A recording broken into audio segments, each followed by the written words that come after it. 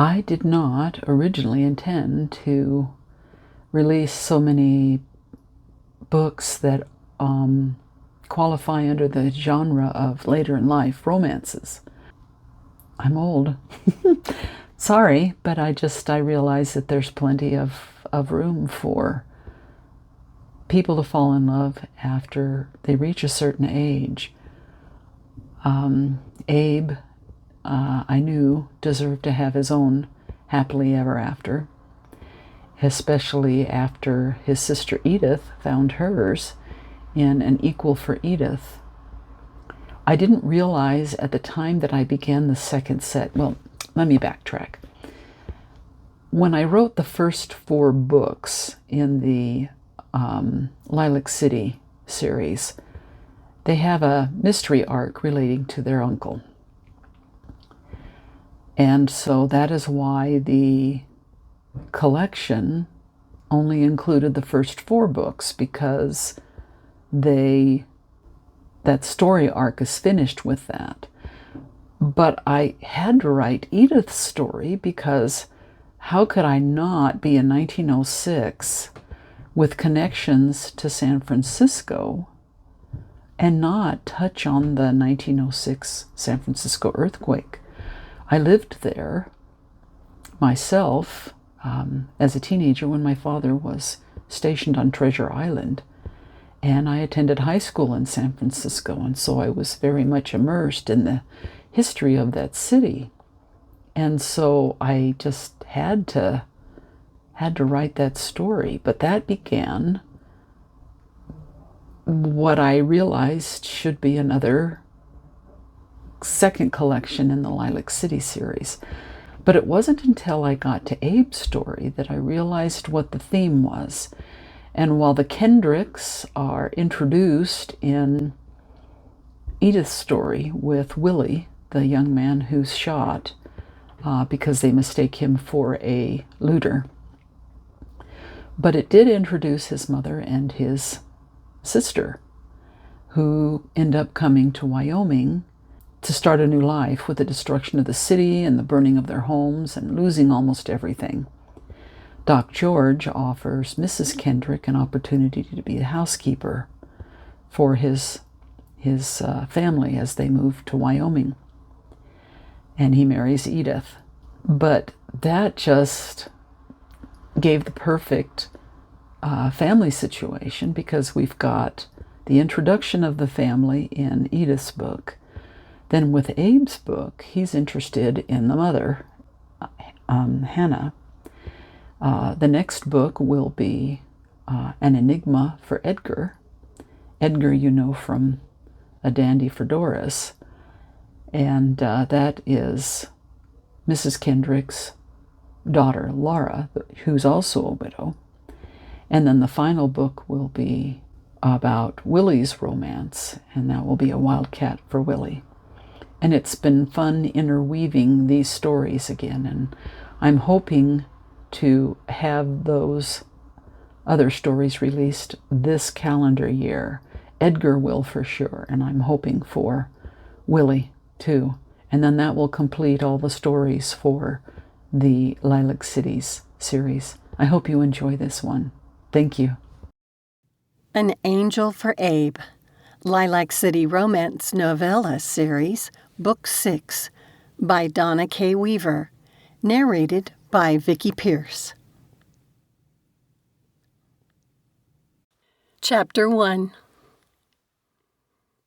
"Howdy, Francis, Mrs. Kendrick," Sheriff Abe Vosburg said, tipping his hat to the 2 women perched on the wagon seat. "You 2 done with your choir practice?"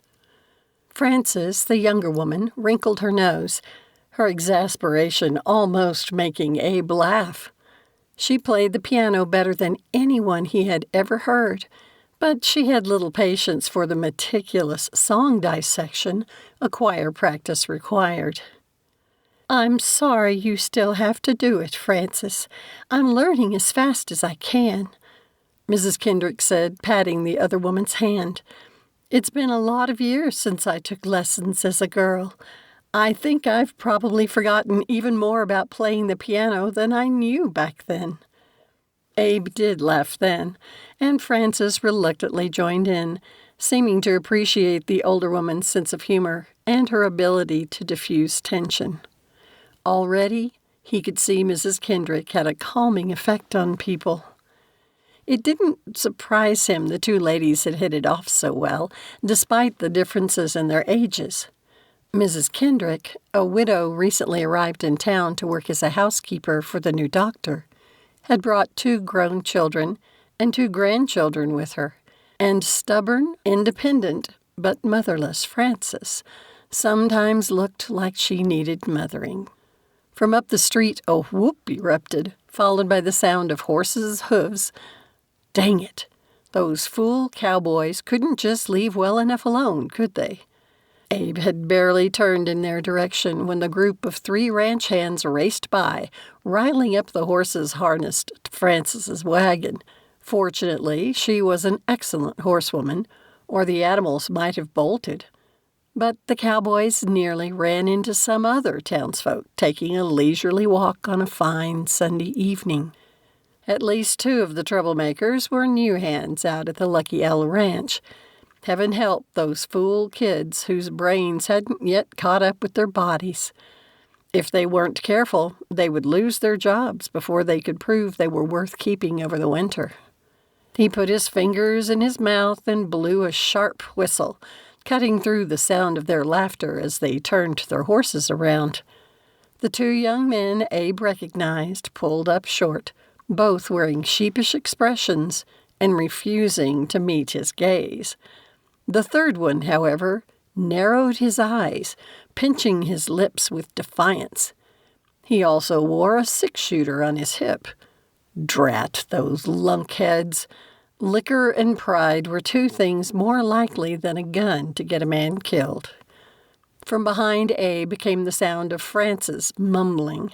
She had no patience for idiots, and he didn't want some innocent bystander getting hurt. Raising his left hand for her to stop, he stepped into the street, positioning himself between the cowboy and the ladies in the wagon. A sneer grew on the young man's face.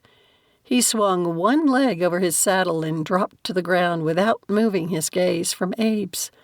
The kid squared his shoulders and assumed the position of a gunfighter, rebelliousness etched on every line of his body. "Now, I'm guessing you're new to our fine community," Abe said, keeping his voice level and non-threatening. He knew too well that his reflexes weren't what they used to be, but he had honed them on plenty of other blowhards and rarely had to shoot. "Something important to folks here in Lilac City is the safety of our residents." The kid just grinned. A familiar coolness settled over Abe, born from scores of similar standoffs. He didn't bother watching the boy's hands. The chest with a rise of breath, the twitch of muscles in the shoulders, told it all. "It's time for y'all to get back home. Your boss will be none too pleased if you can't give him a full day's work tomorrow because you're nursing a hangover." Just like that, the cowhand drew his gun. Abe had his pistol aimed at him before the fool's weapon had fully cleared his holster. Fortunately, the young man had the sense to freeze, all arrogance drained from his now white face. "Can I shoot him anyway, Sheriff?" Frances called from the side. Not trusting the idiot in front of him, Abe only shot a glance over his shoulder to scowl at her, though he knew she was jesting. The cowhand stiffened at the sound of her voice, undoubtedly recognizing her as a sister to one of his bosses, and the wife of the other. Neither man would be pleased. She stood ready on the wagon seat, her rifle raised. Abe took one more look at the cowboy, relieved to see he'd already dropped his pistol back in his holster. "Now, Frances," Abe said, shifting enough to keep both the wagon and the cowhand in sight, his gun still trained on the young man. "You know very well how much paperwork it creates when you do that." The kid gulped so hard Abe could actually hear it. It took everything in him not to laugh. "Well, "Then he'd best get back to the Lucky L," she said, her voice menacing, "before I change my mind." When she cocked her rifle, the kid took off, his chaps slapping against his legs and his spurs rattling a storm. Frances gave a dark chuckle. "He's lucky his friends left his horse. If Lilac City were ever to have a female sheriff, Abe would bet on it being Frances when she got a little older." His gaze shifted to the woman seated beside her, surprised to find Mrs. Kendrick holding a rifle in her lap, too. Another woman with gumption. Not that it surprised him, considering everything Mrs. Kendrick and her adult children must have seen following that earthquake in San Francisco a few months back. Abe had nearly lost 10 years of his life waiting for news about his sister, who had been visiting there. From what he had seen of Mrs. Kendrick, she had a steadiness about her that Abe respected, and a kindness, too, a bit like a hearth fire on a cold night. It made him pay more attention to her. She was a handsome woman, no doubt about that, and sometimes his fingers twitched with the old reflex of wanting to offer a hand or say something charming. But he had put those reflexes to rest long ago. It didn't matter anyway, not when he was the kind of man who had long ago forfeited any claim to love. Abe had made peace with the life he had built, steady but solitary. A man like him didn't reach for someone like Mrs. Kendrick, not when he knew how easily good things burned. Folks around town would call him a fool for entertaining the idea, and they would be right.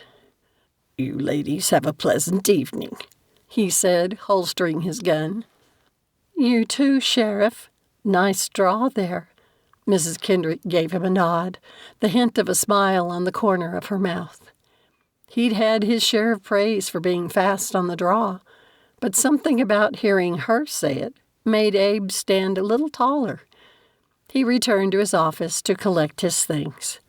By the time he locked up, the women had disappeared from sight, which was a shame because he enjoyed watching Mrs. Kendrick. She was a pleasure to the eye. He slowly made his way to his small house on the edge of town. It had been a long and tiring weekend. He hoped the rest of this Sunday evening would be quiet, though the warm days and longer daylight hours were decreasing. There was still enough time for young fools to find trouble. A man his age just didn't have the energy for nonsense anymore. Abe paused at his front door, reluctant to enter the empty house. It had been his home for over 30 years, the first 25 of them alone. He pressed a hand on the ache in his chest, not from pain, but rather the hollow throbbing that had settled there since his sister Edith had moved out to set up her own home. He forced himself to step inside. Glancing around the room, Abe noticed the accumulation of dust on the mantel. Everything about the place felt neglected, almost as if the little house missed her as much as he did.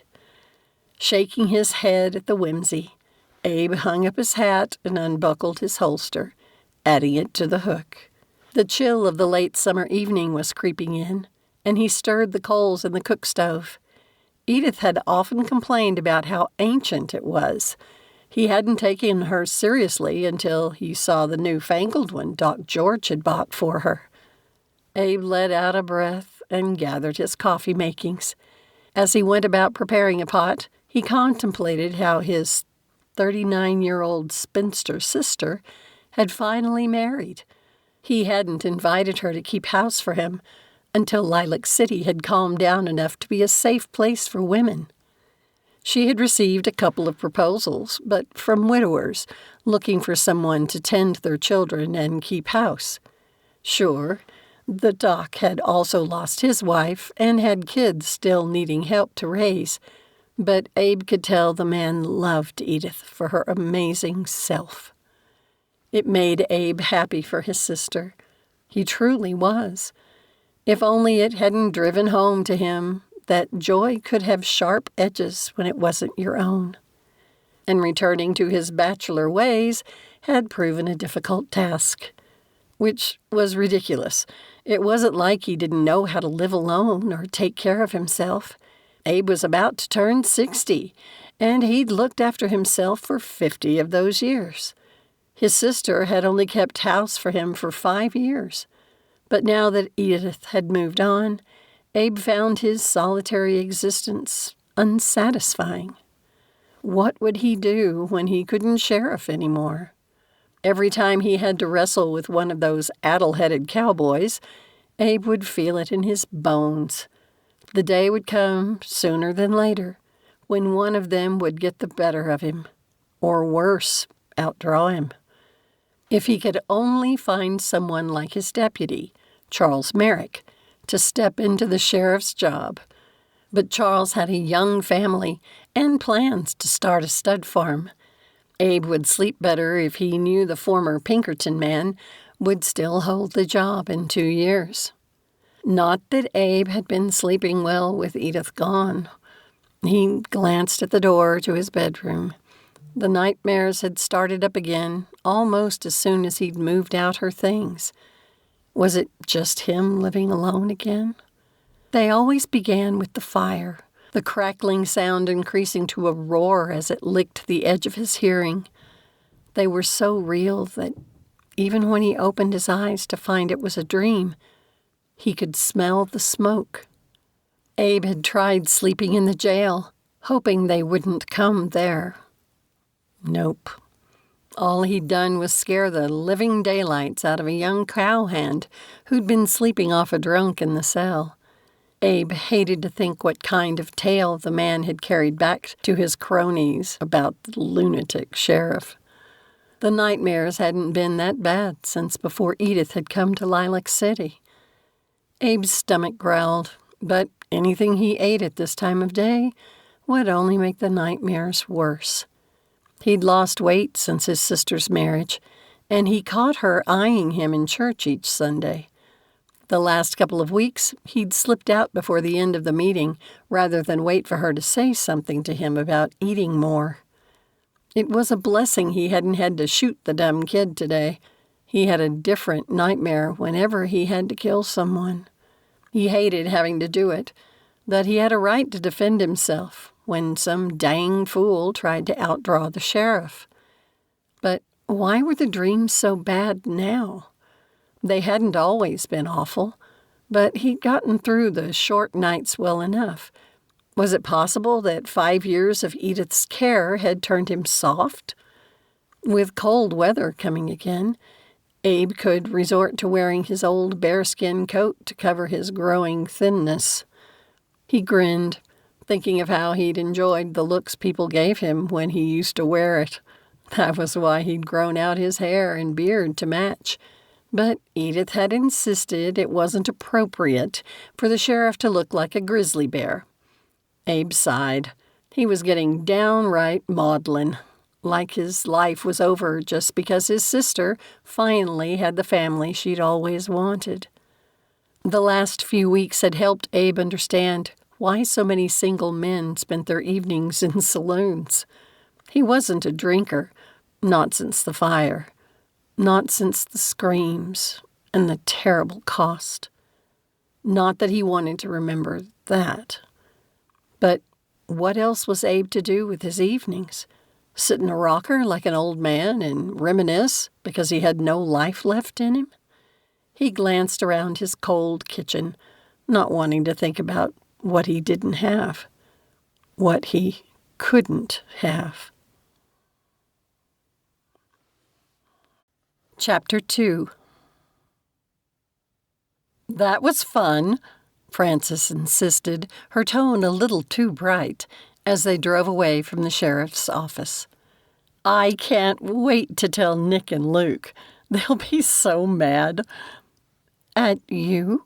Hannah Kendrick teased. After meeting the eldest Lancaster sister in San Francisco, Hannah had expected someone reserved, and not this spitfire. And her husband, Nick, was crazy about her, just the way she was. You know better. Frances's grin faltered, though. and her grip on the reins tightened. "But you saw Abe outdraw that idiot.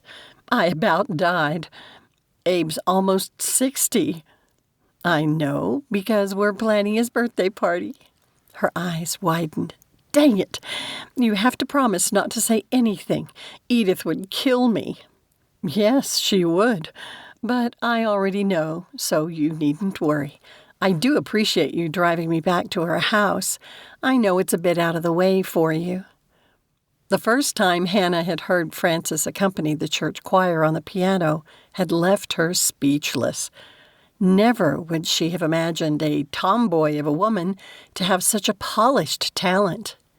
"It's not that far from my sister's place. I promised Maud I would watch her baby so she and Charles can go for a drive this evening. Nick said he would join me there once he's taken care of some things at the ranch." Hannah glanced surreptitiously at the young woman. Frances kept her eyes on the road, but there was a tightness in her jaw and a restlessness to the way she adjusted her grip on the reins. Something was troubling her. Surely not Nick, as he adored her. Since she was a straightforward young woman, it must be about something close to her heart. Hannah had already seen Frances clamp down on anything too tender, unless it made her angry, and then she tended to explode. "That's nice of you. I'm glad your husband is coming to see you safely home, especially after that show those cowboys put on for the sheriff." Hannah's face went warm at the memory of the incident. Having lived in San Francisco, she knew firsthand how rough things could get, especially after the earthquake and fire, when everything had fallen apart. The tenseness in Frances's shoulders eased at the change in subject. "That Abe," she growled, her voice laced with a mixture of frustration and admiration. "I'm just worried one of these days he'll have slowed enough that someone will shoot him dead."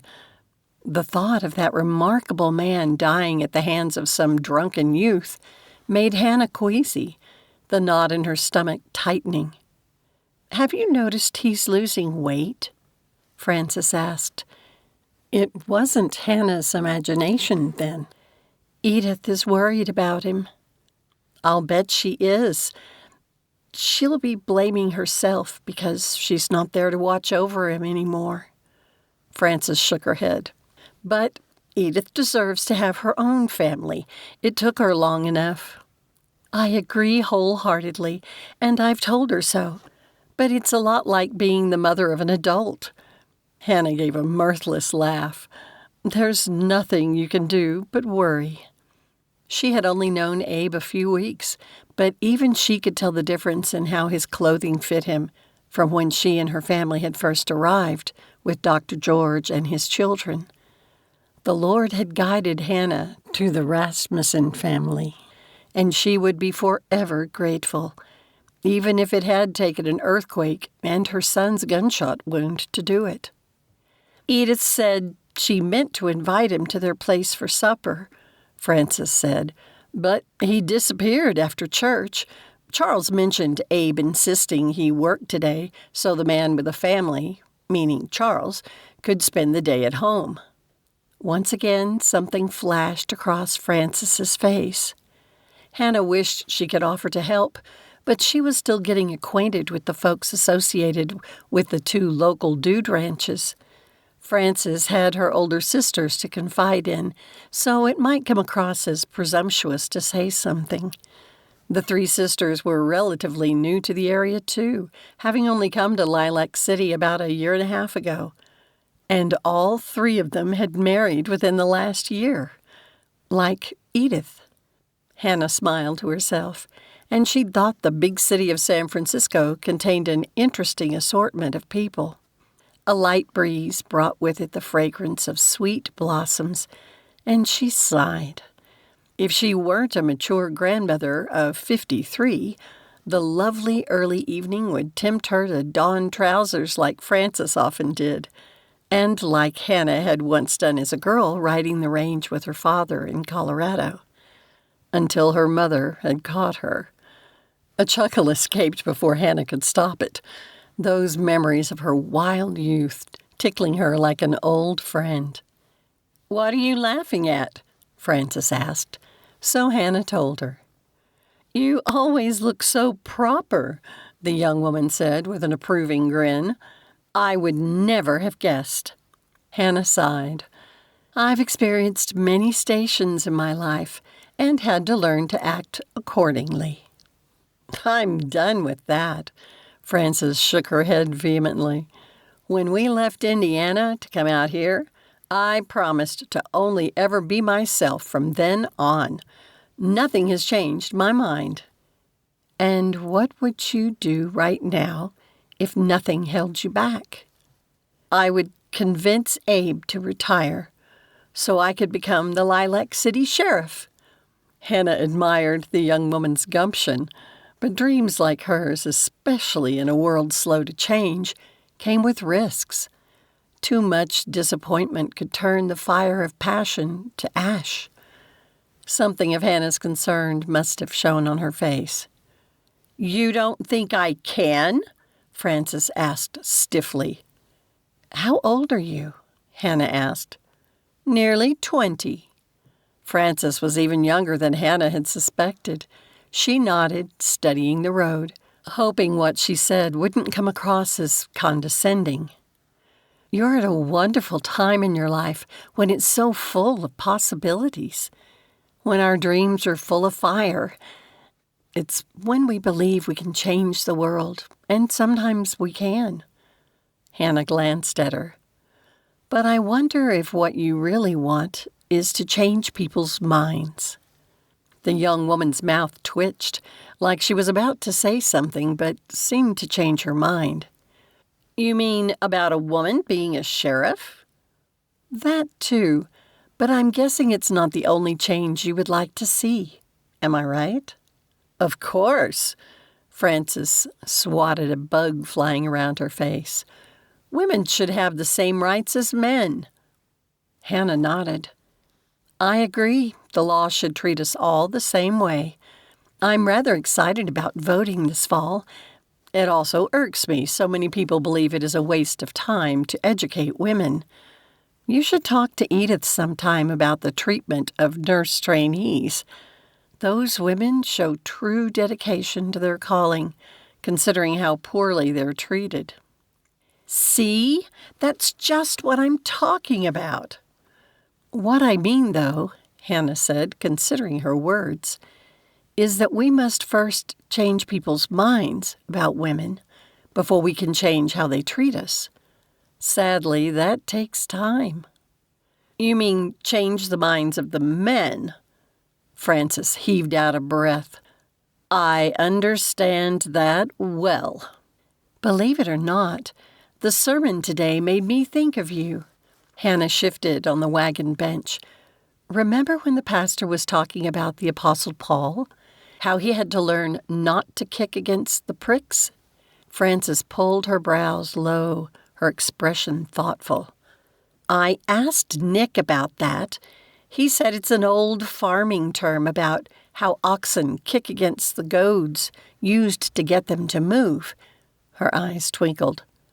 "Are you calling me an ox?" Hannah laughed. "Hardly, though you might be as stubborn as one. But I would suggest in your case that the pricks you're really kicking against aren't actually your dreams for female equality." "Then what am I kicking against?" "The views of others about a woman's place in society." Frances nodded. "But you're thinking about something else, aren't you?" "I knew you were a smart one," Hannah said, approving. "In my experience, when I have pushed or goaded people without a plan, my results were the same as Paul's. He resisted God's will and made things harder for himself." Frances scowled, but then a smile teased across the corner of her mouth. "I like that bit about women's rights being part of God's plan." "Me too." Tranquility settled on Hannah. The move from San Francisco, with all its bitter memories, hadn't been a difficult one. Returning to country life had given her a sense of peace, even happiness. It reminded her of her youth in Colorado. This northern Wyoming land with its ruggedly beautiful vistas spoke to her heart in ways their property in California never had. And here, she and her children had a second chance. Her heart swelled with gratitude for the gift of her son's life. Edith and her husband had rescued Willie following the earthquake and saved more than his life. To hear her son speak of Sheriff Vosburg with admiration had surprised her, considering how many times Willie had ended up in the San Francisco jail for bar fights. Hannah hadn't wanted to ask Edith if she knew when the two men had met. Would the sheriff have mentioned it to his sister? Sheriff Vosburg fascinated Hannah. Whenever she saw him in town, he looked serious and intimidating. Like this evening, everyone with any intelligence spoke about him with respect. Willie did so with awe. Yet Edith didn't treat him like a menacing lawman, but with affection and even sisterly impatience. The waters of that man obviously ran deeper than the persona he wore, and he had enchanted Hannah more than he should have. Frances's body went rigid, her eyes narrowing as they fixed on a single rider coming into view. Without a word, the younger woman swiftly handed over the reins and reached behind the seat for her rifle. Hannah immediately recognized the big man, and the hairs on her arms raised. While no one had introduced her to Otis Cogburn, folks had talked plenty about his violent ways. When they had first arrived in Lilac City, she had seen his surly attitude and how the townsfolk gave him a wide berth. The worst thing she had heard about this brute was how he had beaten a poor young man and broken his jaw. From the stories, it had something to do with an outrageous claim against him and Mr. Cogburn's daughter. Nearly all the townsfolk had come to the young man's defense, including the daughter, which had surprised everyone. Hannah normally tried to avoid gossip, but she also didn't have the advantage of knowing everyone around town. Listening to the stories people shared helped her to get a sense about folks, and every night she prayed for discernment that she wouldn't judge people unrighteously. The young man who Mr. Cogburn had attacked refused to press charges against the older man. From what Hannah had heard around town, folks thought his silence came from fear of retribution. She couldn't help wondering if he was worried about Mr. Cogburn's daughter. Perhaps from loyalty, or perhaps something more personal. Now, with the giant of a man riding toward them, his shoulders wide like a barn door, Hannah wished she hadn't heard so much about this Mr. Cogburn. Should they acknowledge him? She wouldn't wish to draw his attention to them. Ignoring him might have the same effect, but in a bad way. With her heart pounding, she sent up a silent prayer for the Lord to guide them. Hannah put on a pleasant, though neutral expression as their wagon approached the rider. She could almost feel the animosity radiating from Frances. Hannah felt prompted to give Mr. Cogburn a small smile and a nod, so she did. His glaring eyebrows shot up in surprise, followed by a grudging, "Evening, ma'am." He didn't even acknowledge Frances. "Good evening," she replied, her response more from prayer than bravery. He rode by, and they continued toward the Rasmussen house. Frances finally returned the rifle to its place and took back the reins, though she said nothing. Hannah couldn't help thinking the interaction could have gone much worse.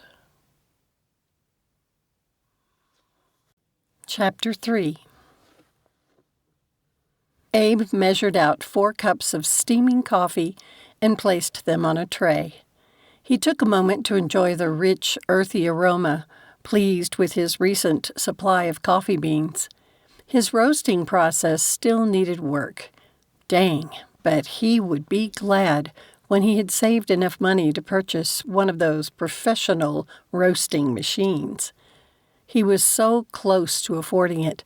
Doing it by hand on his antiquated stove just couldn't give him the flavor he sought.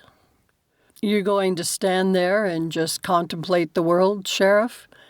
Deputy Charles Merrick asked with amusement from the other side of the office. Shooting the younger man a dark look, Abe picked up the tray. He ignored the comment and said, "Try this new brew and tell me what you think.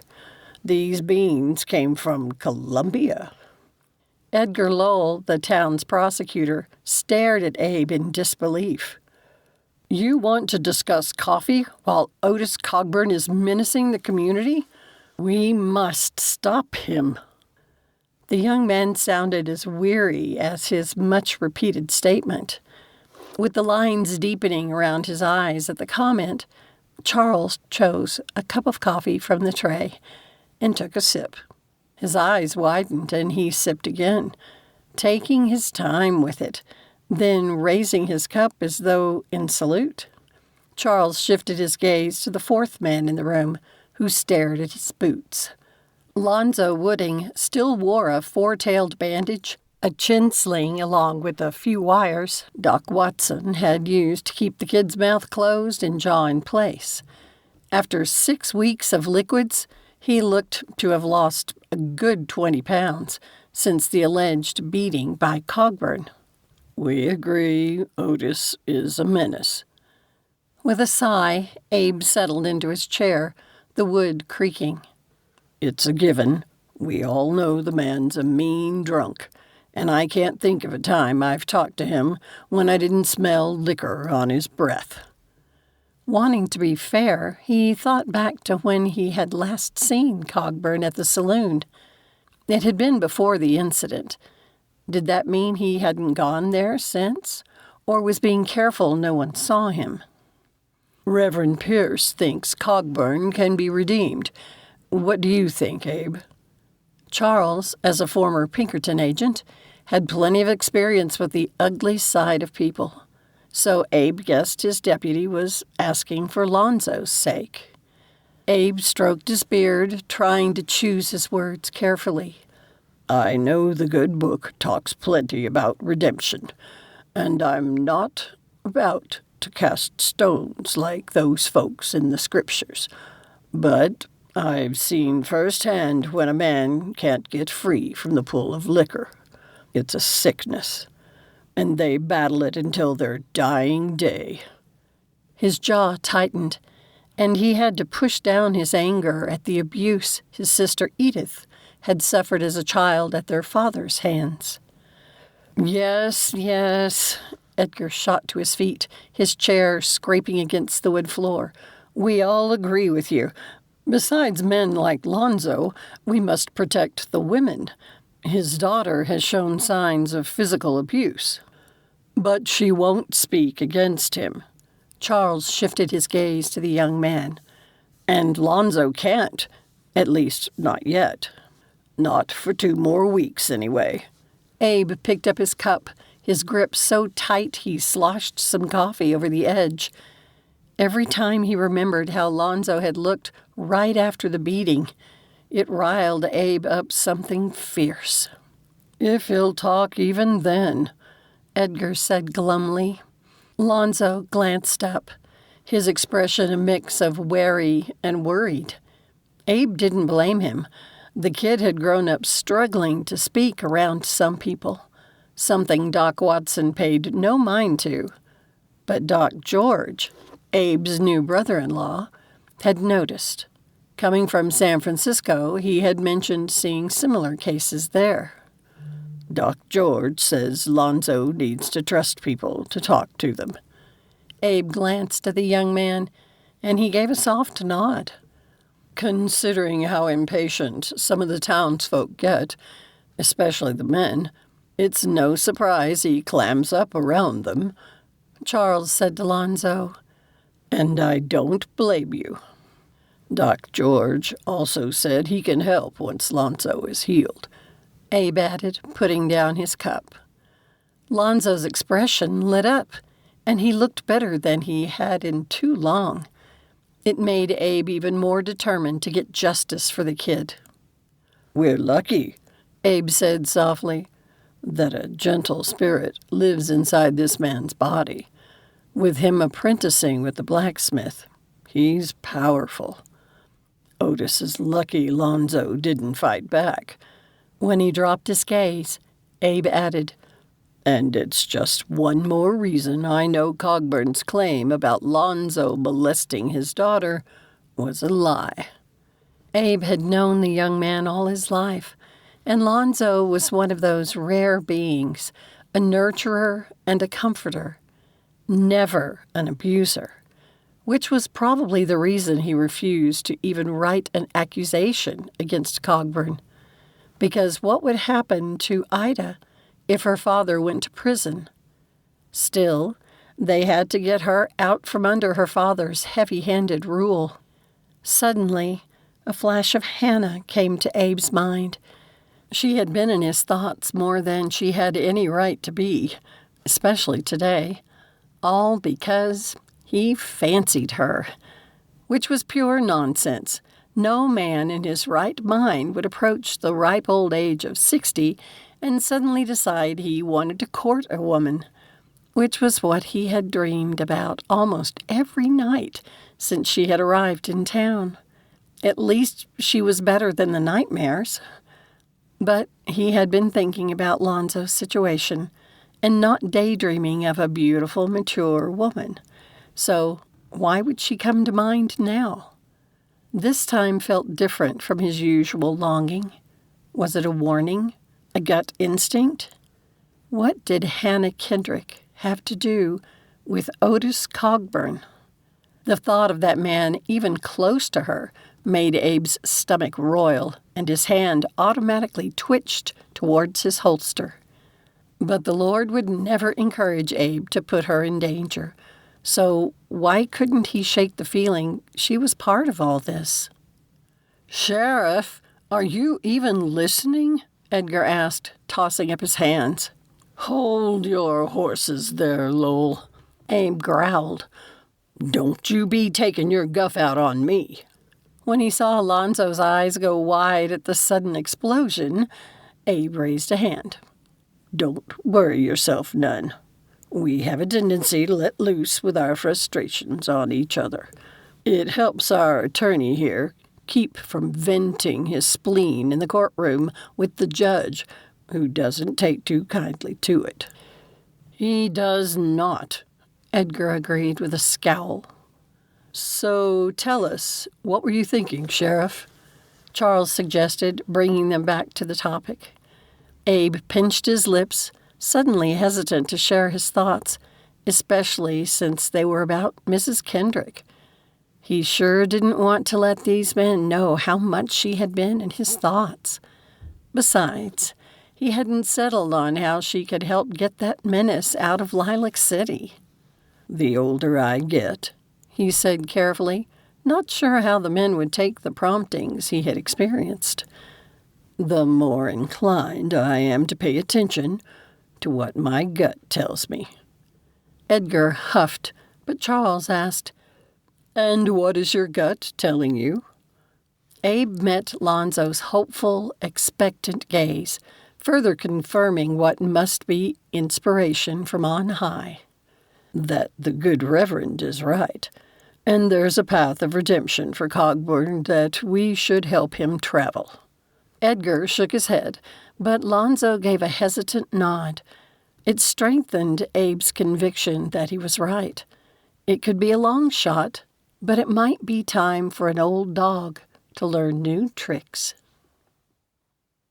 As Hannah drove to the Mercantile the next day, her thoughts should have been on winter clothing for Doc George's children, Edith's stepchildren.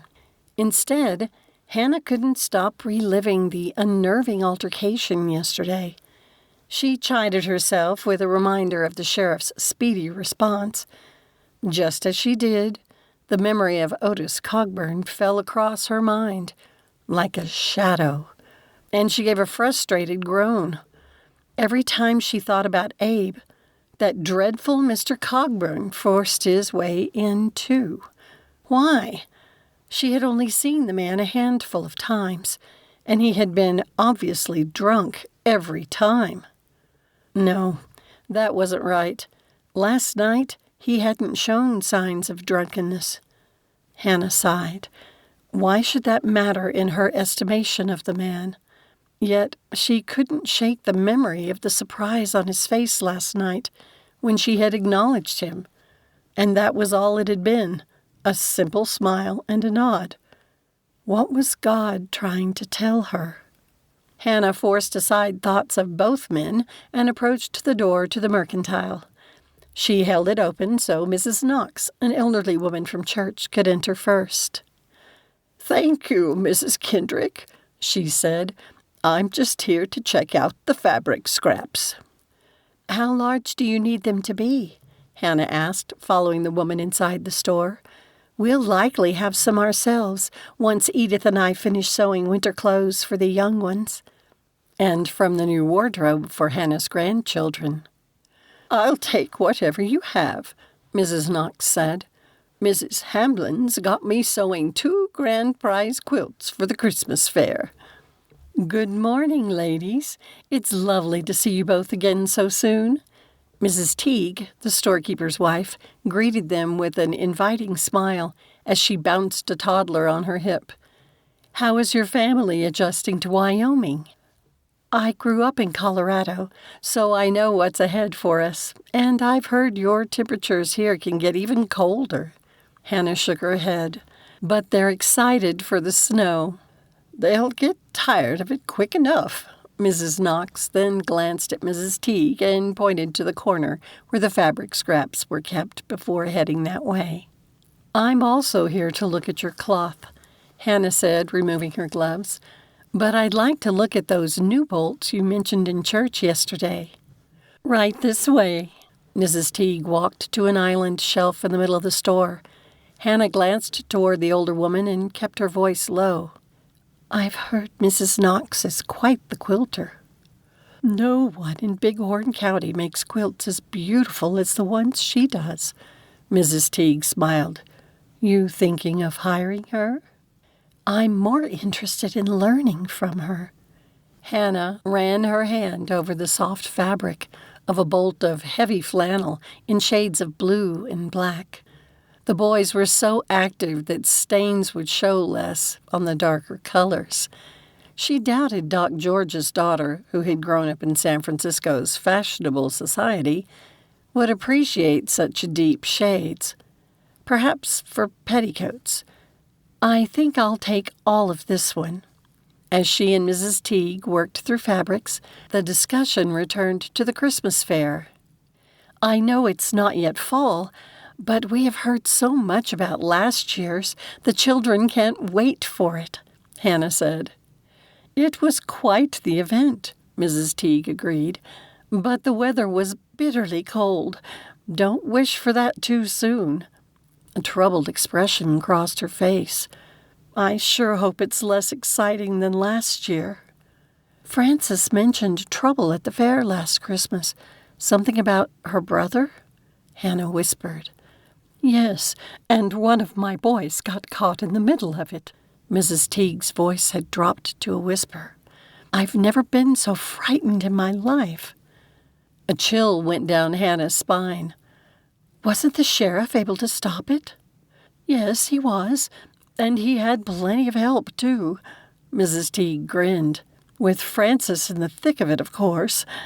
You should get her to tell you about it from her point of view. She's got a gift for storytelling and makes it worth the listen. Hannah had noticed that already, but she was also glad Abe had the support of the town behind him. His presence was so steadfast. Thinking about him caused the now familiar warmth in her belly to spread to her cheeks. Have we forgotten anything? Mrs. Teague asked, watching Hannah with concern. Oh, no, I was just...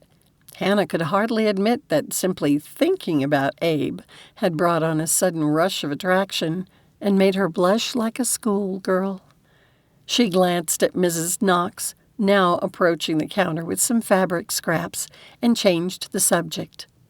"Does Mrs. Knox ever make quilts on commission?" "Yes, I do," the older woman said. "Last year I made one for Mr. Reynolds at the Lucky L to give to his newly married sister in Texas." "Nick isn't from here?" Hannah asked, surprised. Frances had never mentioned it.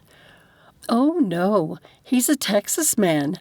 I'm surprised you couldn't tell from his accent," Mrs. Teague said. "His family owns a ranch there, but he wanted to learn different approaches to it. As soon as he saw Frances, he was a goner for her." "It's important to marry a man who understands you," Mrs. Knox observed, "and cherishes you."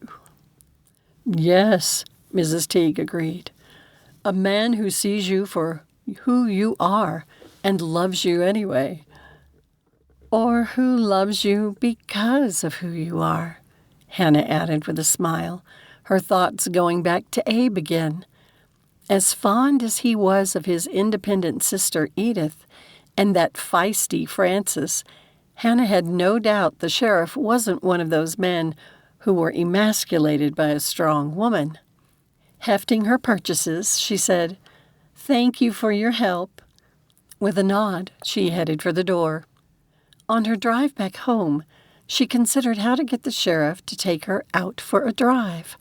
But, as always, when she thought of Abe, her mind returned to Mr. Cogburn. She glanced heavenward and mumbled, "Fine, Lord, you have something in mind for me to help that poor man." With the simple acceptance, Abe's face came to mind again, and Hannah's sense of purpose intensified. Apparently, whatever the good Lord had planned for her involved both men.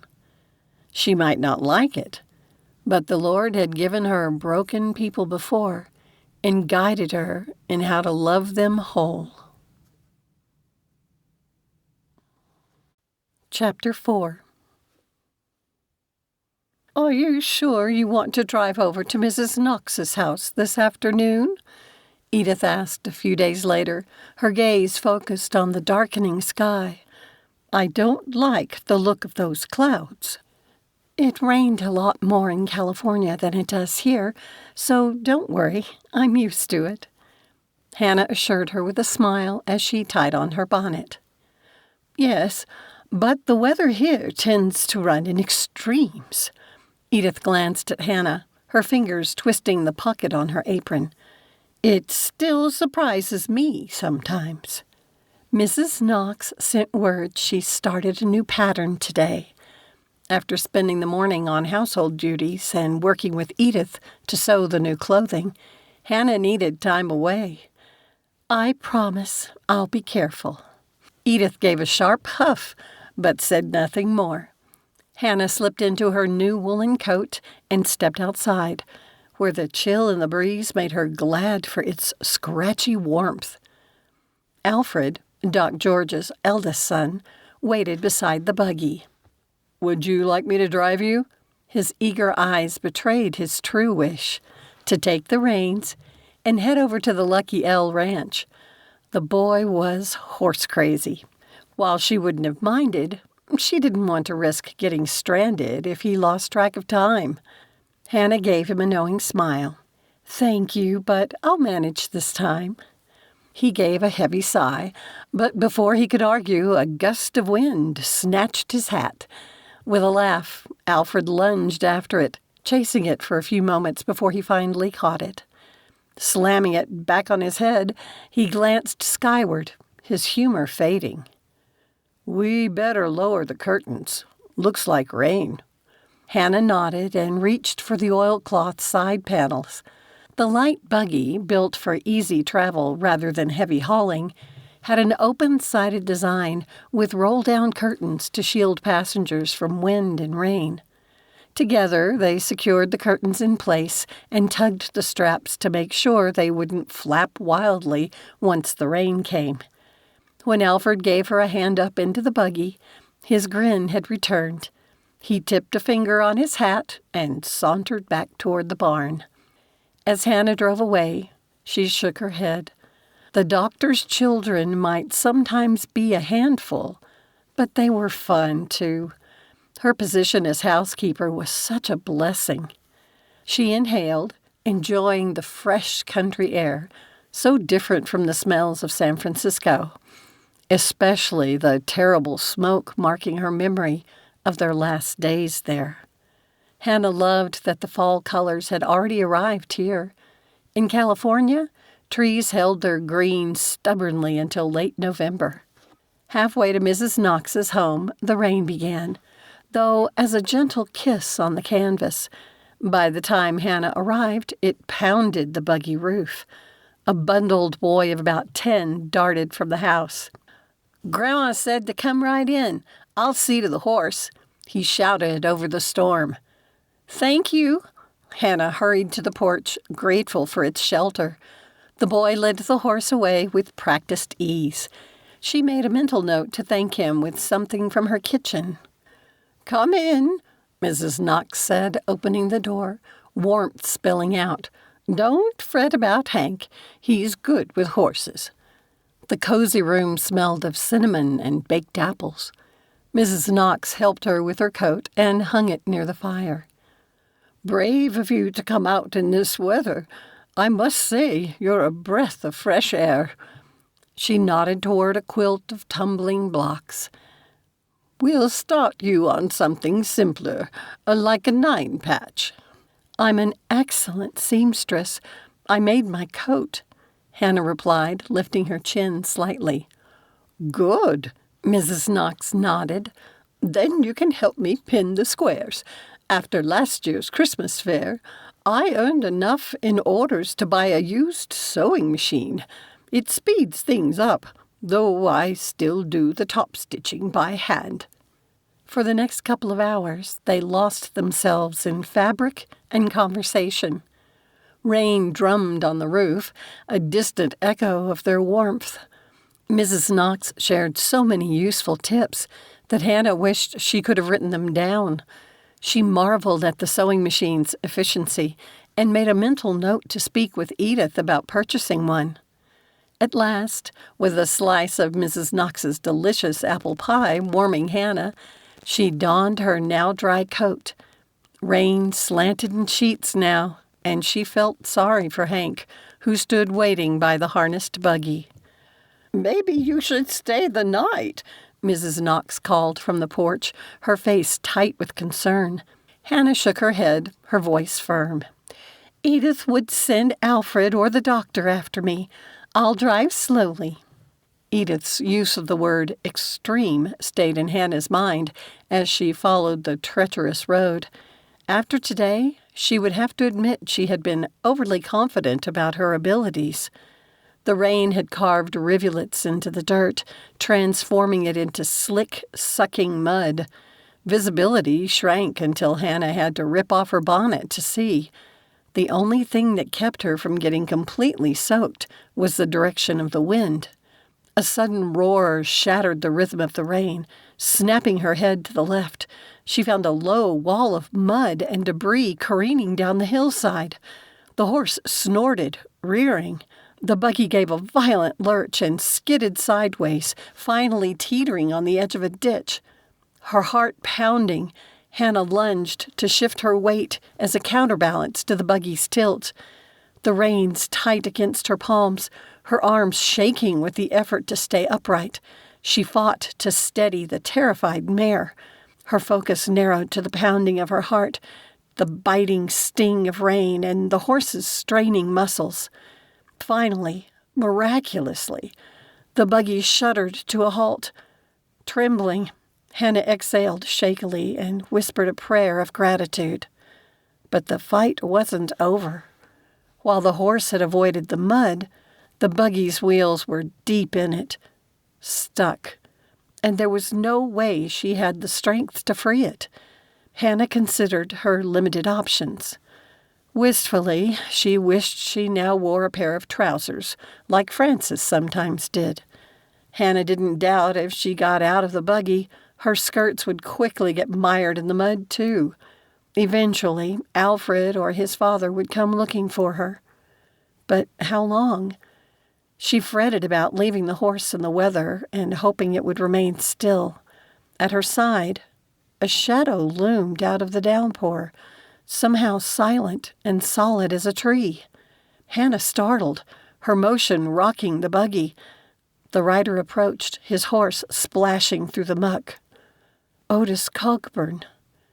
She flinched, her heart racing again, but there was nothing threatening in his manner. He quickly dismounted, both his oilskin coat and wide-brimmed hat running with water. His frame was formidable. Despite the scowl he wore, he seemed less menacing today. "Thought it was the doc's buggy," he bellowed over the storm. "Didn't expect to find you alone, Miss Kendrick. What were you thinking to drive out in this weather?" When he extended his hands to her, Hannah bit back her initial irritation and accepted. With effortless strength, he lifted her as though she weighed nothing and carefully set her down, clear of the mud. "Thank you, Mr. Cogburn," she said with a shiver. "Can we free the buggy?" "Yep." He reached into it, pulled out a wool blanket, and tossed it to her. "Cover up." With surprising gentleness, he coaxed the doctor's mare forward, his bulk straining against the mud's resistance. His already soaked pants were now covered in mud up to his knees. With the horse and buggy on the other side, he returned for her, scooping her up without a word. "I can walk," Hannah insisted. "And get yourself stuck with them skirts? Use your head, woman." His gruff voice held an edge of unexpected concern. For her? Mr. Cogburn made his way through the sludge, even losing a boot in the muck, but he never faltered. After setting her down by the buggy, he went back through the mud to retrieve his shoe, put it on, and mounted his horse. He then turned it back the way he had come. "Where are you going?" she shouted, the rain almost stealing her voice. "Home. Ain't that where you ought to be headed?" "Thank you," she called, shivering. Already riding away, he lifted a single hand in silent acknowledgement. Hannah hurried back into the buggy, her mind full of the contradictions that were Otis Cogburn. Only when she was on her way toward town did she realize that, unlike every other time she had been near him, he hadn't smelled of alcohol today. No slurring of his speech or wildness in his eyes. Simply concern. "I don't like the look of that sky," Abe said to his deputy as they both stood at the window of the sheriff's office. "I think you'd better head home to that little family of yours before the storm hits. It's Friday afternoon and payday." Charles frowned. "The saloons will be busy tonight." "Not if this storm is the gully washer, it feels like." Abe shifted his left arm. "I have a touch of rheumatism from when I broke my arm as a boy. It tends to get real achy whenever bad weather is coming. The worse the storm, the more it hurts." Charles watched as Abe rubbed the arm, asking, "And it hurts now?" "Something fierce." As he had many times over the past year, Abe wondered how much longer he could do this job. "If you're sure, but don't butt me, boy. Go home, spend a quiet evening with your pretty little wife and son." He appreciated Merrick's dedication, but he really needed to get moving. Abe didn't know why he felt so protective of the man's time with his family lately. Probably because of his own cold and empty house down at the end of town. But there really was no reason to keep this young married man sitting in a rainy office. "I'll make my rounds before the storm gets to us. You go on ahead while you still can." "You think it's going to be that bad?" Charles asked, sliding into his coat. "Could be. Now get going, but be prepared to come once the storm is over." "Thanks." Charles put on his hat, and Abe followed him outside. He might as well do one more check of the town while it was still dry. Years ago, he had made a habit of checking in on businesses and meeting the train. Abe liked to see for himself who was coming in.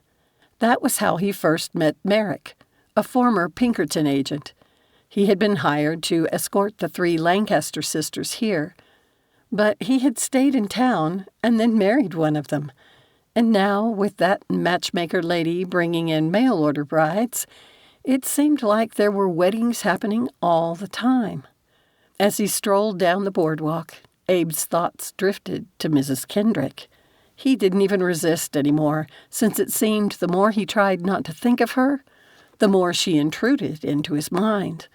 What he still hadn't figured out was what the Lord had in mind for her in the plan to redeem Otis Cogburn. A powerful sense of unease hit him about her. Since Abe had been thinking of the 2 of them together, it must be the green eye of jealousy. Even considering it now made him clench his fist. He forced his hand to relax. No point in alarming any of the business owners. He stepped into the mercantile and found a few people working quickly to finish their shopping. Poor Mrs. Teague, with her youngest in a sling tied to her chest, looked a little frazzled. "You're good at guessing the weather, Sheriff." She looked up from wrapping a package. "Will this one be bad?"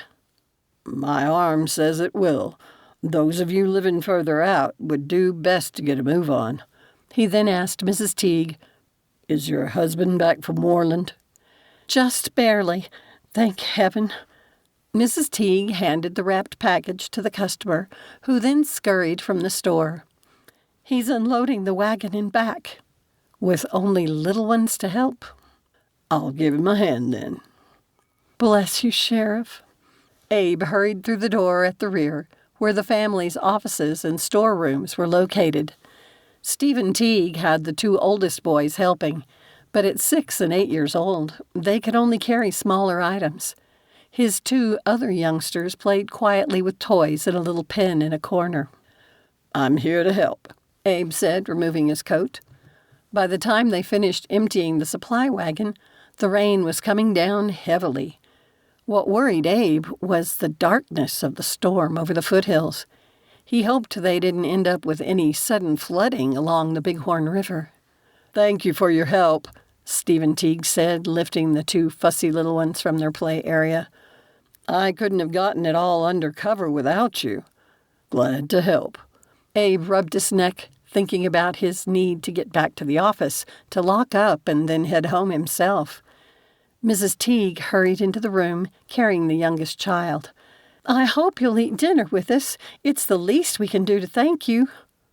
"Well, Abe began. Of course you'll let us feed you." Stephen then handed 3-year-old Ruth to Abe. "All right, you all. Time to get washed up."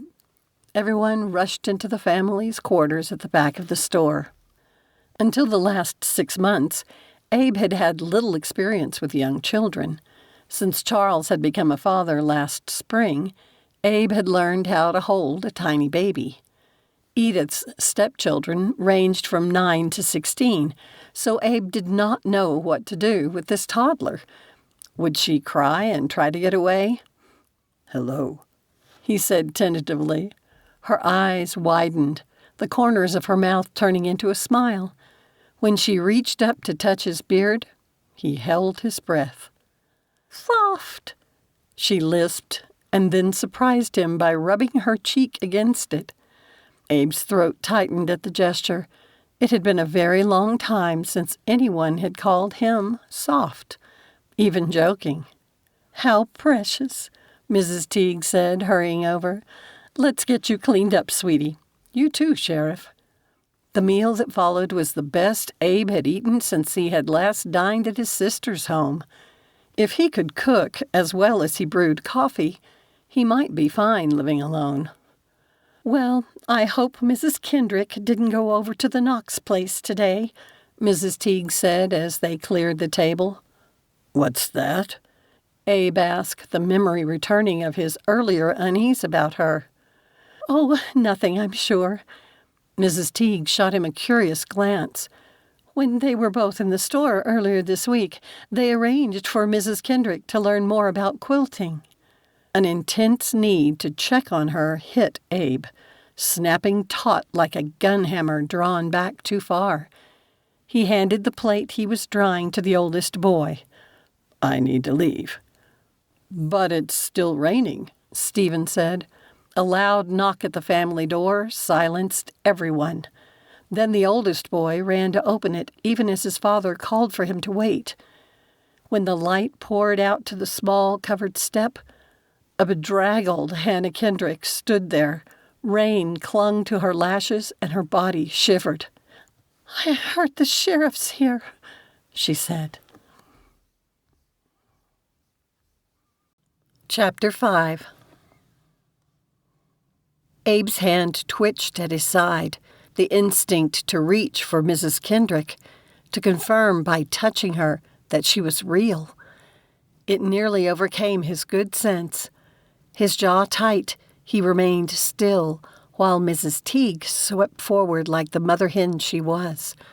With a cry, she pulled the drenched woman into the warmth of the family quarters. "You poor thing!" Mrs. Teague led the shivering woman to the fireplace. "Sit here, and I'll get you some hot tea. Come, children." She lifted the baby from her chair and hurried from the room. Stephen had fetched a blanket and surprised Abe by handing it to him, saying, "I'll take care of the horse." The younger man grabbed his coat and dashed out the door.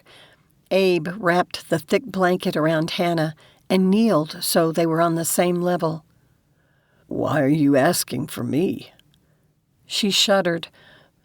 "There was a mudslide about a mile outside of town." Alarm filled Abe, and he scanned her for injury.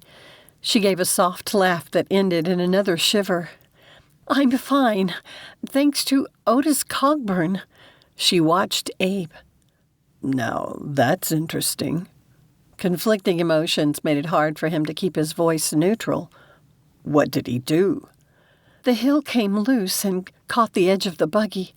I was firmly stuck. Mr. Cogburn appeared to be heading toward town. He stopped and somehow got both the horse and buggy over the mud to the other side." Hannah's cheeks flushed. "Then he came back and carried me over it." Abe must have been clenching his jaw because the muscles cramped. Rubbing them, he carefully got to his feet. "Did he say or do anything inappropriate?" "He only told me I'd been foolish to come out in weather like this." Hannah dropped her gaze. "Considering what happened, I could hardly disagree." Her self-reproach, quiet but sharp, tugged at Abe's heart. He hated to see her so dejected, even more than Otis Cogburn being the one to help her. "He said nothing else to you? Did nothing else?" Jealousy flared inside Abe, dark and ridiculous, and turned to anger. He had no right to either, yet they both soured his throat. "Did he come with you into town?" "No, he returned to his horse and rode back the way he'd come." "Huh." On the one hand, it pleased Abe that Cogburn hadn't accompanied her.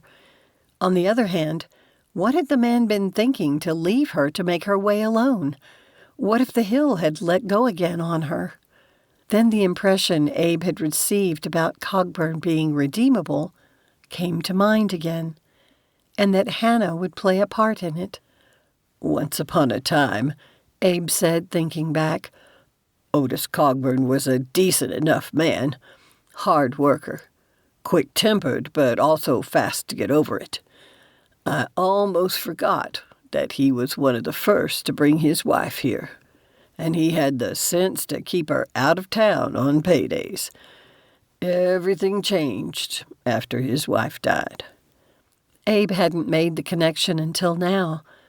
The wildness of the town had kept him busy, and Cogburn hadn't been very social anyway.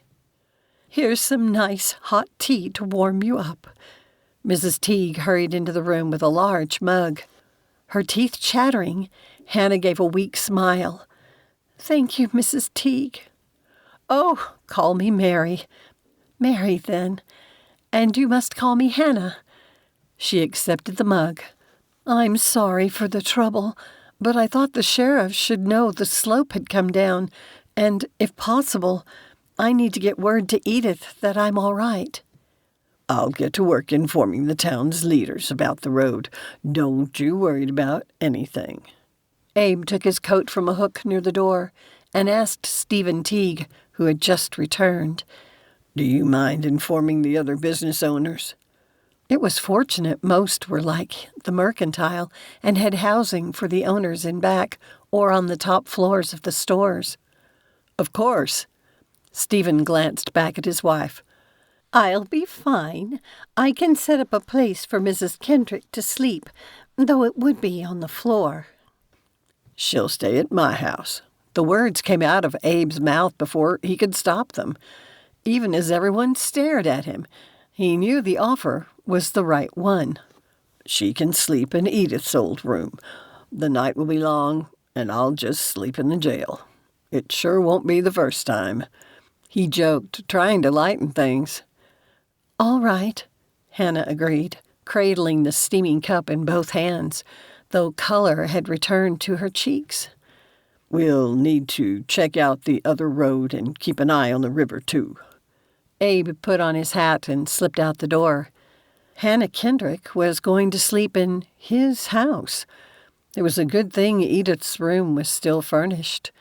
He pulled his hat down against the rain and headed to Mayor Isaiah Phelps's home, which thankfully wasn't too far away. Every time Abe's mind tried to slip to Hannah, he kicked the thought back like a wolf nipping at his heels. He had too much to do. When Mayor Phelps opened the door, his eyes widened. Abe didn't waste time on pleasantries. We've had one mudslide already, so we need to coordinate a quick response. The rain's not letting up, and I'm worried about the river. Right, the mayor called over his shoulder. Ethel, the rain has caused some problems, so I need to go with the sheriff. I'll likely be a while, so don't wait up. You just be careful. Mrs. Phelps poked her head around her husband's shoulder. Evening, Abe. Mrs. Phelps, let's get to it. We'll gather some men and check the critical areas, the mayor said as he put on his coat and grabbed his hat. I'll alert the council and get some crews ready to clear the roads and reinforce the riverbanks if needed. He kissed his wife and stepped outside. Over the long, exhausting night, Abe's thoughts continued to drift back to Hannah, in his home, and about how Otis Cogburn had turned round rather than continuing to what he'd likely intended to be a night of drinking. Hannah waited until her trembling stopped before venturing out into the weather again. Fortunately, the boardwalk and awnings protected her from the worst of the weather. She held the nightgown close that Mrs. Teague had kindly provided. Pausing on the threshold, Hannah reminded herself this had once been Edith's domain. Somehow, the small parlor felt suspended somewhere between what it had been and what it might be. Hannah set down the package with the nightgown and lit a lamp she found on a table near the door. The sheriff had banked the coals in the fireplace, so it was simple for her to get it burning. Its warmth made the small room surprisingly welcoming. Though exhausted, she knew her busy mind would keep her from sleeping yet. Besides, she was curious about Abe's home. Hannah lifted the lamp and went to explore. The living room was neat and simple, though almost stark. Had he not replaced the items Edith took when she moved out? Abe only had a few photos, and they were all of Edith, the most recent from her wedding to Dr. Rasmussen. Then Hannah examined the small and tidy kitchen, worn from use. The ancient stove Edith had often complained about stood like a stubborn sentinel. Yet near it sat a bag of Colombian beans. She was impressed. No wonder so many town folk claimed the sheriff made the best coffee in town. Intrigued, she scanned the room for other signs of Abe's interest in coffee. A few papers rested neatly on the dining table, so she took a quick look to make sure they contained nothing personal.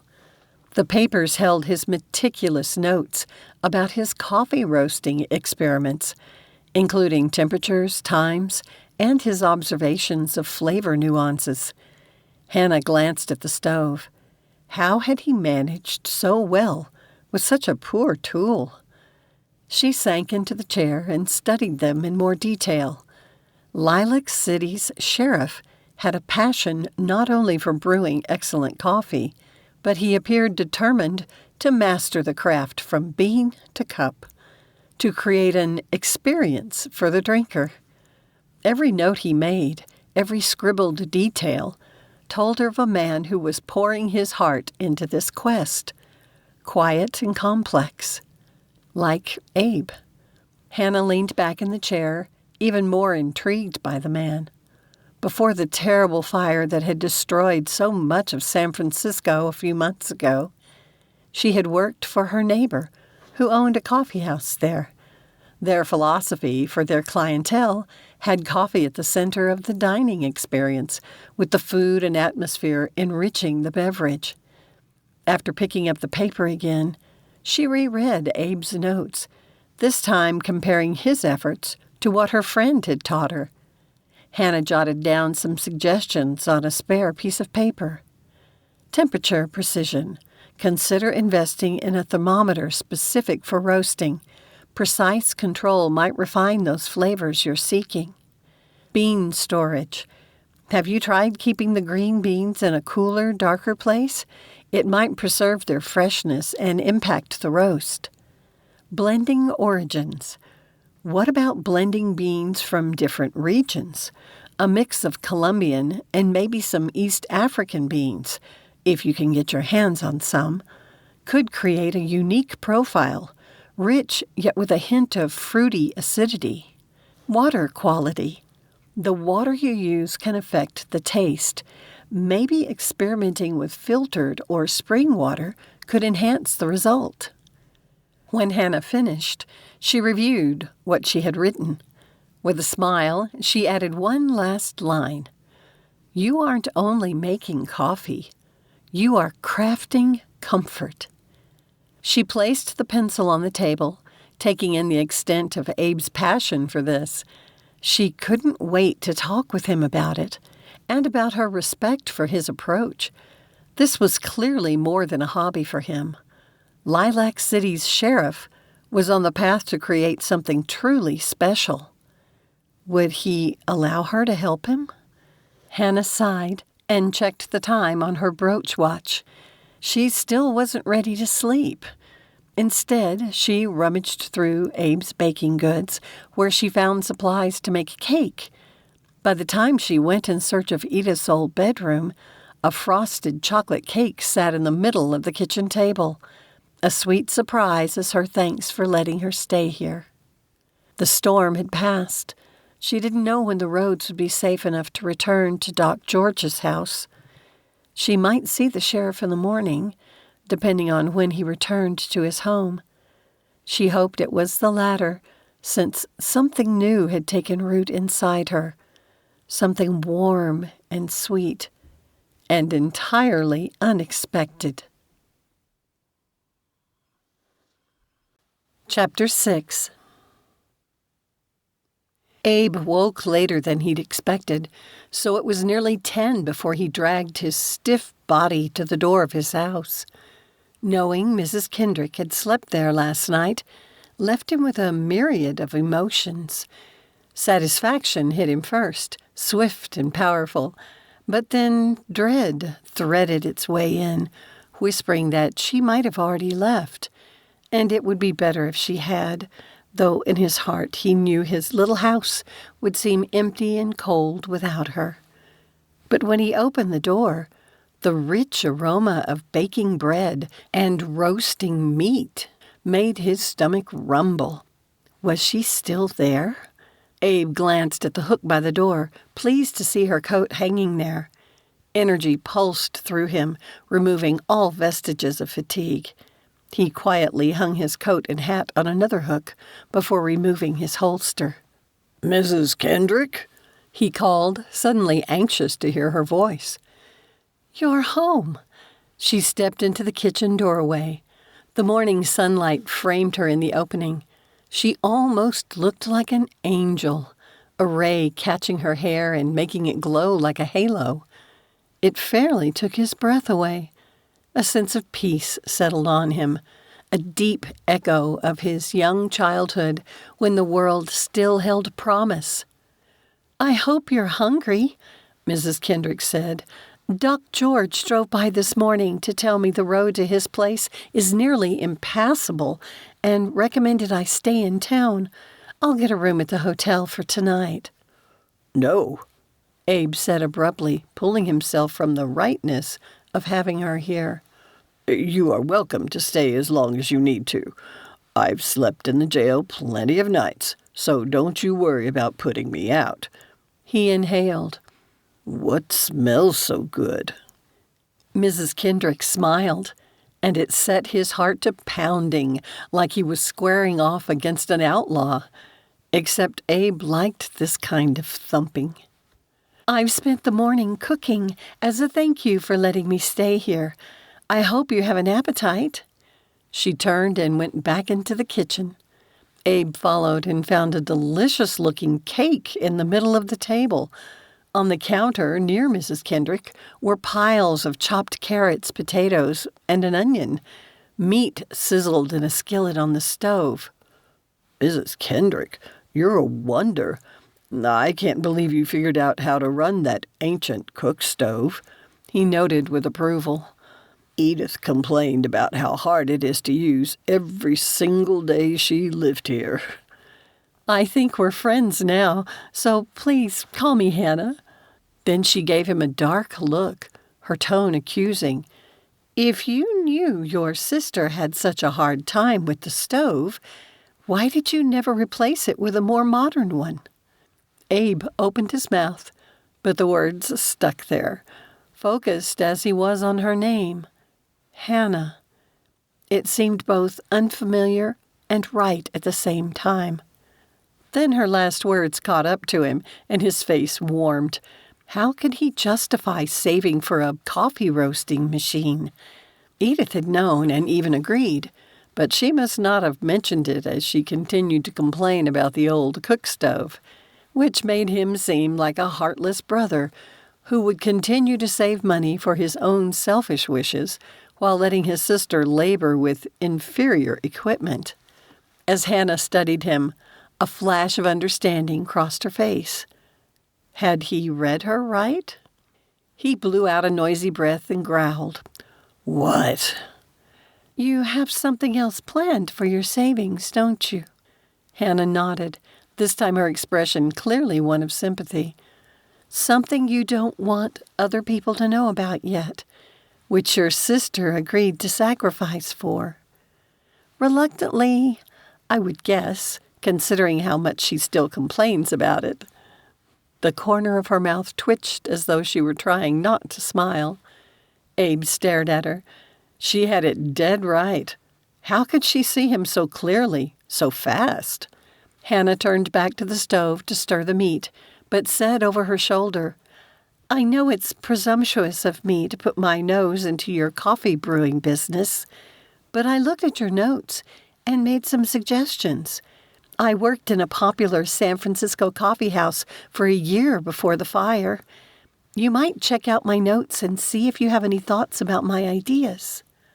Numbly, Abe picked up the stack of papers he had been working on yesterday before the disaster with the heavy rains. He immediately spotted Hannah's page by its beautiful penmanship, as opposed to his chicken scratch. He read through her list.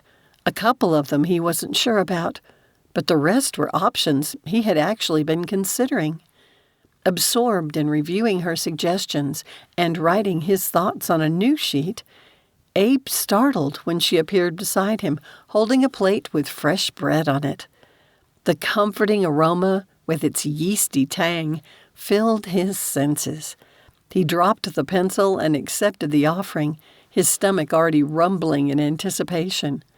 Hannah said nothing, but stepped away, returning with a knife, butter dish, and some jam Edith had put up the year before.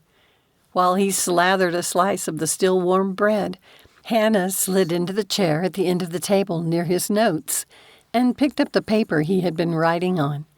She glanced at him, a delicate brow arched in question. Abe's mouth was already full, so he nodded. He chewed thoughtfully, curious what she would have to say about his notes, but she didn't speak. Edith was really the only person he had discussed the coffee roasting with, and he wasn't sure he wanted to dive right into it with Hannah. He swallowed and said, "Your bread is delicious. How did you get the stove to work right for you the first time?" "That cook stove is the same kind my mother had when I was growing up." She shot him an amused side eye. "I wasn't joking when I called it ancient." "You're right." Abe gathered his courage as he picked up the second slice of bread and buttered it, saying, "As for your suggestions..." He paused, watching her response. When she merely sat and watched him expectantly, her calm manner struck him again. It reminded him she'd had a positive interaction with Otis Cogburn just yesterday. Abe put the thought aside and gestured toward her neatly pinned list. "They are thoughtful. I understand the importance of roasting temperature to refine the flavors, but a thermometer wouldn't solve the problem of the cook stove." "Of course," Hannah agreed, her eyes lighting up. "The correct tools make all the difference. But how we store the beans is also important. Having a cool, dark place could preserve their freshness. Something as simple as that would improve the roast, too." Leaning back in his chair, Abe swallowed the last of his bread. He enjoyed her enthusiasm. "You're right again. And I know my setup is lacking. I found a small cave in the back part of my lot, but it's not big enough. I've done some work trying to enlarge it, but I don't have the back I did 30 years ago." "Considering how many people have told me already that you make the best coffee in town, I can't imagine folks not being willing to pitch in to help." Abe blinked. Except for a handful of people, he had stayed closed-mouthed about his efforts. Hannah touched his hand, and a jolt of attraction went straight up his arm. As his breath caught, so did hers. So she must have felt it, too. Then, when her cheeks pinked, he knew she had. Slowly, almost reluctantly, she pulled back and glanced away. "I think you might be surprised, Abe, how many people would support you." "Maybe." He coughed and moved the conversation back to her suggestions. "As for the blending, that's something I've played with some, but beans can be hard to come by." "How does a small-town sheriff get hold of exotic coffee beans from Colombia?" Hannah asked. "You've met Marshall Breckenridge, right?" She nodded. "Francis's brother-in-law." "Right. Well, he grew up in New York's high society, so he has lots of connections." "That's convenient." "Dang right it is, and he likes my coffee, so he's been happy to refer me to them." Abe chuckled. "You're right about people being willing to help, but I'm not sure about blending my smooth Colombian beans with East African ones.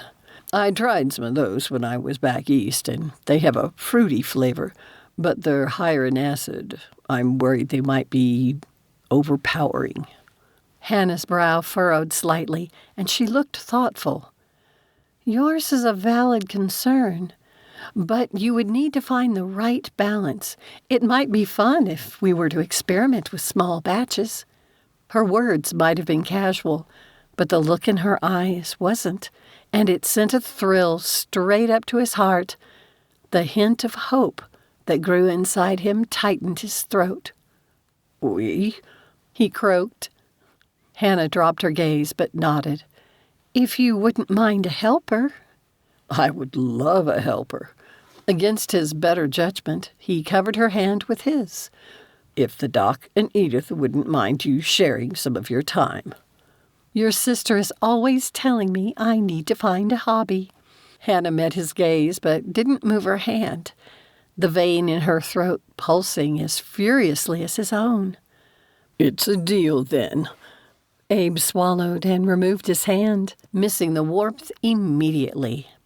About the water. There's a spring not too far from that cave that I've thought of using instead of the town's well. I couldn't afford to import water. Not that, and buy a roaster. Are you close to having enough for the roaster? Hannah straightened, her eyes gleaming. Yes, though I worry I should build my workshop first. Maybe the Reverend would help organize a building day. She arched one of her charming eyebrows, almost like a dare. What? Abe asked, still focused on her eyes, and thinking how easy it would be to get lost in them.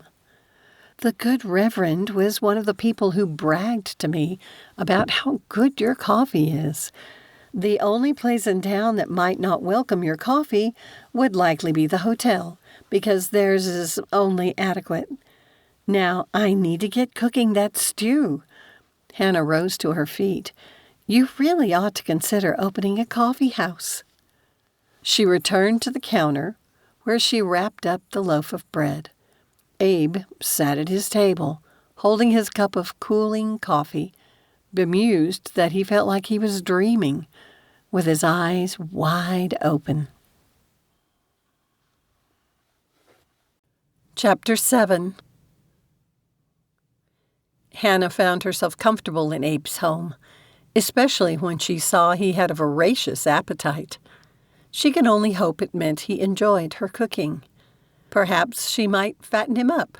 The idea took hold, and she accepted the challenge. Edith often fretted about how much weight he had lost since her marriage. Seeing how well he ate with someone else in his house, Hannah thought she understood him better. He had grown accustomed to sharing his home. Abe Vosburg was lonely, and she intended to help ease his emptiness. After their initial discussion about his coffee process, he had changed his clothing and returned to work on the storm damage, not coming back to his house until the evening. While he was gone, though, she had tried to venture out back to see the cave he had mentioned, but the ground was still too wet to go far. Since Hannah had experience with men who often worked late on a ranch, she had a warm, nourishing meal for Abe when he arrived. Her only concern had been that he might go directly to the jail, and it pleased her when he came home first. With his house filled with the warm scent of stew, they spent a lively evening discussing plans for his coffee roasting workshop. When Abe grabbed his gun belt, preparing to leave for the jail to sleep, she again suggested he consider opening a coffee house. I have plenty to do as the sheriff, he said, securing his holster. Surely he didn't believe he could continue to outdraw foolish cowboys forever. Hannah crossed her arms and gave him her most disbelieving look. You don't plan to continue as sheriff into your dotage, do you? Who else would do the job? Abe grabbed his coat. Charles won't be deputy much longer since he's setting up a horse breeding ranch. Frances had mentioned her brother-in-law's plans. How much pressure did that add to Abe, who must know he couldn't continue this way for much longer? Frances would love the job, she suggested. Now it was Abe's turn to give a disbelieving look. She's still too hot-headed. I'll bet you were hot-headed in your youth, too. But I wasn't sheriff then. Abe put on his hat. What's got you pushing this so hard? Because I think you should pursue this coffee roasting as a business and not a hobby. That's your idea, not mine. Something in the way his jaw ticked, though, told Hannah he had considered it. Besides, I would hate to see Frances having to pace off with these fool cowhands who would be sure they could outdraw her. Abe's face tightened. It takes something out of a man to kill someone. Maybe she wouldn't have to, simply because she's a woman. You could take her on as a deputy and teach her a lot. You don't give up, do you? He shook his head. Answer me this, then. What happens when she and Nick start their family? Do you want her trying to lock up a drunk cowboy when she's heavy with child? Hannah didn't have an answer for that. Abe gave a sharp nod, as though the discussion was over. But she received a powerful impression it was not. Then a picture of Otis Cockburn came into her mind, a vivid image of him wearing a badge. It so stunned her she almost dropped her spoon and barely heard what Abe had said. "What was that?" she asked, pushing the ridiculous notion aside. I thanked you for the meal. Abe swallowed, looking uncomfortable. And for the company. He turned abruptly, opened the door, and strode outside. "I'll have your breakfast for you in the morning," Hannah called after him, her heart thumping. It left her with a lovely feeling as she put the house in order before going to bed. When she woke the next morning, she hurriedly dressed and went downstairs to make breakfast. The wind the night before appeared to have dried the worst of the mud, though the tracks left would make driving bumpy for a while. She could return to Doc George's house. At the sound of the front door opening, a flutter rose in her stomach, and she smoothed her apron unnecessarily. Abe had barely entered the kitchen when she signaled for him to take a seat at the table and placed a stack of pancakes before him. She had already set the butter and jam there for him. Thank you. He tucked a large napkin in his shirt and teased, I guess I'll get to see how well you brew coffee. Hannah sensed a bit of a challenge in his words. All I did was use your beans, so hopefully I haven't ruined it. She had done more than that, and she wondered how he would react. Abe took a sip of coffee, letting it remain in his mouth for a moment before swallowing. What have you added to it? A pinch of nutmeg. She sat across from him with her own plate of pancakes. Do you like it? I do, and I know some folks in town who would too. Did you learn this at that coffee house you worked at? I did. They discussed coffee brewing techniques as they ate. Something's been weighing on my mind, Abe said as he carried his plate to the sink. We have to do something about Otis Cockburn. Lonzo gets his jaw stuff taken off in a couple of days, and we're pushing hard to get him to press charges. He's written that he won't. Otis's daughter, Ida, is the only other person who saw the incident, and she won't speak against her father. But the man has to pay for what he did. I agree. You must safeguard the residents of Lilac City from a drunken man's brutality, Hannah said, considering her own interactions with the man. I wonder sometimes if his bad attitude has been made worse by how he's treated by the people in town. What makes you say that? Abe asked. Because of how he has behaved around me. I've only ever been civil to him, and he's been civil back. Frances looks daggers at him whenever she sees him, and he won't even acknowledge her existence. Have you asked Lonzo why he won't press charges against him? Could he see something redeemable in Mr. Cockburn? Charles and Edgar agree I'm crazy, but I believe there's a chance, and my problem is that whenever Otis comes to mind, so do you. Abe mumbled something to himself that she couldn't make out. And I'll be honest with you, Hannah. It doesn't make me comfortable to think about you and him. He was jealous, and was that longing in his eyes? If you mean in a romantic way, Then have no fear." She covered Abe's large hand with hers. He surprised her by lifting his thumb to cover one of her fingers. "But you are closer to his age than mine." He winced at the words, and she wished she knew what he was thinking. But he was definitely jealous. Was Abe hinting he wanted to court her? If so, then why did his expression seem so conflicted? "My husband was 7 years older than me, too," she said. Before he could say anything else, a knock at the door interrupted them. She stepped away, and Abe turned and hurried to welcome Charles into his home. "I can make more pancakes if you haven't eaten," Hannah offered. "If you wouldn't mind. The baby kept us up last night, and Maud was still sleeping when I left," Charles said. "The road's clear, so you can get home. I hear Edith's been worried sick about you." "Take a seat and tell me what you think of the coffee I made."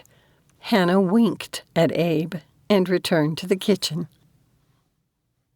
As she left the room, Abe chanced a glance at Charles and found him grinning. He must have seen that wink.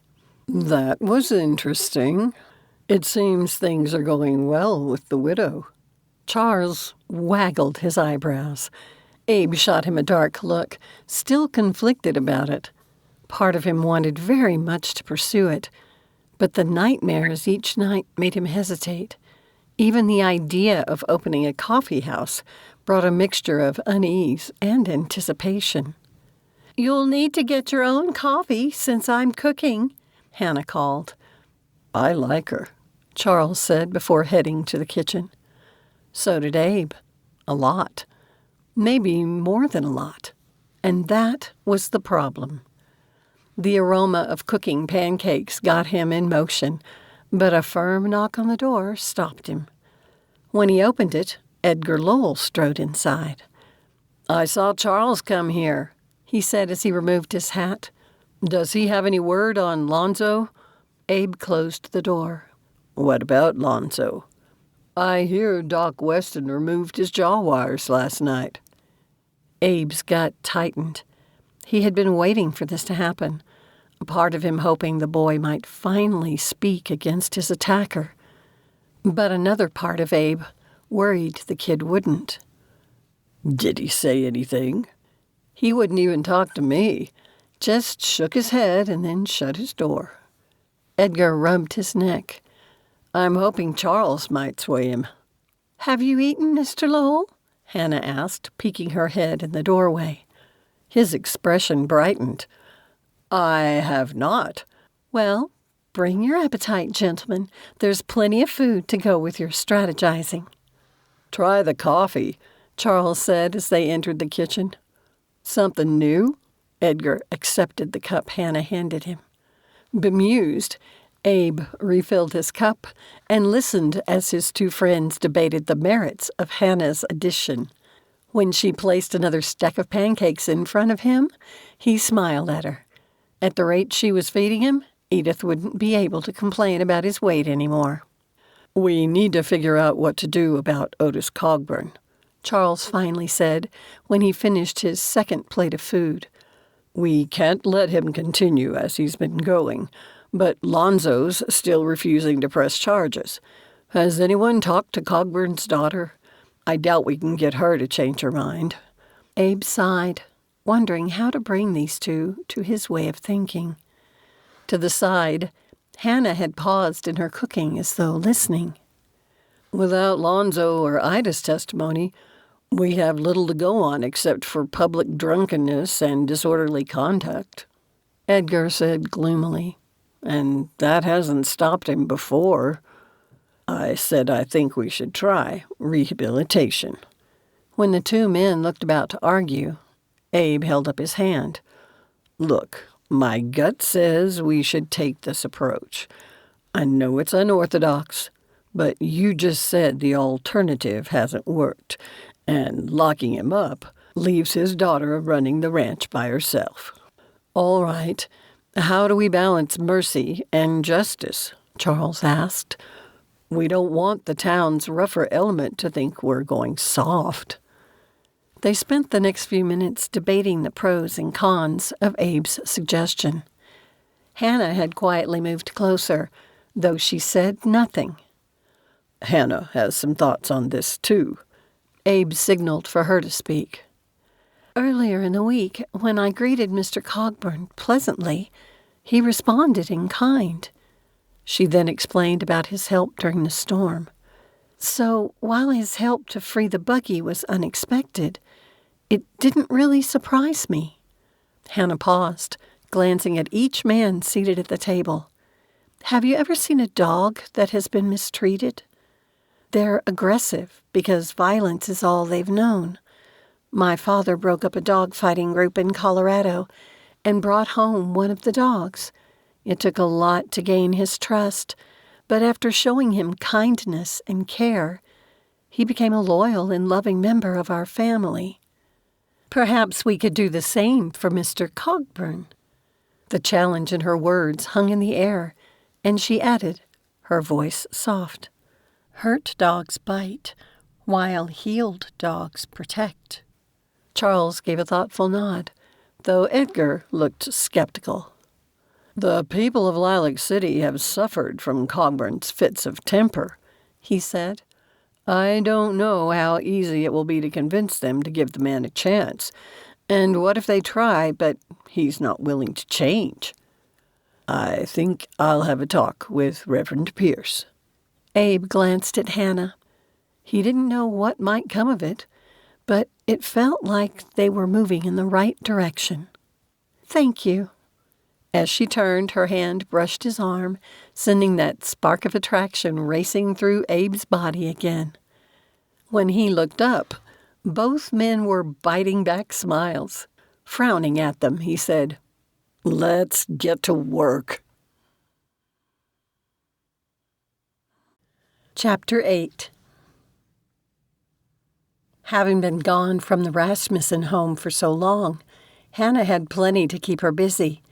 Whenever the weather got bad, it seemed many women went into labor, and Doc George often needed Edith to help him. Considering the condition of the roads, it was a miracle they had managed to get around to so many homes. Hannah spent much of the day putting the house back in order and working on the last of the children's new clothing. Once she had a stew simmering for supper, Hannah took the three of them into town. Well, Alfred drove them, with Lillian complaining about the now-dried ruts in the road. They have assured me that the more people drive on them, the sooner they'll level out, Hannah assured the girl. At barely 15 and used to San Francisco's higher society, Lillian hadn't decided if she approved of life in Wyoming. I believe Mrs. Hamblin should be in town this afternoon. Hannah knew the girl admired the woman who had been part of New York's upper crust before joining her brother, Marshall Breckenridge, in Wyoming. There's a meeting of the Improvement Society today at the hotel. They're talking about plans for the Christmas fair. Oh, I can't wait, young Samuel cried. My friends at school said last year's was bully. What talents do cowboys even have? Lillian grumbled, though her tone lacked the venom it held right after moving here. Now it only showed up when she was missing her San Francisco friends. From what Mrs. Reynolds says, many of them do. She told me Mrs. Hamblin has quite a gift for searching out hidden talents. You should ask her about it. I hear they are looking for more help with the fair. Hannah shot the girl a sidelong glance. If you offer to help, you might get to work with her. I would be happy to drive you to the meetings, Alfred offered from the front. I hear that last year they pulled in her husband and even the sheriff to work on it. So Abe had helped with the Christmas fair. Hannah liked the image it brought to her mind. When Alfred pulled to a stop at the livery, everyone dismounted from the buggy. They strolled down the boardwalk toward the hotel, where the meeting would be held and where treats were available for purchase. Hannah spotted Ida Cogburn down at the Mercantile and made a quick decision. Alfred, here's the money your father said was to be used for your treats. Hannah handed him the small purse. I will join you shortly, but I need to take care of something first at the mercantile. All right. Alfred accepted it, his gaze already drifting to Luke Hamblin, the owner of the Lucky L. Dude Ranch. As his sister Frances had fervently informed Hannah several times, it was also a working ranch. Make sure you watch out for your brother, Hannah said. Samuel's natural curiosity about everything tended to override his sense of danger. Once he had nearly been run over by a wagon when he spotted a puppy across the road. Alfred placed a reassuring hand on his younger brother's shoulder. You'll behave, won't you? I don't try to misbehave. Can we get the cookies? Samuel pleaded. Grinning, Alfred led the boy inside. Hannah glanced at Lillian, but she too was fixated on the Hamblins. Judith Hamblin, in particular. Her step-grandfather was a member of the English peerage, a fact which had thoroughly impressed Lillian. Once she had also entered the hotel, Hannah paused at the window to ensure Alfred was keeping an eye on his brother. Alfred settled the boy at the table and ordered from the waitress. Satisfied, Hannah turned and greeted the Hamblins as they approached the hotel entrance before she hurried down to the mercantile, curious about the coffee-making items she might find there. Ida Cogburn stood near the counter where Mary Teague was wrapping something for her. The threadbare dress the younger woman wore had patches. Was it because Otis spent their income on alcohol rather than his daughter's needs? It left Hannah much to ponder about the family's situation. Good afternoon, Mary called. I'll be with you in a moment. I'm in no rush, Hannah said. Mr. Teague entered through the back door, carrying a few bolts of fabric. You look much drier than you did the last time we saw you. Very much, and I wanted to thank you all again for taking such good care of me during that terrible storm. We're always happy to help, Mr. Teague said, his expression kind. Hannah turned to Ida. Your father helped me, too. When the young woman didn't seem to realize she was being addressed, Hannah gently touched the girl's shoulder. Isn't your name Ida? She nodded. I got caught in the mudslide on the road to your place. Hannah let out a dramatic sigh. There was no way I could have gotten myself unstuck, but your father rode up and came to my rescue. Pa did? Ida asked in her soft voice, a touch of hope coloring the two words. Hannah nodded. He helped me from the buggy and calmed the horse.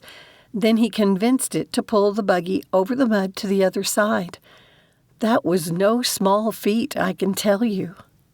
He's good with horses, Ida whispered. As he demonstrated. Then he came back to me and carried me through that sludge to make sure my clothing wasn't ruined. The Teagues had paused, their eyes wide.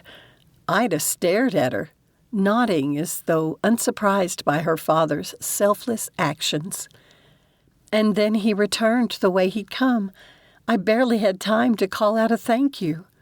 Would it be all right if I brought him something, just to show my thanks? At Hannah's spontaneous offer, Ida's face flickered with emotions, from confusion, fear, and a dash of hope. Was she worried about how her father might react, or afraid of hoping for too much? Hannah knew from experience how unpredictable drunkards could be. I would like to repay kindness with kindness, Hannah proposed. Perhaps you could leave it in town? We have a couple of hands who could bring it back out to the house, Ida suggested. That would work, Hannah said. Does he have a favorite dessert? Ida mumbled something indistinct, and Hannah couldn't quite catch her words. Then another idea came. The church is hosting a potluck now on Sundays after services. You should come and bring your father. The food is delicious." Hannah made her voice as warm and welcoming as she could. "Mrs. Kendrick, you shouldn't get involved with my pa," Ida cautioned softly, a hint of sadness in her voice. Hannah blinked. This was the second time someone had thought her interested in Mr. Cogburn. She didn't wish to give anyone the wrong impression, certainly not Abe. But was she doing the right thing, or simply being naive? "Your father doesn't need judgment," Hannah said gently.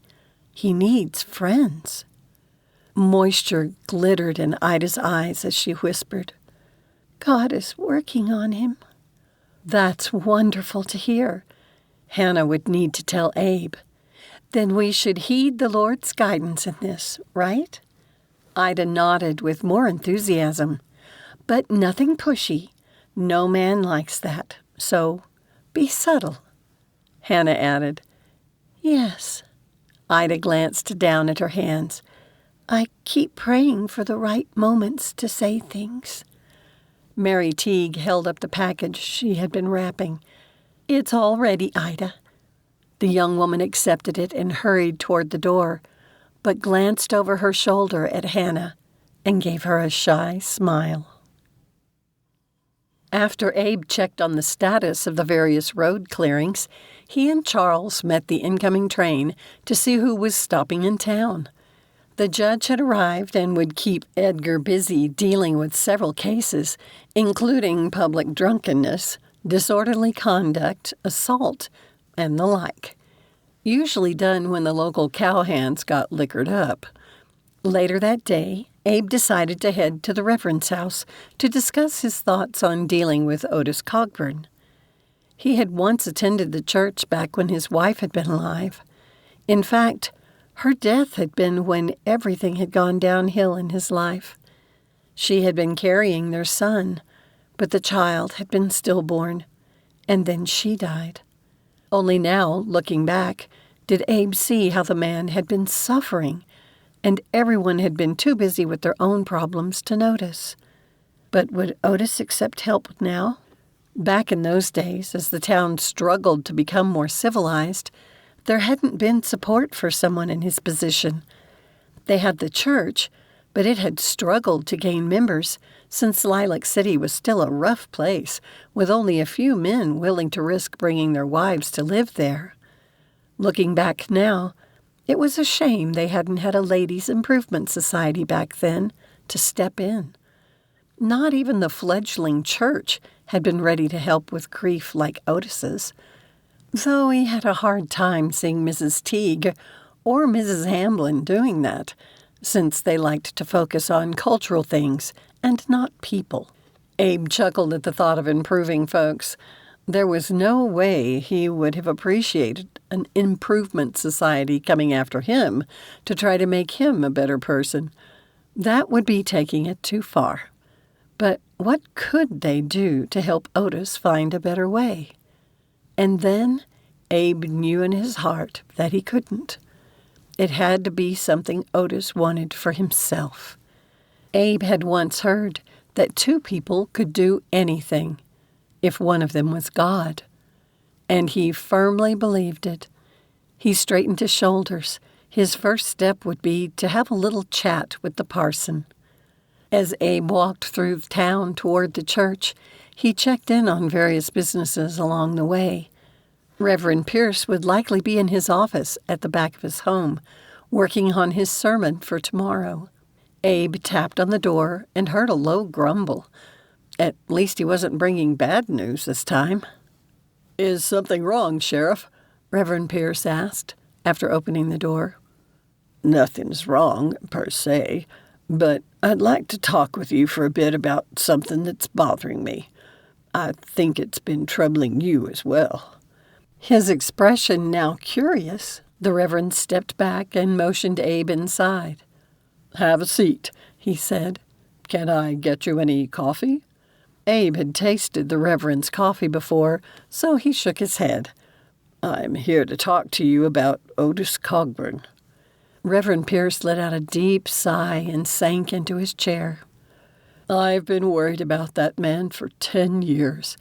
Despite his weakness with alcohol, I know there's a good man inside.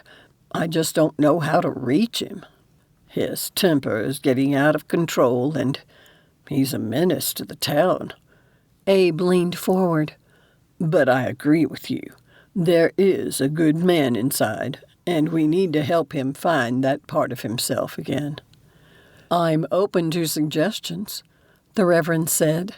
Abe rubbed the back of his neck, uncomfortable with speaking about his impressions. "I've had a powerful feeling that Cogburn can be redeemed," he finally admitted. "And I've also been thinking about Ida, who has probably suffered the most at his hands. Yet she refuses to speak against him in the assault against Lonzo Wooding. Now, Charles and Edgar think she's silent because she's afraid of her father, but I believe there's more to it." "I do too," Reverend Pierce agreed. "And Lonzo won't bring charges against him. It's like he knows something else is going on." "Exactly that. Now, he could be doing it to protect Ida." Abe hesitated before adding, "I personally think that boy is sweet on the girl, but that's neither here nor there." "You're showing your age, Sheriff. Lonzo and Ida aren't children. And if he had a soft spot for her, that might justify Otis's attack," the Reverend said. "At least in his mind. A good father would worry, but the one who struck Lonzo was filled with whiskey and rage." "Yes, but we both know Lonzo would never do that, which makes Otis's accusations ridiculous and unbelievable. No one in town would buy it. It's almost a shame such a gentle soul was born into such a big body." Reverend Pierce let out a low chuckle. "No truer words have ever been spoken." He leaned back. "So, what are you thinking? What do you have in mind for Otis?" Abe shared Hannah's experiences with Cogburn, and the Reverend looked intrigued. It made Mrs. Kendrick wonder if some of Cogburn's bad attitude comes from how the town treats him. Reverend Pierce straightened in his chair, his expression suddenly thoughtful. He opened his mouth as though to speak, but then closed it again. Abe remained silent, letting the pastor come to his own conclusion. Finally, he gave a slow nod. "Well, I think I'll need to rewrite tomorrow's sermon. You've given me a great deal to think about, Sheriff. I appreciate it. Believe me, I understand no one in this town is perfect," Abe said. "And I think too many of us forget we might be judging each other unfairly. I appreciate you letting me bend your ear, but this has been weighing on my mind. Locking up Otis Cogburn would be bad for Ida, but leaving him on the path he's traveling would be even worse." "Somehow," Reverend Pierce murmured, "we need to love him back into the flock." Abe nodded. "My thoughts exactly." He rose, shook the pastor's hand, and left. Maybe, just maybe, there was hope for Otis Cogburn. Chapter 9. At church the next day, Lonzo made his usual appearance. His mouth was no longer pinned shut, but he remained quiet, despite the number of people who spoke to him. He merely nodded at them, but when he took his seat alone, he seemed antsy. At first, Hannah wondered if he worried someone might press him about Mr. Cogburn. Then, during the opening hymn, Hannah glanced back at Lonzo, just as Ida slipped in and took a seat in the back row.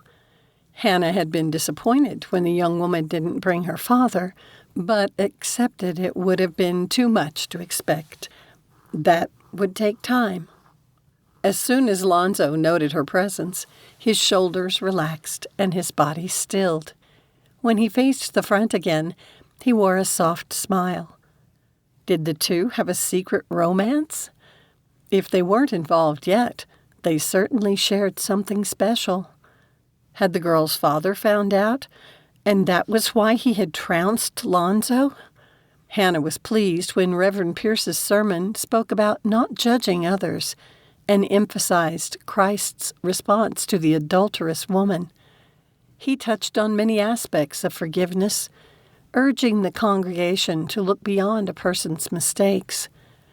He concluded his sermon by saying, "Our little church is not a home for saints, but a hospital for sinners. Sometimes we're the patients, and other times the doctor, remembering our own times of weakness and the Lord's boundless forgiveness. We can become his hands to help heal the broken, as others helped to doctor us." His words stayed with Hannah for the rest of the day and influenced her decision to visit the Cogburn Ranch tomorrow. She decided to bake 2 chocolate cakes, one for the family dinner and one for the Cogburn household. As she glanced at the recipe, one hand on the sugar jar, Hannah paused. Was she doing this for the right reason? Did the Lord wish her to step in, or was this folly born from pride, as though she had the power to heal Mr. Cogburn? She considered her feelings. Arrogance in her abilities didn't drive her. Compassion did. Hannah could never bear to see pain in others and not wish to help if she could. She doubled the recipe. 2 cakes? Edith asked when she stepped into the kitchen to help prepare supper. I'm taking one to the Whispering Pines Ranch tomorrow, Hannah said without looking at her. Edith spun to stare at her. Otis Cogburn's place? Why would you go there? It's only a cake and not a declaration of friendship. I wish to thank him for helping me during the storm. He's not someone you want to get involved with.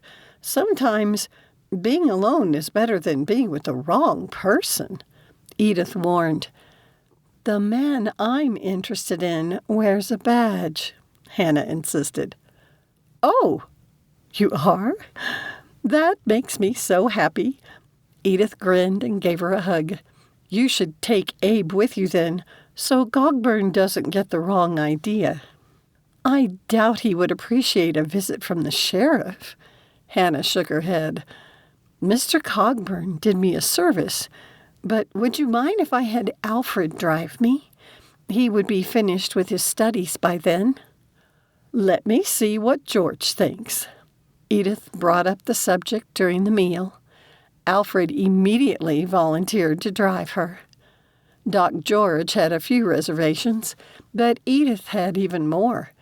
When Hannah reminded them of Reverend Pierce's sermon, they went quiet. Perhaps I should accompany you, Doc George finally said to Hannah while looking at his son. Father, Alfred cried indignantly, I can do this. She's only delivering a cake. Why would anyone at Whispering Pines be angry about that?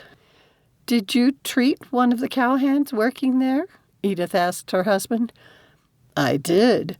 He is a decent enough fellow, Doc George said. Despite Cogburn's unacceptable behavior, his ranch is well maintained.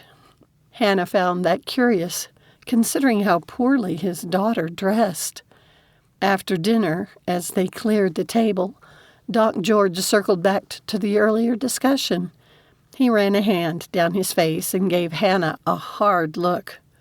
Alfred, I will allow you to accompany Mrs. Hannah to the Whispering Pines Ranch, he said as he placed a hand on his son's shoulder. But you must act as more than simply the driver. I don't anticipate any problems, but with Cogburn's history of drinking, that is a possibility. If anything feels wrong, it's your responsibility to get the 2 of you out safely. Yes, sir. You can count on me. I know I can. Doc George shifted his gaze to Hannah. "I won't place either of us in danger," she assured him. "I believe everyone's making this into more than it is." "I'm trusting you're right."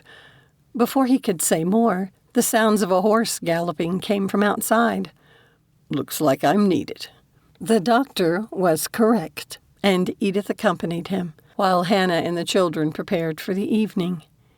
Edith normally read to Samuel, but when she had to be gone, Hannah did. The older children joined, especially when they found the book exciting, such as tonight, since the younger boy had recently received a copy of The Call of the Wild by Jack London. As she read about Buck's struggles in the harsh wilderness, the children sat enthralled, even leaning in during the description of the dog's fight for survival. When she reached the end of the chapter, she closed the book and smiled at their eager faces. "That was bully," Samuel cried. "If I had a dog like Buck, I would let him find his own way." He looked at Hannah, a crease between his brows. "People have to do that too, like Father finding a new place after Mother died. He belongs here with Mama Edith." "We all have to find where we fit and who we can trust." Hannah glanced at Lillian, pleased to find her nodding. Samuel shifted his gaze to Alfred before turning it back to Hannah. "I want to call the sheriff Uncle Abe, but it doesn't feel right." Lillian pulled a face, but Alfred grinned. "He is our uncle by marriage, so of course it's appropriate to call him that." Samuel's eyes brightened, but he still looked unsure. "Do you think he would like it?" "I believe he would, very much," Hannah said softly. "You should ask him." Alfred smirked at his younger brother, "preferably in front of a crowd." Now, Hannah held up a hand. "Be kind. You know how much it's meant for Edith to have you as her family. I believe Abe has spent too much of his life without one, too. Now it's time for you three to get ready for bed." The next afternoon, when Hannah and Alfred set off for the Cogburn place, she had to brace herself, not sure what to expect. While Mr. Cogburn's unexpected help had earned her gratitude, his past cruelty to Lonzo Wooding and poor care of his daughter irked Hannah. She said a silent prayer for patience and wisdom. It would take much to hold her tongue if they found the ranch better cared for than his only child. The road to the ranch wound through rolling fields of golden grass, worn smooth by wagon wheels and hooves, but solid under the buggy. The well-maintained wooden fencing stretched in either direction, its rails straight, without signs of decay. A large, weathered barn loomed ahead, its deep red paint faded by years of sun and storms. Yet the structure stood strong. Its doors swung open to reveal neatly stacked hay bales and stalls free of filth. 2 horses shifted in the corral, their coats sleek and brushed to a healthy shine. Hannah noted the smaller structures around the property. A chicken coop with a scattering of well-fed hens pecking at the dirt, a smokehouse tucked beneath the shade of an old cottonwood, and a shed stacked high with neatly chopped firewood. Her indignation increased at the small vegetable garden stretched along one side of the house. Tidy rows of greens and root vegetables, promising provisions well into the colder months. The town rumors claimed Otis Cogburn must be barely scraping by, yet the condition of his place proved them untrue. Proof she should not give in to idle gossip. Judge not, that ye not be judged. So why did he dress his daughter in rags? As Alfred pulled up in front of the neat house, Ida stepped out the door onto the porch. The dress she wore was far from threadbare. Though simple, it was well made, the quality fabric thick and durable. the kind Hannah would expect from someone living on this small, prosperous ranch. The boots Ida wore today showed no signs of scuff or nearly worn-through soles like the ones she had on while visiting the mercantile and attending church. So why did she wear clothing to town that made her look so poor? "What do you know?" Alfred murmured as he reined in the horse. There was obviously more going on here than any of them had realized. Before Hannah could speak, Ida flicked a wary gaze towards the barn. "You came anyway," Ida said, stepping forward. "Yes." Hannah made a quick scan of the area and smiled. "Your home is lovely. I can see you take good care of it." "Thank you, but you mustn't stay." Ida clutched the corner of the apron she wore, her gaze continuing to dart to the barn. The girl's nervousness was contagious and notched up Hannah's own anxiety, so she had to work to keep her voice calm but firm. "I came to thank your father for his help." A sudden bellow came from the barn, making the three of them jump. "Who dares to trespass on my land?" "Oh, no," Ida said with a moan. Her father emerged from the shadows of the barn. Between the rain and his hat low on his head during the rescue, Hannah hadn't seen much of his face. Today it was gaunt and had a hollow look to it, like he had been ill. As he stepped into the light, dark shadows seemed to pool under his eyes against his pallid skin. He looked very much like a man fighting a battle, and she couldn't tell if he was winning or losing. "Alfred, stay in the buggy." Hannah climbed down before Mr. Cogburn reached them. She retrieved the basket with the cake from the back and turned just as he stomped up. He took a proper look at her, and his forward movement faltered. His expression shifted from rage to wariness. "Mrs. Kendrick?" He held a hand to block the sun from his eyes, as though needing to be sure of what he was seeing. "What are you doing here?" "You really saved me during the storm, and I wanted to thank you." Hannah held up the basket. "I baked a cake for you and your people. I hope you like chocolate." At first she thought he meant to push it back at her, his jaw working, shoulders tense. He looked ill. Finally, he let out a deep, resigned breath and gently took the basket from her. "Ida, go tell the men there's cake here," he said. "Sure, Pa." She shot a worried glance at Hannah before hurrying toward the barn. He glared at Alfred. "You might as well come in too, boy, since neither of you will be staying long." Mr. Cogburn trudged up the steps, stomping his boots on the mat before opening the door. He started to close it, but then turned back stiffly to open it for Hannah. "Thank you," she said, praying for guidance, since she hadn't expected an invitation inside his home. By the time they entered the neat kitchen, Ida had returned. She took the basket her father had put on the table and took it to a counter. Hannah went to join her. "How may I help?" she asked, keeping her voice low. "I didn't mean to cause a fuss." "I warned you," Ida murmured. "There are plates up there." She nodded her head toward a cupboard.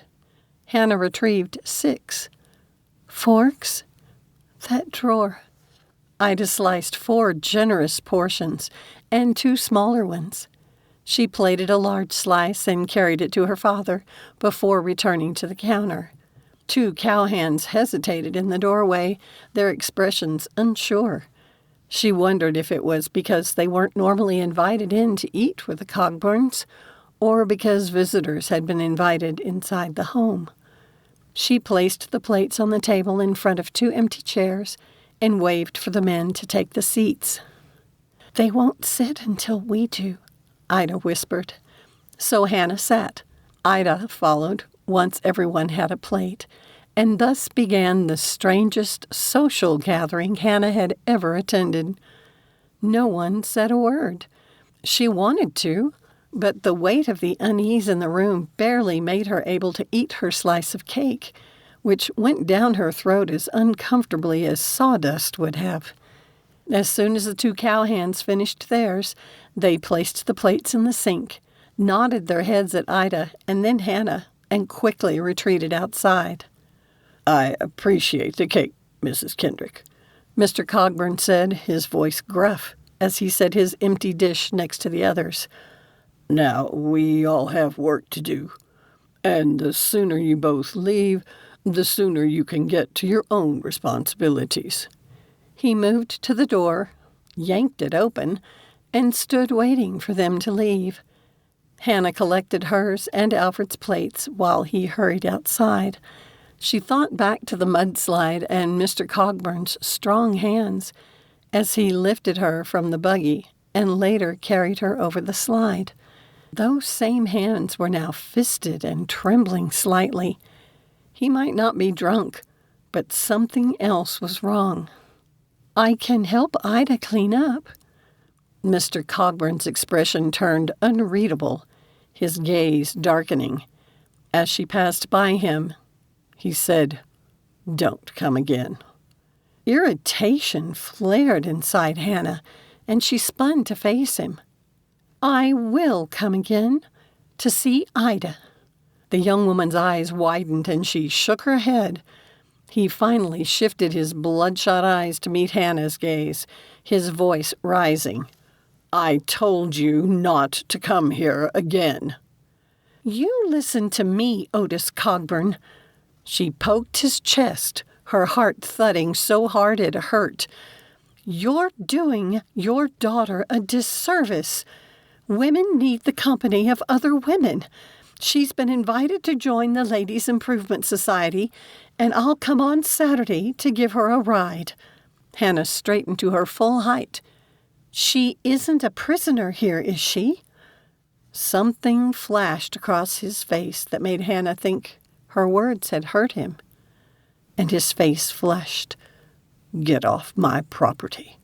She wasn't about to be brushed aside so easily, and leaned past him and called, "Ida, I'll pick you up Saturday at 2:30, since the meeting begins at 3. Then Hannah turned with all her dignity and strode to the buggy. As Alfred snapped the reins, Hannah caught the sound of Ida's voice over the beat of the hoofs. "Pa, I want to go." "Hannah did what?" Abe asked his sister, certain he had misheard. "You know, she's grateful for Otis Cogburn's help last week." Edith gave her head a disapproving shake. "She went to see Ida and took a cake to thank him." Abe stiffened. What was she thinking? The man was a known drunk. What if he lost his temper while she was there? Dang it! Abe turned and stormed out Edith's front door. "Wait a minute! Where are you going?" his sister called after him. "To see if Hannah's all right," he growled over his shoulder. Worry burned at him as he rode to the Cogburn place. And what was Edith about allowing Alfred to go with Hannah? He was a solid kid, but he was only a boy. How could he defend her? She could get hurt. The woman might have the heart of an angel, but she didn't have a lick of self-preservation. Before Abe had reached the ranch, he spotted Alfred driving Doc George's buggy with Hannah sitting beside him. Both appeared unharmed. Abe stopped his horse in the middle of the road, forcing them to pull up short. "What happened?" he demanded, his voice sharp. Alfred reined in the horse. Hannah merely arched a brow as she asked coolly, "What are you talking about?" Abe glared at her. "What happened at Otis Cogburn's place?" She narrowed her eyes. "Not that it's any of your business, Sheriff, but Alfred and I took them a cake. We all shared a piece, and I invited Ida to join the Ladies' Improvement Society. I'm picking her up on Saturday." Hannah seemed to dare him to argue. "She was amazing," Alfred added. "You should have seen her." Abe could hardly process the words. Cake? She had eaten cake with Otis Cogburn? That meant he must have invited her into the house. The thought took a moment to settle. What did he do?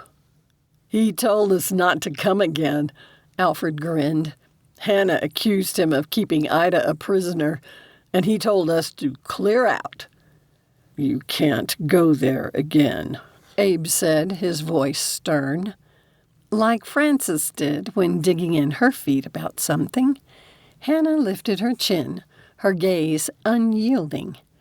You, Sheriff, are not my boss. Her words made Abe flinch like she'd slapped him. Hannah continued, There is no law against me picking up a friend and taking her into town. She glanced at Alfred and said, Drive on. The boy shot Abe an apologetic glance, flicked the reins, and set the buggy moving. His teeth clenched in frustration. Abe sat on his horse and watched the buggy disappear around the curve of the road. The boy should have tried to talk some sense into her instead of admiring her stubbornness. But, to be fair, Edith would have reacted the same way if Abe tried to forbid her from doing something she was determined to do. He took off his hat and wiped his forehead, understanding he had made a big mistake. But so had Hannah. She couldn't have been blind to the possible danger, not after seeing Lonzo wear those bandages for weeks to keep his jaw together.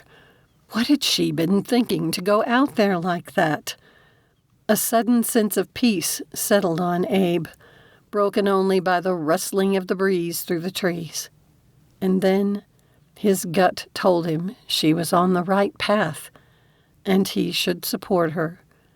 It felt a little different from the past impressions, but he had learned to trust them.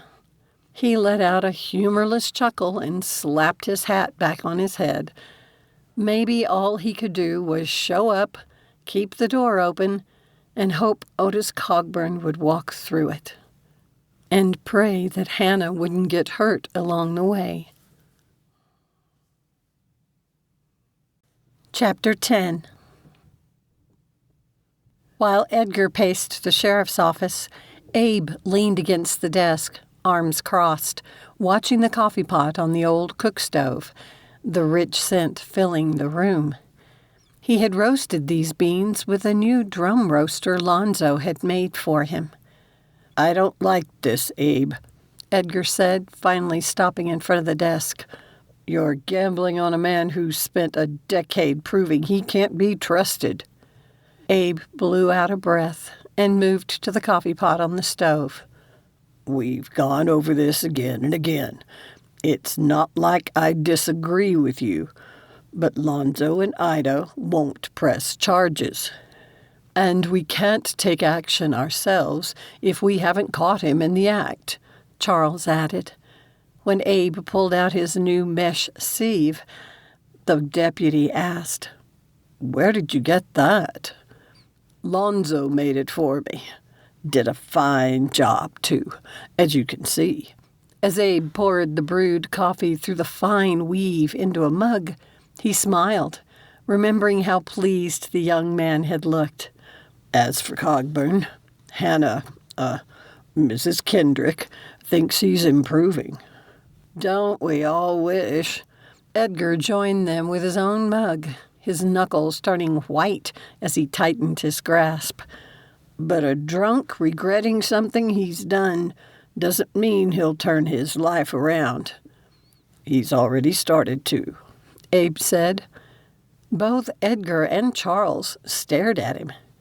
With a shrug, Abe carefully poured coffee through the mesh strainer into Charles's cup. He explained about the mudslide and the cake. No, Edgar breathed. He allows no one except those two hands of his and his daughter onto his property. Abe poured coffee into the lawyer's mug, saying, In fact, he didn't chase her away and even invited her and Alfred inside to share the cake. Charles shook his head. I don't believe it. Then you're calling Mrs. Kendrick a liar, and I take exception with that." Abe faced both men with a stern look. Only a few weeks ago he would have agreed with them. But she was right. "I've asked at the saloon. Cogburn hasn't been in there since he broke Lonzo's jaw. Take a minute to consider that. Unless Cogburn has a large stash of liquor at home. He's been dry for a while. It sure seems to me like he's made a choice not to drink." "Maybe." Edgar scowled, something in his eyes telling Abe the man's anger came from more than he had said, something personal. "But one good deed doesn't erase years of bad ones," Edgar muttered. "No, but it's a start." Charles pinned the lawyer with a hard look. "And you should understand that better than most." Edgar stiffened, his face flushing, as he undoubtedly recalled his own early days in Lilac City, not all that long ago. Abe put a hand on both men's shoulders. "Now, let's not fight amongst ourselves. Edgar has proved himself to be honorable and a man of his word. He took risks to help your wife and her sisters." Dropping his hands, Abe stepped back. "I don't want to slam the door shut when the man might be reaching for help. I think we ought to check in on the Ladies' Improvement Society meeting this week if Cogburn allows his daughter to attend." "What does that have to do with anything?" Edgar asked, his pallor having returned to normal. "Didn't I tell you?" Abe grinned. "Hannah invited Ida to join." On Saturday, Abe debated with himself about heading out to the Cogburn place himself, in case the man put up a stink when Hannah showed up. Turned out, Abe didn't need to, since Otis showed up in town with Ida beside him, and she wasn't dressed in her usual rags for a change. "Well, ain't that something?" Abe had imagined several possible outcomes from Hannah's invitation, but this hadn't been one of them. He wished Edgar was nearby to see it. "What?" Charles stepped to the sheriff's office window. Well, well, well. That's one of the most promising things I've seen in my time here. Now I need to get to my place. Maud will be furious if I'm late to pick her up." "Has she pulled you into this year's Christmas fair again?" Abe asked, reaching for his coat. "Yes. Mrs. Teague is determined to include even more men in the planning. With Judith already increasing and sicker than a dog, they really do need more help. So Maud volunteered us." Charles paused at the door and glanced back.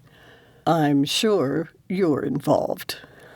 "Yep, and I'm happy to give my opinion and even help with setting up." Abe put on his hat. "I'll do my town walk and see you at the meeting." By the time he arrived at the hotel, the Ladies' Improvement Society meeting was already in full swing. The parlor was packed with people, mostly women. A long table sat at the back of the room, covered with an assortment of cookies and a tray of coffee mugs. Hannah stood nearby, her hands wrapped around a steaming cup of coffee. She looked at ease, her eyes bright with interest as she listened to Mrs. Hamblin. Charles hadn't been exaggerating. Judith held a cup, but her complexion had a slightly greenish hue, and she looked thinner. Abe hoped she wasn't too proud to ask for help. He would mention it to Edith if she hadn't already noticed. The door to the parlor opened behind him, and all conversation stopped. Where there had once been the hum of friendly chatter, the air fairly crackled with tension. Standing in the doorway, Otis held his body rigid, his face a tight mask. Like Mrs. Hamblin, he looked like he'd lost weight, his skin pale. He still had the usual anger in his eyes, but even more powerful was the look of unease. It made Abe think of someone walking into enemy territory and expecting an attack. Then a figure squeezed in beside him. Ida looked pretty in a modest dark blue dress with lace on the neck and cuffs. Instead of the severe bun she usually wore, she had styled her hair in an understated chignon with soft curls around her face. A murmur rippled through the room, making Abe's jaw tighten. If they rejected the Cogburns now, there was no hope of helping that family. Before he could speak, though, Hannah did. "Oh, Mr. Cogburn," she said, hurrying toward the pair. "Thank you so much for bringing Ida to the meeting. You have no idea how much we need her talents." Hannah slid her arm through Ida's, the young woman's eyes widening for a moment before Hannah turned to face the group. "Some of you may not know this, but during that terrible storm, when Doc George's buggy nearly overturned, Mr. Cogburn came to my rescue. I'll never forget his calmness. The good Lord sent me help that day in the form of Ida's father. I am so very grateful." Before anyone could say anything, Hannah turned to Abe. "Now, Sheriff, come show Mr. Cogburn the refreshment table. I hope it's not a problem that I used some of those beans we roasted last week for today's brew." She glanced at Mr. Cogburn, who still stood in the doorway, as speechless as everyone else in the room. "You must try Abe's coffee if you haven't already. It's the best in town." Abe's face warmed at the praise, and, if possible, his admiration for Hannah deepened. He stepped toward Cogburn. "I noticed some of Mrs. Kendrick's jumbles on the table. You've already tasted her chocolate cake, so you know what a good baker she is. Wait until you try these nutmeg ones." Abe rubbed his stomach.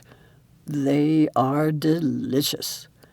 Cogburn hesitated, then gave a small nod. It broke the spell, and the murmur of conversations returned to the room. "Oh, thank you, Mrs. Kendrick," Ida said. "I'm so excited to help with the Christmas fair. Pa's cowhands went to it last year, and it was all they talked about for days after. Well, I'm excited to experience it myself. Come and meet the others on the committee." Hannah guided the young woman toward the fireplace. "I'm getting hungry looking at those cookies," Abe said to Cogburn. "I think that last batch of beans Mrs. Kendrick and I roasted is the best so far. Come and give it a try and tell me what you think. We're always looking to improve." Abe tried to be subtle with his implication that he and Mrs. Kendrick were courting. Cogburn finally followed and accepted a cup. He smelled faintly of soap and not liquor, further testifying to Hannah's claim. "I confess I didn't expect to see you here," Abe admitted. "And I didn't expect to come." Cogburn lowered his gaze. "And yet here you are." Abe offered the man one of the cookies. Cogburn lifted his head then. "Ida wanted it bad. She's missed out on a lot." His voice was rough, but there was something in it that hadn't been there before. "So have you." Abe clapped the big man on the arm. "Now, tell me what you think of my coffee." Later, when the meeting had finished and a few stragglers gathered around the refreshment table, Abe found Hannah sitting in a corner. He took the seat beside her. "You knew he would come, didn't you?" he asked, his voice low as they watched Cogburn help Ida with her coat near the door. "I hoped he would," Hannah corrected, setting down her coffee cup. "When I saw how he treated her in their home, I could tell his protectiveness toward her was strong but loving. I wasn't sure he was ready yet, though." "My pa was a slave to liquor after Edith's ma died. He tried to get free of it a few times, but he had a weaker character and always went back." Abe rubbed the back of his neck. Hannah's eyes took on a haunted look. "My uncle was like that, until he nearly beat my aunt to death in a drunken rage." She shifted in her chair. "But you know what? That did it. It quite literally put the fear of God in him. He never touched another drop, and Mr. Cogburn looks much better today than he did on Monday. The longer he goes without giving in, the easier it will be to stay away. I don't know if I trust him to be strong enough, Abe admitted, though speaking the words brought a surge of guilt, considering his previous impressions about the man. I understand. Her expression turned to resolve. We both know trust isn't given. It's earned. Abe let out a humorless chuckle. That can be a long road. It can be for some. The corner of Hannah's mouth curved up. But Mr. Cogburn has already taken the first step. Nodding, Abe glanced at the door where Mrs. Teague spoke excitedly to Ida, while Cogburn waited uncomfortably nearby. He reminded Abe of a man standing on the edge of a cliff, uncertain whether he would fall on his own or be pushed. For the first time, Abe experienced sympathy for a drunk. Trusting the man was a risk, but then so was everything worth doing. Abe glanced back at Hannah, who had been watching him watch the Cogburns. He heaved out a weary breath. You ever get tired of being right? He asked. She smiled over the rim of her cup. Not yet. But in this case, I'm not the one who's right, am I? And she winked at him. Chapter 11. Hannah glanced out Abe's kitchen window at the fall colors as she rinsed the supper plates.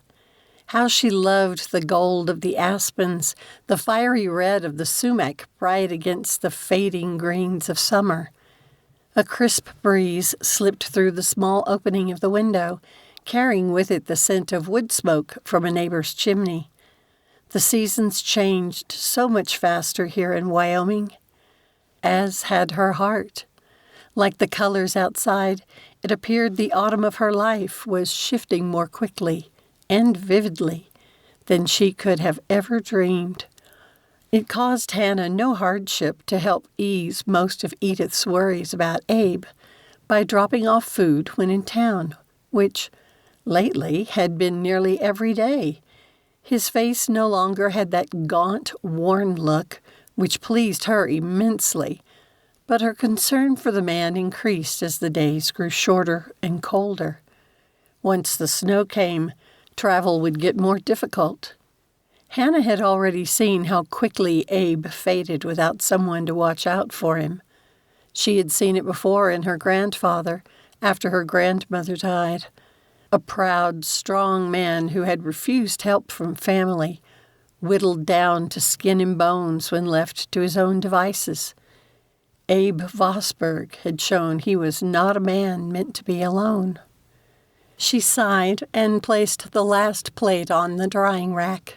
That was a big sigh, Abe said as he poured another cup of coffee. She loved his gruff, deep voice and how it sent a warmth through her. He had surprised her this afternoon by coming home early to share supper with her. How should she explain her sigh? Hannah couldn't very well admit she worried about him wasting away, and she definitely wouldn't confess about the dreams plaguing her at night, of this lovely little house becoming her home, of sharing meals like this every evening with Abe, not as his friend, but as his wife. Instead, she chose to change the subject and teased, "You know, man cannot live on coffee alone." Obviously. Abe patted his stomach and chuckled, the sound coming from deep in his chest. She loved his laugh. He said, I needed it for the 3 helpings of supper I just ate. At this rate, I'll need to let out my belt again. Again? So you're saying you enjoy my cooking? Hannah lifted her chin and tried not to grin. Abe feigned surprise. Are you fishing for compliments, Mrs. Kendrick? I wouldn't have to if you offered them freely, she said, placing a hand on her hip. All right, then. He tipped his mug toward her. You're a fine cook. Hannah wished he would compliment more than her cooking, so she pressed on. That's it? He studied her, his head cocked slightly to one side. I would say you're the best cook I've ever known. She held her breath, waiting. But then Edith would skin me if she heard me say it. Hannah burst out laughing, the sound surprising her. It had been too long since she had done it so freely, and Abe had everything to do with it. Well, your sister said you're looking healthier, Hannah said, drying her hands and hanging the towel on a hook. It's a load off her mind. And if he wouldn't take care of himself, she intended to see that someone did. Abe let out a deep breath, leaning against the counter. I never meant to worry her. Then you should eat better. If you don't like your own cooking, get supper at the hotel, Hannah scolded.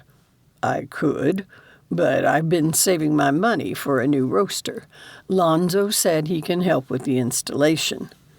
The corner of Abe's mouth quirked, but his gaze held something unreadable. And speaking of coffee, how about you pour yourself a cup and come sit with me for a bit? He nodded toward the table.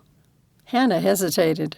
The afternoon was getting late, and she had biscuits to bake for the stew waiting at Doc George's house. Checking her brooch watch, she ran her thumb over the cool metal while deciding. A few more minutes wouldn't hurt. Abe was quiet as she poured herself some coffee and settled into the chair near him. He seemed more pensive than normal today. Is something worrying you? She asked, watching him over her cup. Abe arched a brow. Maybe I'd just like an excuse to keep you talking. He had just admitted he enjoyed her company. Happy warmth flooded through her. She wanted to move this budding romance forward, but why was Abe holding back? She smiled and gave him an assessing look. So you like my company? Maybe. In all my years, I've never met anyone like you, Hannah Kendrick. He said the words softly in his deep, gravelly voice. Her breath caught at his almost reverent tone. He held her gaze. For a moment she thought he was about to reach for her hand. Instead, he lifted his mug. The moment gone as quickly as it had come. Well, had almost come. Nor have I met anyone like you, she finally said. Abe exhaled, rubbing his jaw. That could be good or bad. She gave a soft laugh. True, but it's meant as a compliment.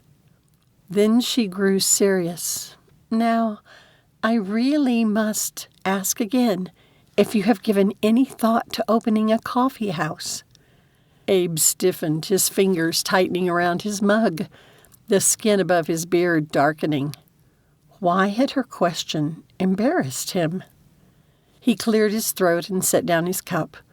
Why do you keep asking about it? We both know you can't do the job forever, and a sheriff should have a plan for when that time comes. His jaw tensed. You think I'm too old to do it anymore? If Hannah wanted something real to happen between them, she had to be honest with him about her feelings. When Francis and I watched you face down that fool boy with a gun, I about died. It's part of the job, he said gruffly. I know it is, but... She hesitated, then admitted softly, I've never cared for a lawman before. Abe stilled, his hand halfway to his cup, clenched into a fist instead.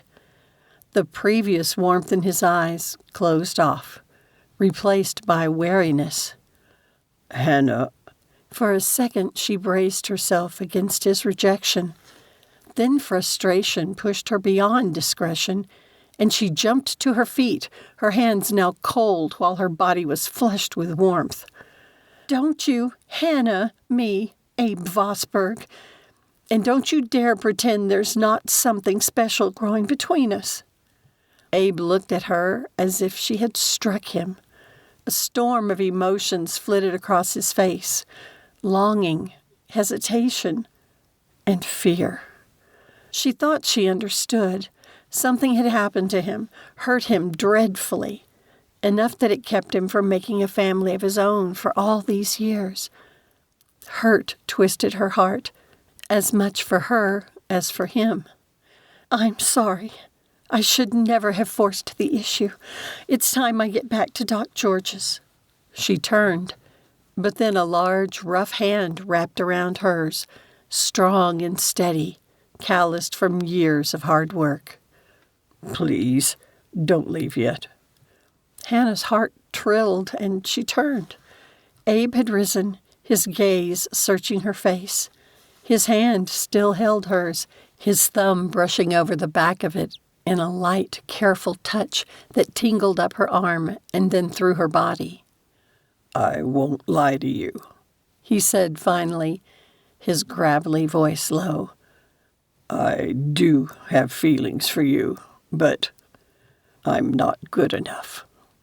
Hannah pressed a finger to his lips. Don't say it. I'm the one who gets to decide that.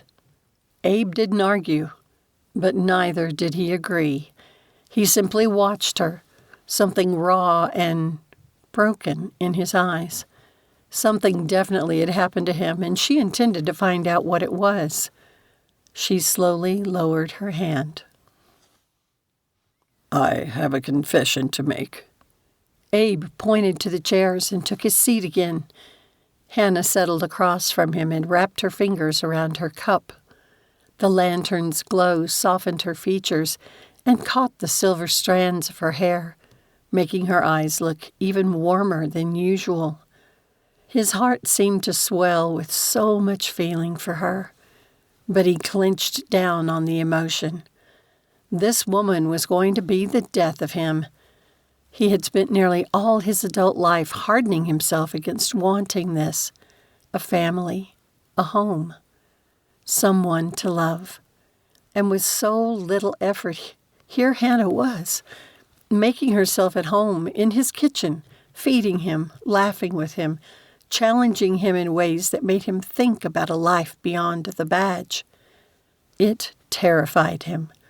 But more than that, he wanted it. He wanted her.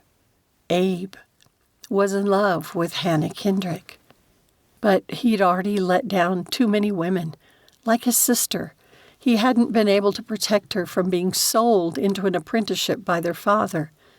Abe had found out about it too late, and then his recent nightmare clawed its way to the front of his mind. Smoke, screams, the sudden blaze of a fire that shouldn't have happened. He'd only been trying to help, stepping into a situation he thought he could fix. But good intentions weren't always enough. Something had gone terribly wrong. By the time the flames cleared, someone was gone. Abe rubbed a hand over his face, the memory simmering beneath his skin. That day had branded him in more ways than one. It was why he'd never reached for more than duty, and why he didn't deserve Hannah now. Since then, he had kept his distance. He had succeeded in building a useful life, but from afar, because a man whose good intentions had caused a woman to burn to death had no right to something as beautiful as love. The truth of his thoughts sat heavy on his heart. Edith didn't even know, and Abe sure couldn't tell Hannah and see her opinion of him change to disappointment. She deserved the truth, but not from him. Not yet, anyway. He should send her away. Abe opened his mouth, intent on doing just that. His throat closed up, almost like an invisible hand pressed on it. He had the now familiar sense that a higher power was urging him not to end this. And a part of him agreed. But she deserved a better man than him. Abe? Hannah asked, her delicate eyebrows pinched. He cleared his throat and said the only thing that came to mind. I've been thinking about what you said about the coffee house. Hannah released her grip on the cup and met his gaze, hers searching. And? Abe rubbed his neck. It's not a bad idea. Her entire countenance lightened, but he could still see the hurt in her eyes, from the pain Abe had caused her. I knew you would come around, she teased. He huffed a small laugh, but shook his head. Let's not take it that far. He leaned back in the chair and ran a hand over his beard, sensing where he should go with this. I've been wearing this badge a long time. I've seen too much, done too much, but I don't love the work anymore. Something flickered in her eyes. Understanding? It wouldn't surprise him. She saw too much. It's more than just the job wearing on you, isn't it? Hannah asked, leaning forward as she studied his face. The muscles in Abe's neck tightened as his late-night thoughts pushed to the front of his mind. No. His throat tight. He found it difficult to speak. For the last couple of years, he had tried not to look too closely at his fears of growing too old for the job. Hannah didn't press him. Instead, she simply waited. As always, her presence was steady and patient. It undid him more than any question she could have asked. He let out a long breath. Charles is starting his horse ranch. Edgar has his sights set on bigger things. Frances, well, she's a spitfire, but she's not ready. And even if she were... Emotion tightened his throat, and he coughed. She's like the daughter I never had. I don't want her walking into a saloon with a drunk man thinking he can outdraw her. Abe rubbed a hand over his face, his worries weighing on him. I don't know who else could do the job. Hannah nodded, but her gaze held concern. That's for the town to decide. You sure like telling me what to do, don't you? He shot her a mock glare. She tilted her head, studying him. Only when I know I'm right. Dang, but he loved this woman. How had he survived so long without her in his life? You would be good at it, Abe. I'm already a good sheriff. He couldn't help saying, even though that sense of being guided hadn't decreased. You know I'm talking about the coffee house. Hannah pinched her beautiful mouth. For a moment, Abe couldn't draw in a breath, and he forced his gaze back up to her eyes. He must not think about how much he wanted to kiss her. Look, I have the know-how to roast coffee. He folded his arms. But that sure doesn't mean I know how to run a business. Then it's a good thing I do. With a smug smile, Hannah studied him as she carefully tucked a loose strand of hair back into her bun. Abe's fingers twitched, and he wished he had the right to touch her like that. I told you about when I lived in San Francisco and dreamed of owning my own cafe, she said. Just because I live in Lilac City now doesn't mean I don't still have that dream. The truth of her words sat between them, and a sense of peace settled over him. What she had suggested wasn't only about him, because she wanted it too. Somehow it changed how he thought about it, and his resistance eased. Could he go into business with Hannah? The idea calmed his concerns enough to let him speak. What if... He swallowed, accepting that if she agreed, he would be committing to being around her almost daily. The peace in his heart grew stronger. What if we did it together. Hannah blinked, then went completely still as hope flashed into those beautiful eyes. Abe frowned, wary. The intensity in her eyes didn't fit a discussion about roasting coffee. Her breath hitched, and she reached toward his hand. Realization slammed into him like a punch. She thought he was proposing marriage. And for one fragile moment, Abe let himself imagine it, of living here with her laughter in the kitchen, her soft hand in his, holding her as they fell asleep each night. His heart ached with the wanting of it. Then the dream from last night forced its way in. Do you mean it? Hannah's vulnerable voice pulled him from his past, her eyes shining as though he could be her future. But Abe knew better. He couldn't let her believe it. This angelic woman deserved a man worthy of her, which wasn't Abe Vosburg.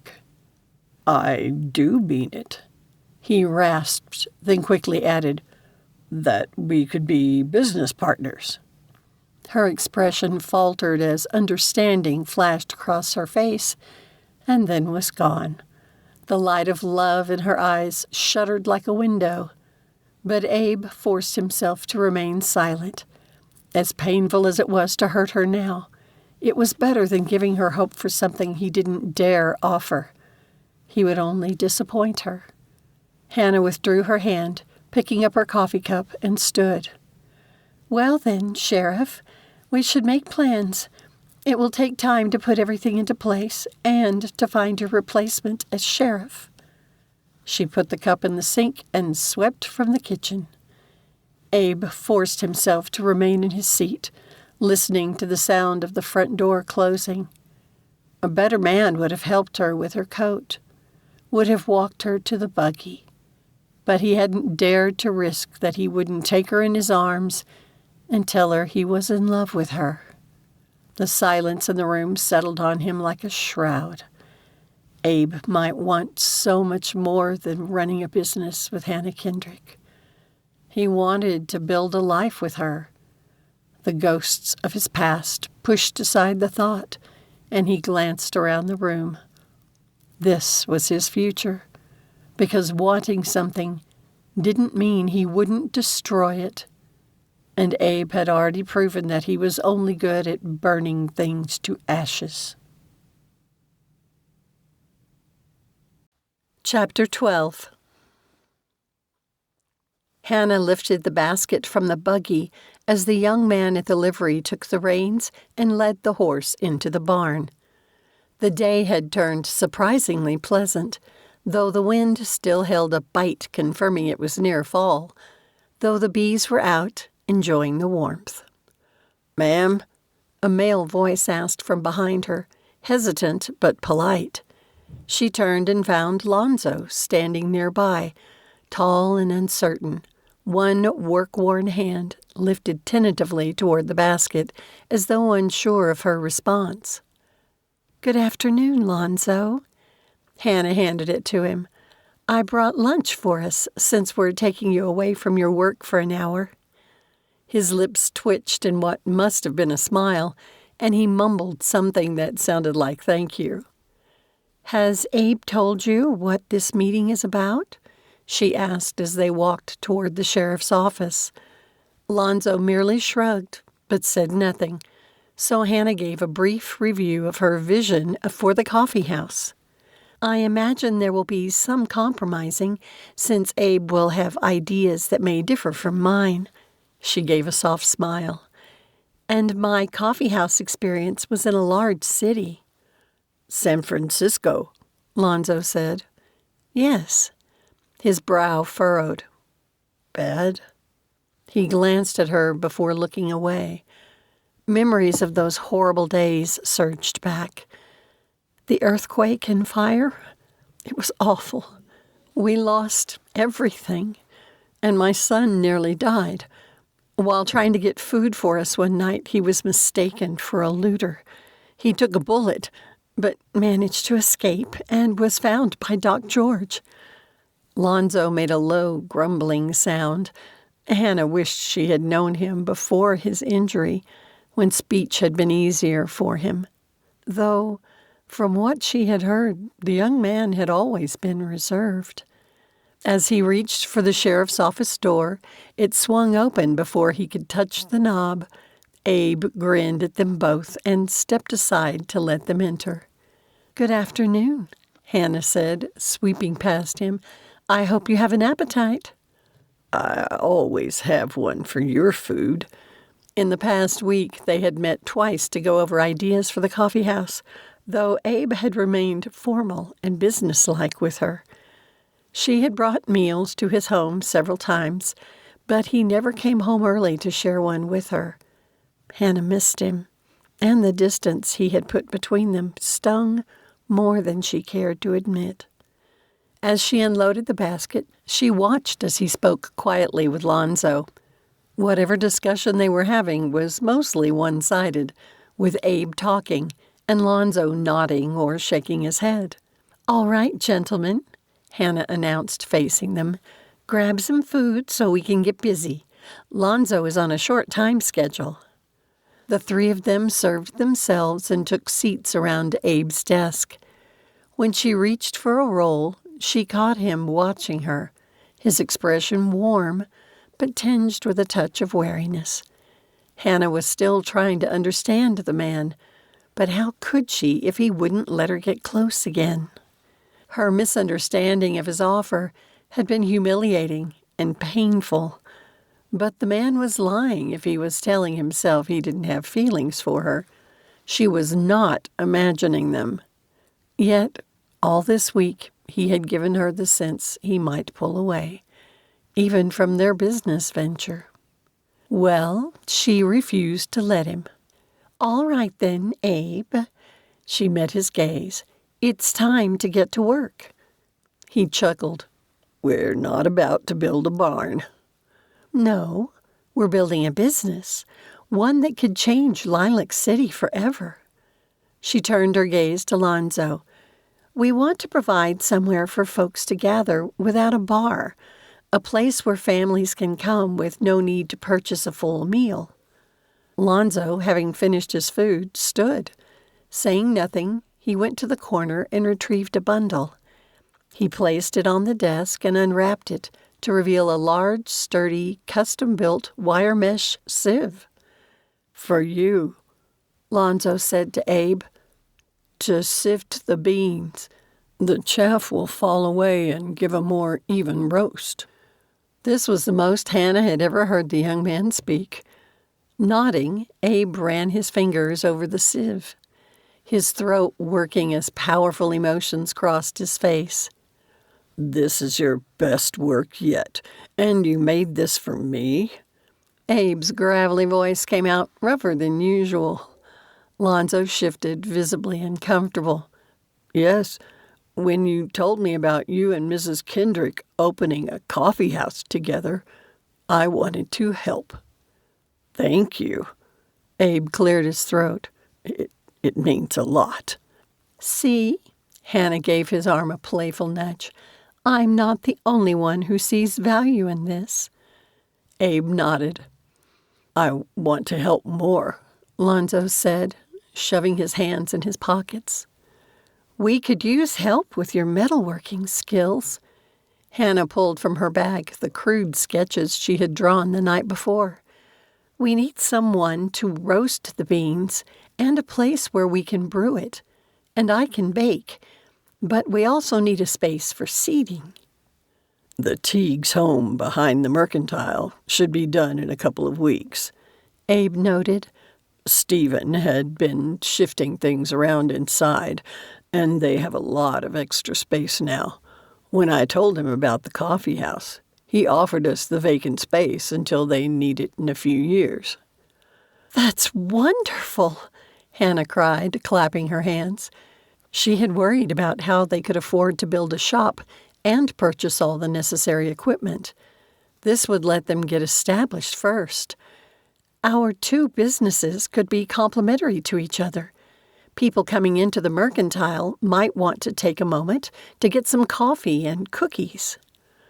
That's what Stephen said, Abe agreed. And folks coming in for some coffee can stop off at the Mercantile and place an order. Lonzo had been studying her sketches and nodded. You need a space for the roaster you want. How do you know about that? Abe asked. I heard you talking with Mr. Breckenridge about it, Lonzo said with a shrug. Yes, we need a proper space for roasting, but I just had a thought. Hannah tapped a finger against her drawings. In San Francisco, people would often ask for a tour of the back to see how the roasting is done. I'll bet the folks in town would be interested in seeing how the beans change color. Abe's expression turned doubtful. Even people who don't like coffee, Lonzo said, enthusiasm making him speak louder. Go on about how good it smells. True, and folks are naturally curious. Abe stroked his beard, considering. If they can see something they don't normally get to, I reckon they would enjoy it, though I'm not too keen on being the one they're looking at. Still, his gaze shifted to Lonzo. Could we set it up so people could watch without getting in the way? Nodding slowly, Lonzo scanned the sketches again. A counter with a door you can open and close might work. Keeps folks at a distance, but they can still see. He strode to the window and looked toward the Mercantile. You would want to put in windows that open up high for circulation, because heat rises. Abe went to stand by him, so Hannah followed. These are great ideas, she said, letting her excitement swell. It would make the coffee house more than just a place to drink coffee. It will provide our guests with an experience. You've mentioned that before. Abe shot her a sidelong glance, the corners of his mouth twitching. Just don't expect me to put on a show while I work. Lonzo and Hannah laughed. You're already a showman, even if you don't realize it, she said. Anyone who's seen you in action as the sheriff knows that. Abe shot a disbelieving glance at Lonzo, but he nodded. Abe shook his head, changing the subject. A roaster puts out a fair bit of heat, so summers will be bad.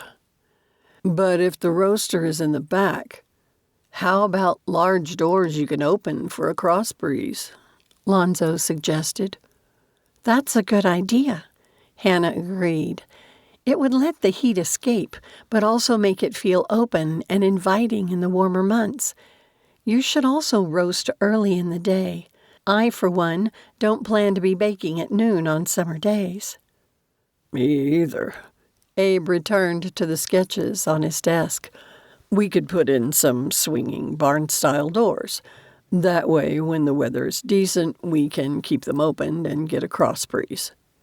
You'll need a chimney pipe for the roaster, Lonzo said, like on a stove.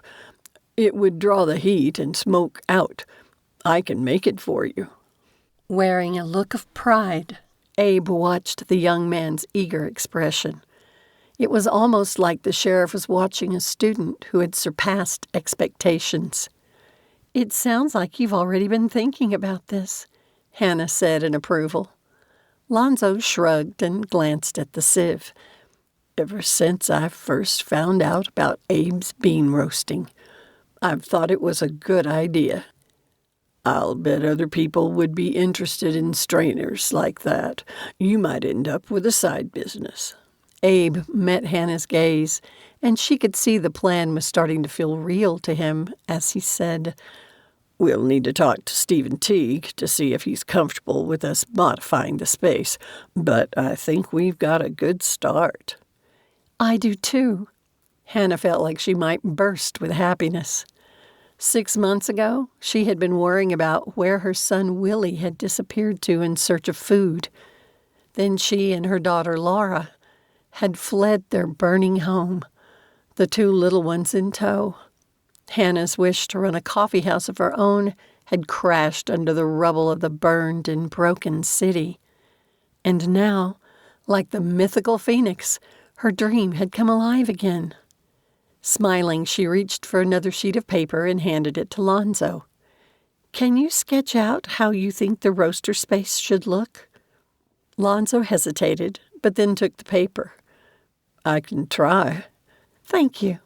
Hannah gave him a warm smile before turning to Abe. "This is going to happen." He held her gaze longer than necessary, something unreadable in his eyes. Then he exhaled and shook his head with a small, almost resigned smile. "Looks like it is. I'd best let the mayor know it's time to look for a new sheriff." As Hannah and Lonzo made their way toward the livery, Abe stood by the window of his office, his arms crossed over his chest.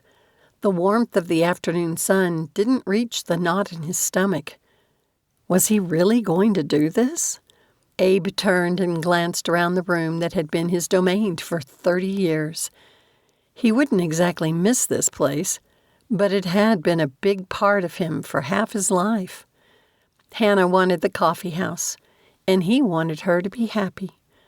Ever since she had first suggested it, he hadn't been able to shake it from his mind. It was as though her words had pulled the blurry vision he'd had of his future into focus, and Abe could see clearly for the first time. She believed in him, and it scared him more than any outlaw ever had. "Did I just see Hannah and Lonzo leave here?" Charles asked as he opened the door and stomped his feet on the mat outside. "Yep." Abe didn't turn right away. "Has she talked Lonzo into pressing charges against Cogburn?" Edgar asked, stepping in behind Charles. "Nope." Abe continued to stare out the window, trying to get used to this new plan for his future. It hadn't settled yet, like a shirt that needed a bit of tailoring for it to hang right and be comfortable. Charles and Edgar exchanged a glance before pouring coffee and settling in the chairs recently vacated by Hannah and Lonzo. Abe refilled his mug and took his seat. "What's this?" Charles asked, holding up one of Hannah's drawings. That sense of peace settled on Abe again. It seemed right that these two men would be the first he told of his final decision. "That's a rough sketch of a coffee house." Edgar straightened. "Are you stepping down?" "What?" Charles put his cup on the desk. "How can you retire? You know I'll be gone by spring."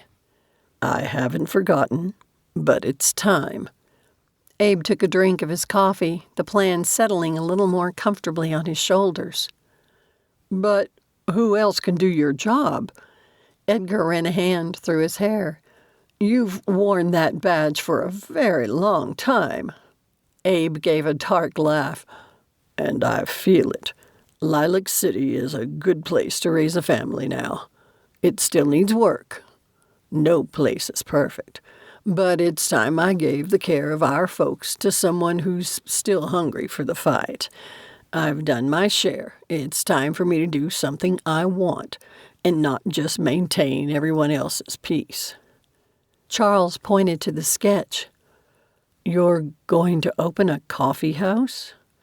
"I am," Abe admitted, his cheeks growing warm at the admission. Edgar gaped at him, his silence louder than any protest. "Look," Abe said, rubbing his temples, "I'm not doing it just for the coffee. Hannah has a dream about building a place that brings folks together, and I want to help her." With those words, the weight of his decision eased. "So you're doing this for Mrs. Kendrick?" Edgar shook his head. "Why didn't you say it was for a woman? Now it makes perfect sense." Before Abe could respond, Charles said, "Good. I'm proud of you." Abe snorted. "Thanks, Ma." "Will we have any say in who the next sheriff is?" Edgar asked. "It'll be up to the mayor and the town council," Abe said, "but I'm sure they'll ask for our opinions." Edgar's eyes went wide. "Do you think Francis will apply?" Abe and Charles both burst out laughing. I wouldn't be surprised if she does. Abe recalled Hannah's thoughts on the young woman. But Frances would be smart to try out for the deputy job first. I agree, Charles said. Given time, I think she could make a good sheriff, unless she decides to raise a passel of kids. Abe leaned forward. Now, don't you two say anything to anyone about this. I don't want the mayor to hear about it from anyone but me. Mum's the word, Edgar promised. Charles nodded and stood. I'll go do my rounds and meet the incoming train. You coming, Edgar? The attorney quickly finished his coffee and rose. He glanced at Abe, his expression approving. I'm happy for you and Mrs. Kendrick. It's about time you finally got hitched. It isn't like that, Abe growled. We're only business partners. And if you believe that, I have a prize mule that lays golden eggs. Charles put on his hat and strode from the room as Edgar followed, chuckling. Abe huffed, picking up Hannah's sketch from the desk. This had been her dream first. She believed in it, believed in him. Her faith rather terrified him, but the sense of rightness about the coffee house continued to stay with him. Then he felt something else. He had experienced something similar in the past when making a decision he knew was right and would help someone, before that person even knew they needed saving. But who? An image of a younger version of Otis Cogburn came to mind, back before he had turned to liquor. Abe went still. Absolutely not. Definitely not as sheriff. There was no way the town would approve of it. The man was a drunk, violent. Then the memory of Cogburn supporting his daughter at the Ladies' Improvement meeting came to Abe's mind, along with a burning in his belly. Leaning back in his chair, Abe closed his eyes, resigned. It appeared wearing a badge might be coming to an end for him, but his work wasn't done just yet. Chapter 13. Alfred, you three need to hurry or you'll be late for school, Hannah cautioned the Rasmussen children as they approached the mercantile after leaving the buggy at the livery. Come on, Samuel cried, breaking into a run, though his 9-year-old legs had no chance of keeping up with his 16-year-old brother. Lillian heaved out a sigh, but lifted her skirts and ran after her brothers. At nearly 15, she would too soon outgrow it, unless she spent much more time with Frances. Once Hannah had seen the children safely reach the school, she went to the mercantile's new doorway, sunlight streaming through the windows. This section of the store would soon be their coffee house. She found it difficult to grasp how quickly it had all happened once Abe had informed the mayor of his decision to step down. Luke Hamblin of the Lucky L and Marshall Breckenridge of the Circle B Ranch had spearheaded the equivalent of a barn raising. The workers had helped the Teague family move into their new home and rearranged the mercantile stock into the family's former living space. Others had converted the side wing of the building into what would soon become their coffee house. The previously shadowed hallway and cramped pantry now gleamed with freshly whitewashed walls and polished pine floors. They had even made time to cut openings for the tall windows needed to ventilate the space and provide light. Hannah stepped into the room and paused to listen. Male voices came from the back, so that must be where Abe was. He would need to leave for the sheriff's office soon. She wondered if they would get any sleep as they tried to manage their jobs while setting up this new business. They planned for the front portion to serve as a cozy seating area, just wide enough for perhaps 6 small tables. Smiling to herself, Hannah imagined the hum of conversation, the scrape of chairs, and the laughter of friends and neighbors, lingering over cookies and a warm beverage. As she studied the long space, she tried to imagine where to fit the waist-high counter Lonzo had suggested. It would be behind the tidy rows of baked goods, and yet must still be visible to the patrons. Since their section of the store was rather narrow, perhaps they would need to turn things sideways. Hannah decided they should chalk out the design on the floor to see if the spacing would work.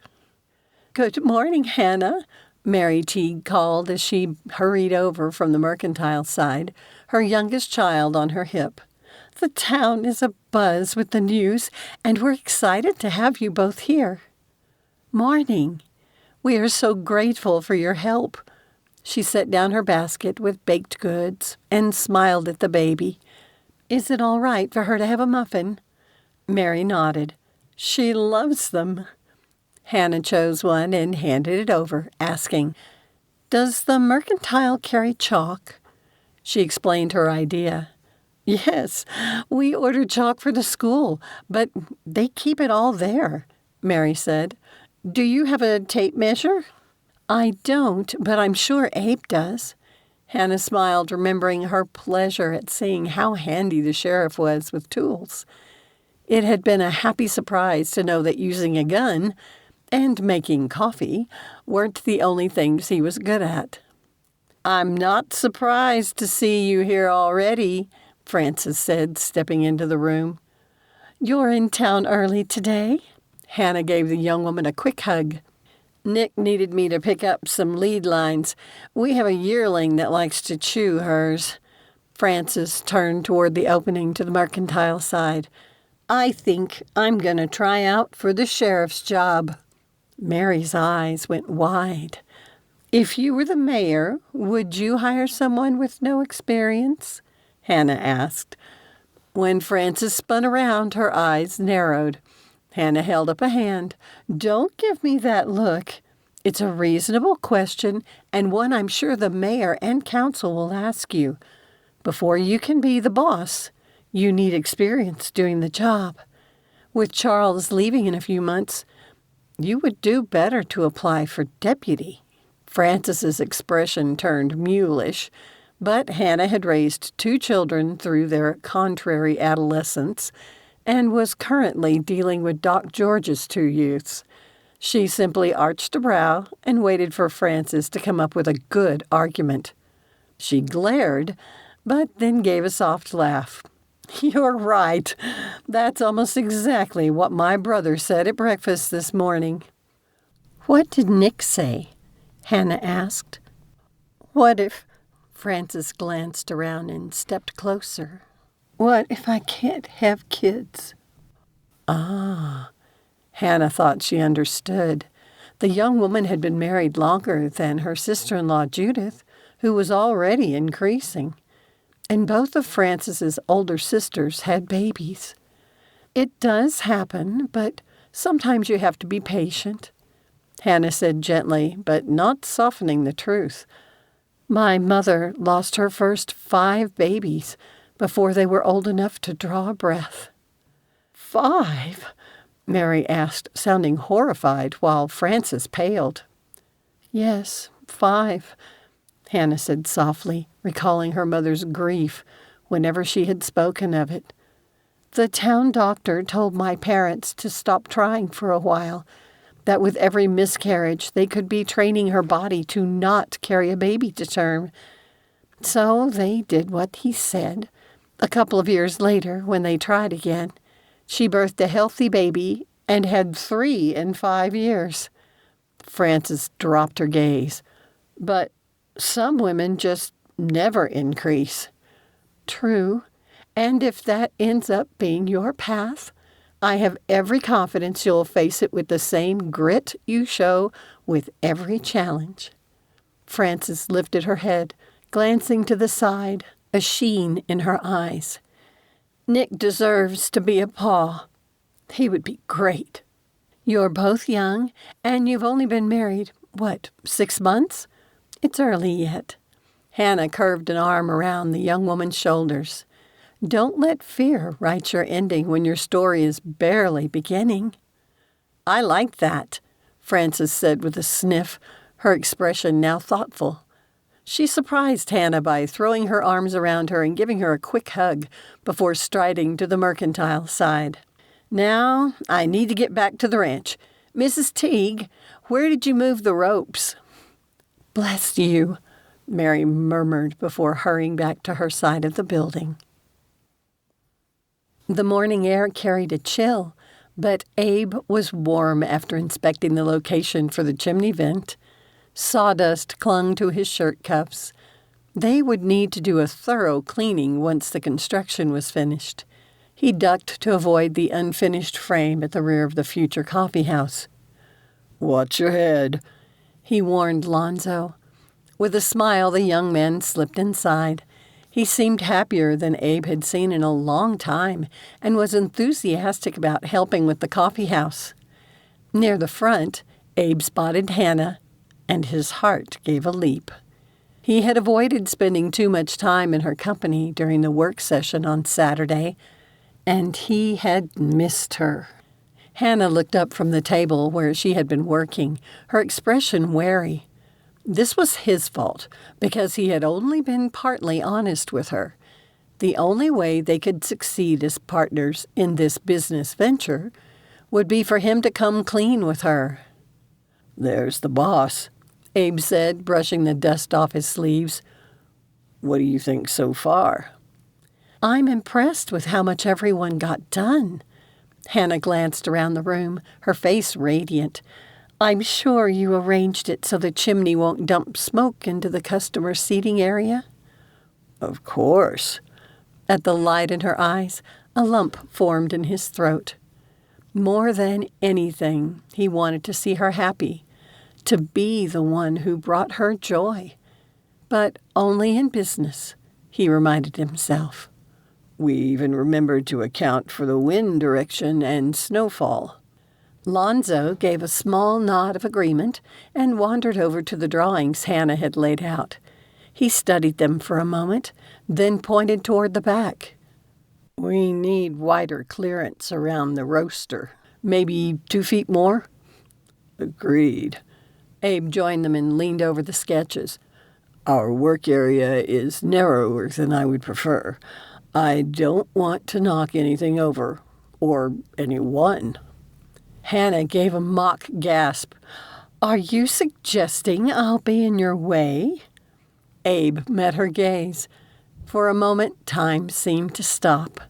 She smelled like sunshine and cinnamon. The way she was looking at him made him want to pull her into his arms and kiss her. And from the look in her eyes, she would let him. He cleared his throat and took a half step back, breaking the moment before it could destroy all his resolve. Anyway, we can mark out those changes later this evening. Abe turned to Lonzo. You ready? We both have jobs to do. Good day, ma'am. Lonzo nodded and gave her one of his rare, quiet smiles. I brought muffins, Hannah said, grabbing his sleeve and pulling him toward the basket on the floor. Help yourself. Thank you. He grabbed a couple of them and headed toward the back entrance. I'll lock the door. Thank you, Lonzo, she called after him. We couldn't do this without you. Abe should leave, too, but he lingered, needing to speak privately with her. Are you all right here this morning? Edith said it's fine if I do my work at their house this afternoon. Hannah pointed at the opening between the two parts of the building. I'm worried about safety during the construction. Too many people let their children run loose while they're shopping. We should put in a door to close off our side anyway. Abe couldn't stop tapping his foot, and his fingers began to prickle. He had to get this over with, to just tell her about the fire, about the greatest failure of his life. Abe even opened his mouth to form the words, but the tingling crept up his arm. The air thickened in his throat, heavy with smoke only he could smell. The memory slammed into him again. Not the sound this time, but the heat, the dizzying brightness, the feeling of being too late. He pressed his lips together, and the memories stopped. Why could he face down an idiot with a gun, but not share this bit of ancient history? But Hannah deserved to know. Abe would tell her. Soon. He swallowed. Eventually. "Help yourself to the muffins," she said, apparently unaware of his stress as he studied the room. "Mary said all the chalk is at the school, so I'll head there. I want to outline the layout so we get the spacing right." Good idea. Abe reached into the basket and pulled out 2 muffins as he geared up his courage. Hannah, we need to talk. She went still, the wariness back. I need you to understand something about me. The prickling returned. Not now. Later. Maybe we can have dinner together before you head back to Doc George's. She nodded.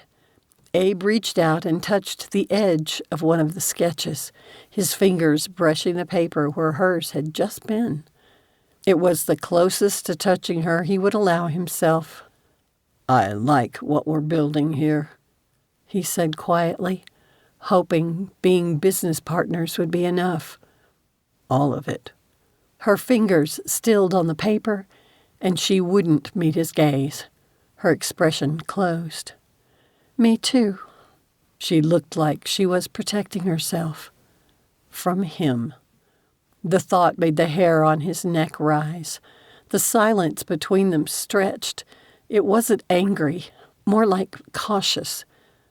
Somehow that felt worse. Clearing his throat, he stepped back. I'd best get a move on.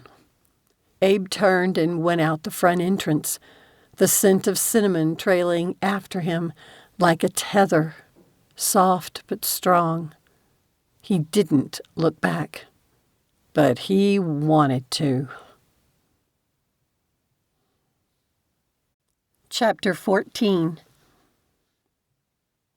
Hannah stepped outside into the morning sunlight, a smoky breeze hinting at wood fires and winter on the way.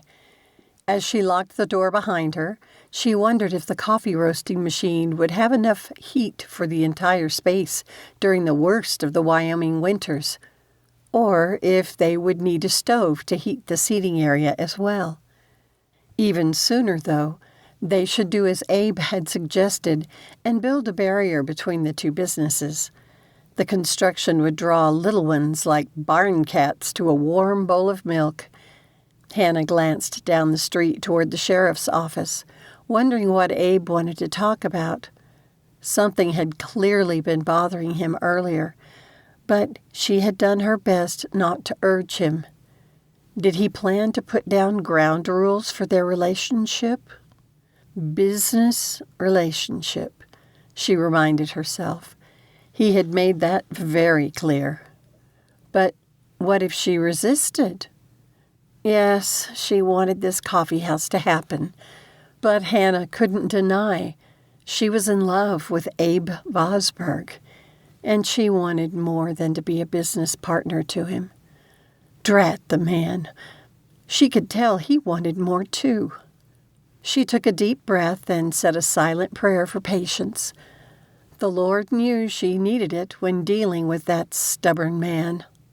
"Good morning, Mrs. Kendrick."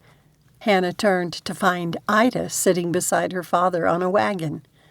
Mr. Cogburn looked much better than he had during the first meeting of the Improvement Society his daughter had attended, and she looked practically radiant as he pulled to a stop in front of the Mercantile. "Good morning." Hannah stepped closer and offered a hand to Ida as she moved to step down from the wagon. "What brings you to town this early?" "Pa let me apply for the teacher position, and they accepted." The young woman sent her father such a look of love that the man actually flushed. Watching them, a lump formed in Hannah's throat. She could scarcely believe this was the same man who had brutalized Lonzo all those months ago. Mr. Cogburn had changed so much. especially if he had overcome his protective attitude towards his daughter. "Now, Ida," he warned, though he didn't look cross. "You know you did, and you promised you wouldn't take it back." She clapped her hands with excitement. "I love working with children."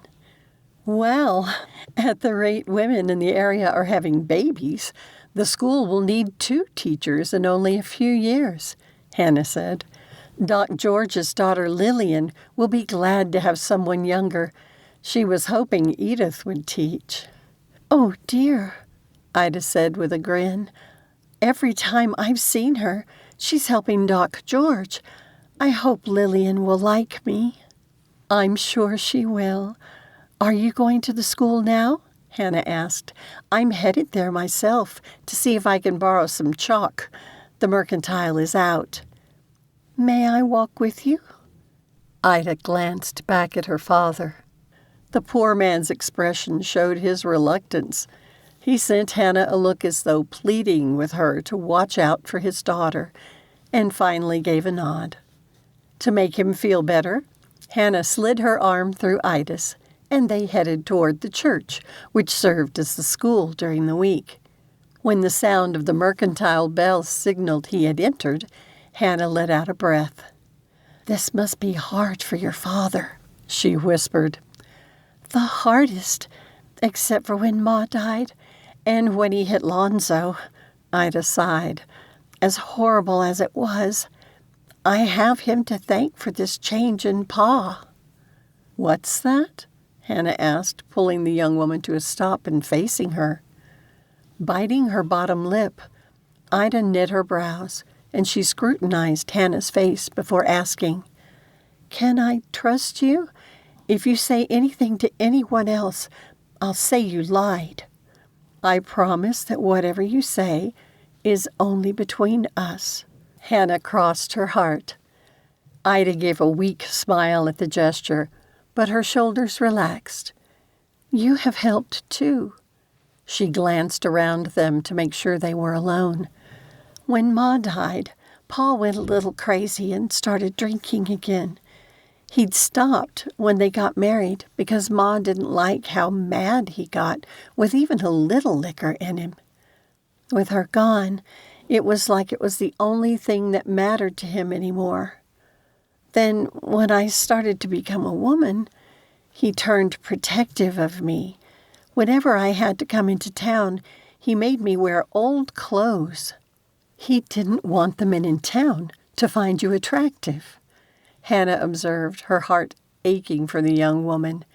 She understood how misguided love could morph into a protectiveness that led to isolation. Ida nodded. "But Lonzo did anyway. We went to school together. He's shy and can't always talk to folks, but we were good friends. When Pa got so he wouldn't let me come to town, even in rags, it worried Lonzo." Hannah had been new in town when the assault had taken place and didn't know the details, but she remembered the suspicious response when she and Alfred had visited the Cogburn Ranch. "Did Lonzo come to check on you?"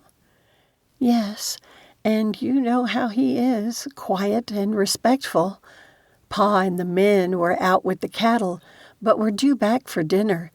When I saw Lonzo ride up, I knew I had to get him away before Pa saw. I'd barely stepped on the front porch when he came roaring from the barn." "Like the day Alfred and I brought the cake?" Hannah asked. "Oh, it was much worse. Pa had already been at the bottle, and it never boded well for any of us when he started early. The liquor does things to his mind. It's as though he loses all his sense, and he sees danger when there is none.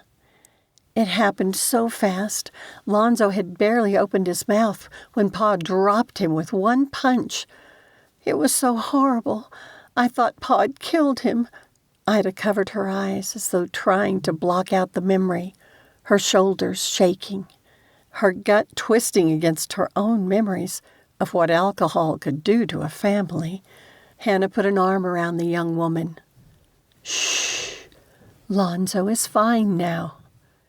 I'll never forget the cracking sound, Mrs. Kendrick, Ida said over her tears. Lonzo just lay there, not moving. His jaw didn't look right. It was already swollen, and the blood. I dropped beside him and prayed with everything in me. Hannah went cold at the mental image. Did your father think he had killed Lonzo? Yes, but I felt for a pulse, so I knew better. As soon as I realized Lonzo wasn't dead yet, I let loose with my own fury. Ida straightened and stepped back, her expression now a mixture of anger and pride. I screamed at Pa like I never had before. I shouted for the men to fetch the wagon and made them drive Lonzo to Doc Weston. And I towed Pa inside and made him watch while I poured out every bottle of liquor. She sniffed.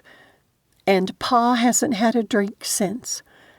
I think he meant to tie one on the night of that storm, but then he ran into you instead.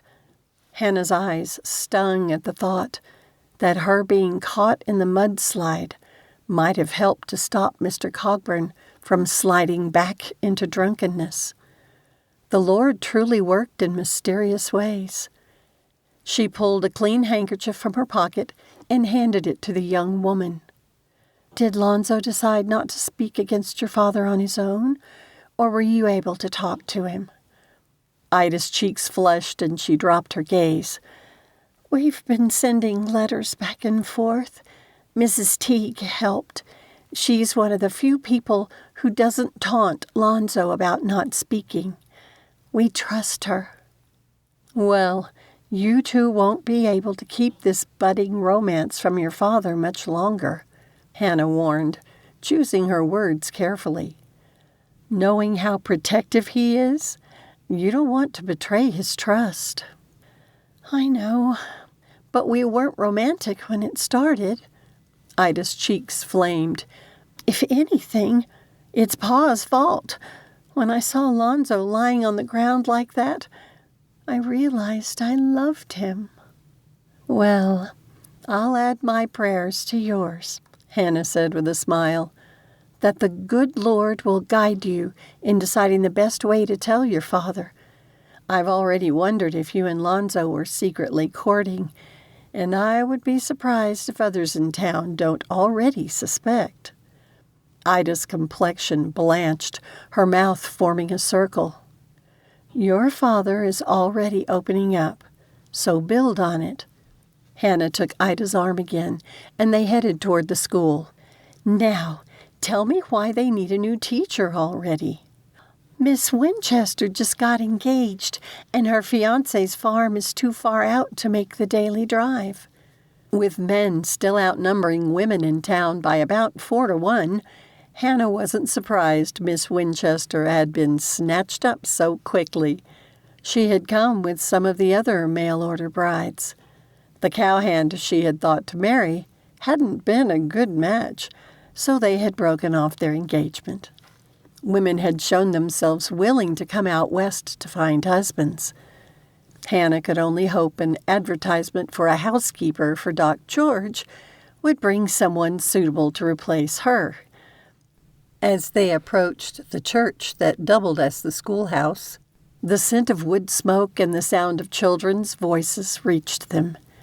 Hannah hoped Doc George's children were behaving themselves. They climbed the stairs and quietly stepped inside. Hannah was used to the room arranged for church services. The town had chosen chairs rather than pews, since it was more functional for the dual purpose.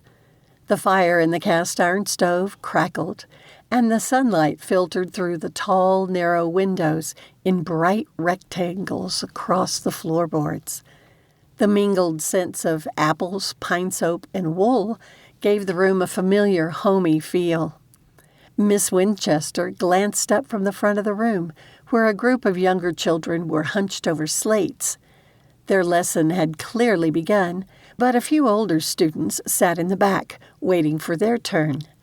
Near the stove, one boy leaned sideways in his seat, a mischievous glint in his eyes as he stretched to dip the braid of the girl in front of him into his ink pot. Hannah gave a loud cough, which startled the boy. He dropped the braid and bent his head over his book. "Chalk?" Hannah asked softly. "Samuel, please show Mrs. Kendrick where the chalk is." Miss Winchester waved Ida forward. "I understand Miss Cockburn has agreed to be your new teacher after my marriage next month." As the children whispered excitedly, Samuel jumped from his seat and hurried over. "This way, Mrs. Hannah." His boots thudding softly across the wood floor, Samuel led Hannah toward a narrow set of stairs that climbed to a storage loft. She considered how much her life had changed since the chaos last spring. Like the children learning below, she was building something new. Abe's sweet face this morning came to mind, and she prayed it would be better. "What do you need chalk for?" Samuel whispered, handing her a small box. As Hannah explained, a gust of wind moaned against the building, making her shiver. She had enjoyed the fall summer and hoped again that another storm wouldn't come their way. Samuel headed back to the stairs, but movement below caught her eye. That stinker of a prankster was at it again. This time he had tied the laces of the boy seated beside him. Before Hannah could call out a warning, Miss Winchester called out the second boy's name. He jumped to his feet and pitched forward, crashing into the children in front of him. Their heavy table skidded straight into the cast-iron stove. Hannah's breath caught as it wobbled. Everyone froze.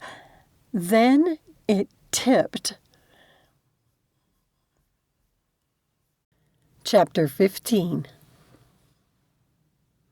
Abe rubbed his eyes and pushed away from his desk. This time of day tended to be quiet, and it gave him too much time to think. He had purchased a book and begun making a list of processes and procedures they used on a regular basis. At Charles's suggestion, Abe was also including his reasoning behind them. They both worried how the townfolk might respond to someone who came in and wanted to make too many changes without understanding the why. Not that he was opposed to change. When Charles had arrived in Lilac City as the guard for Maud, Doris, and Frances, Abe had tapped the former Pinkerton as a deputy. The man made plenty of suggestions, many of which they had implemented, but he'd made the changes gradually to give folks time to adjust to them.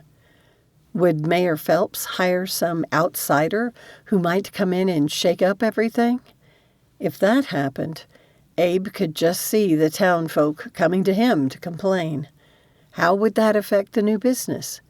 He didn't want their coffee house to turn into a grouse house. As it had several times already that morning, his mind drifted to Hannah. Her voice, her laughter, the fire in her eyes when she argued a point she was passionate about. She brought so much brightness with her.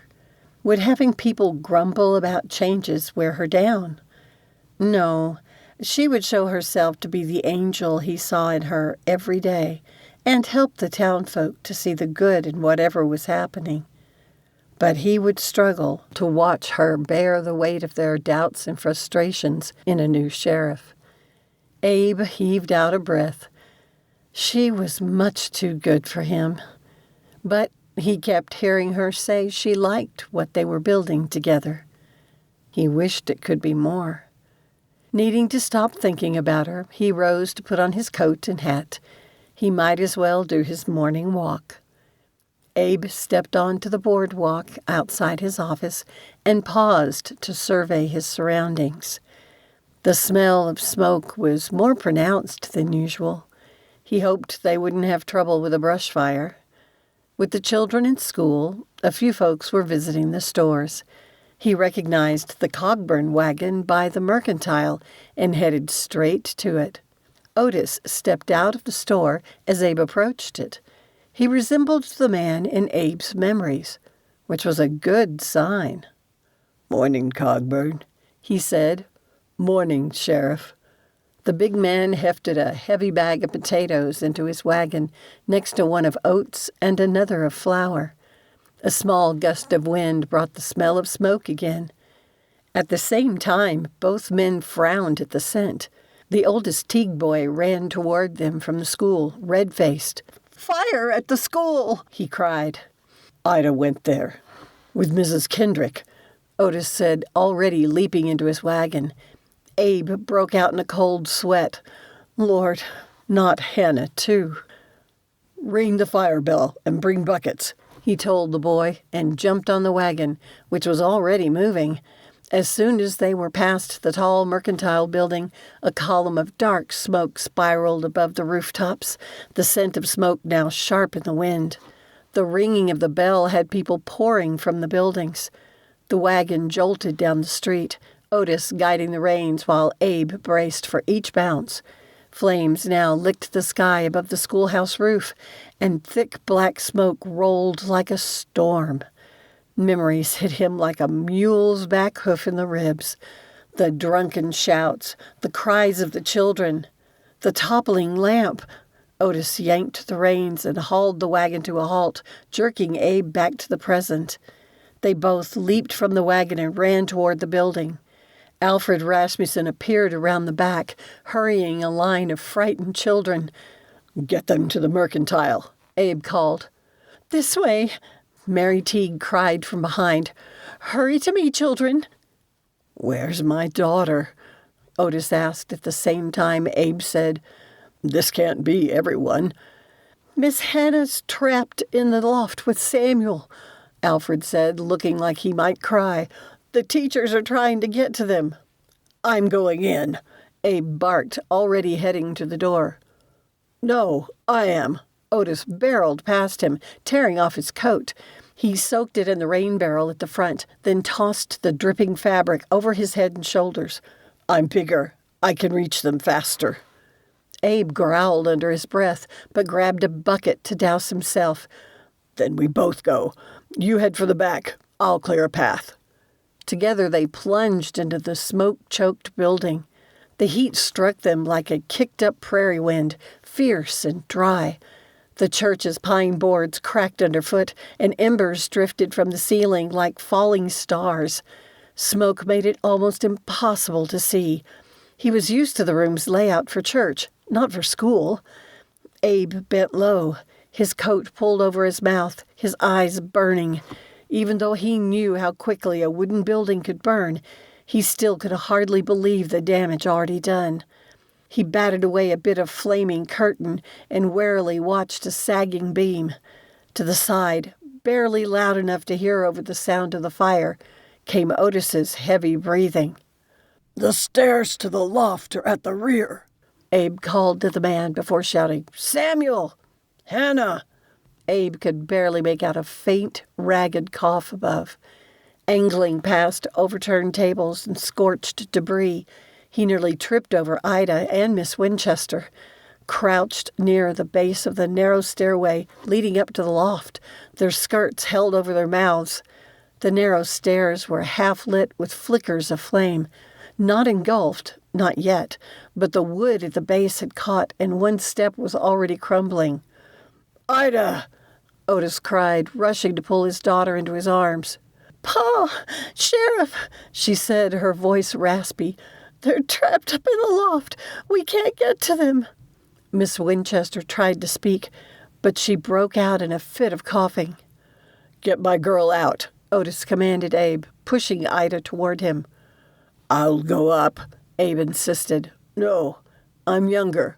Otis pushed his face close to Abe's, his eyes almost wild. "Get Ida out. I'll bring your lady and Doc George's boy. Now go." He turned back to the stairway, bracing one arm against the wall and pulling his coat up over his head and shoulders. Abe hesitated only a heartbeat. He'd spent his life protecting others, and he wasn't about to stop now. Hurrying the young women toward the front, he glanced back once. Otis shouted, "Mrs. Kendrick, I'm coming!" and leaped up the flaming staircase, vanishing from sight, each tread groaning beneath his weight. How could this be happening again? Hannah pressed Samuel's face into her apron, curling her body protectively around him in the cramped loft. The boy clung to her, his slight frame shaking as the smoke clawed at their throats. He would be remembering the burning of San Francisco only a few months ago, too. Her eyes stung with tears, but she refused to let them fall. She couldn't. Not when she had to keep him calm. Not when her own heart pounded with the terror of being trapped. Would they have to jump? The church was tall, and it would be dangerous. But the alternative. Please, dear Lord, don't let us have survived that terrible fire only to burn to death here. They had tried to escape as soon as she had seen the stove tip over. She yelled for Alfred to get the children out and grabbed Samuel's hand to flee from the loft. But in his panic, the boy had stumbled over a box. By the time she freed him, the flames had cut off the only way down. "We're going to be fine," Hannah whispered. Her voice hadn't been this rough since April. "Someone will come." A crash echoed from somewhere on the first floor, followed by voices calling out. She lifted her head, coughing, as hope surged inside her. "Samuel! Hannah!" "It's Uncle Abe," the boy said. Relief swept through Hannah, and she nearly gave way to her tears. But the smoke had thickened, and her lungs seized. "We're up here," she rasped, the sound barely a whisper now. "Abe, up here." When Samuel whimpered, she tightened her hold on him. But how could Abe get to them? She could hear the popping of the boards. It reminded her of the shifting timbers of a sinking ship. They would have to jump after all. She rose, pulling Samuel with her, then paused at the sound of boots on the stairs. But how?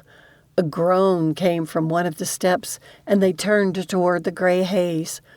A massive shape rose through the smoke. Mr. Cogburn.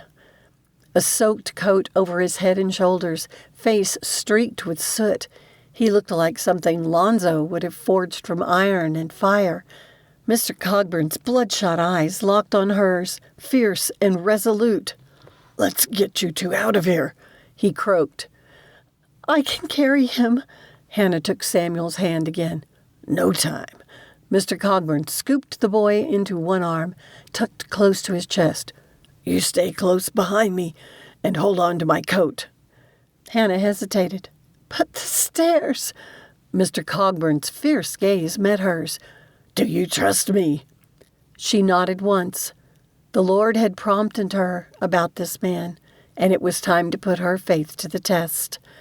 Otis turned toward the steps, but the moment his foot touched the top one, it let out a long groan. It then cracked and fell inward with a burst of sparks. Smoke poured through the gap like a beast let loose. "Can't go that way," he muttered, scanning the loft, his jaw tight. Then his eyes landed on a lower beam, jutting just beyond the staircase's ruined edge, perhaps 6 feet below. He stepped back, lips drawn tight. "We're jumping." Even as Hannah opened her mouth to argue, her earlier fears returned. Was it better to burn to death? What if we break something? She couldn't help asking. "Not if I land first." Otis dropped to one knee and angled his body. "Get behind me and hold on tight." "But..." "Now!" Scrambling behind him, her heart in her throat, Hannah wrapped her arms around his shoulders as best she could. With Samuel cradled against Otis's chest and Hannah clinging to him, he backed up one more step, then surged forward. The heat hit them first, the blast so hot she could smell burning hair, then the drop as the man launched into the air. As the beam rushed up fast, terror ripped through her throat. Then Otis spun midair. He twisted his large frame around Samuel and took the landing on his side with a bone-jarring thud. Towed from behind, Hannah landed half across Otis, the air whooshing from her lungs. He grunted, then gasped, his teeth gritted. Samuel still cradled in his arms. Go, Otis rasped, shoving at Hannah with one arm. get him out of here. Not without you, Hannah gasped, rolling off him and grabbing Samuel's arm. He was crying, but whole. Let's go. Otis's coat was smoking, and he groaned as he rolled to his knees, dragging himself up even as his limbs trembled. He grabbed her hand, and the three of them escaped from the building. Abe caught sight of them as they staggered out the door. Hannah with her skirts soot-streaked and hair wild, Samuel clinging to her side, and Otis limping behind like he'd just gone through a war. His breath locking in his chest, Abe thought he might cry. Thank you, Lord. Abe ran. Nothing else mattered, not the neighbors gathered near the pump, nor those in the bucket line doing what they could to save the building. Just Hannah. She was searching the crowd. When her gaze found him, the look of love on her face, sooty and smudged and wide with relief, hit him harder than the smoke and heat had. Abe pulled her to him and breathed. I love you. He wrapped his arms around her, one hand cradling the back of her head, and kissed her full on the mouth. Not gently, not cautiously. Abe kissed her like a man who had nearly lost everything important to him, and he wasn't about to let go again. Hannah didn't hesitate, but slid her shaking arms around his waist and returned his kiss with enthusiasm. When he finally pulled back, they were both trembling. He rested his forehead against hers. Why were you at the school?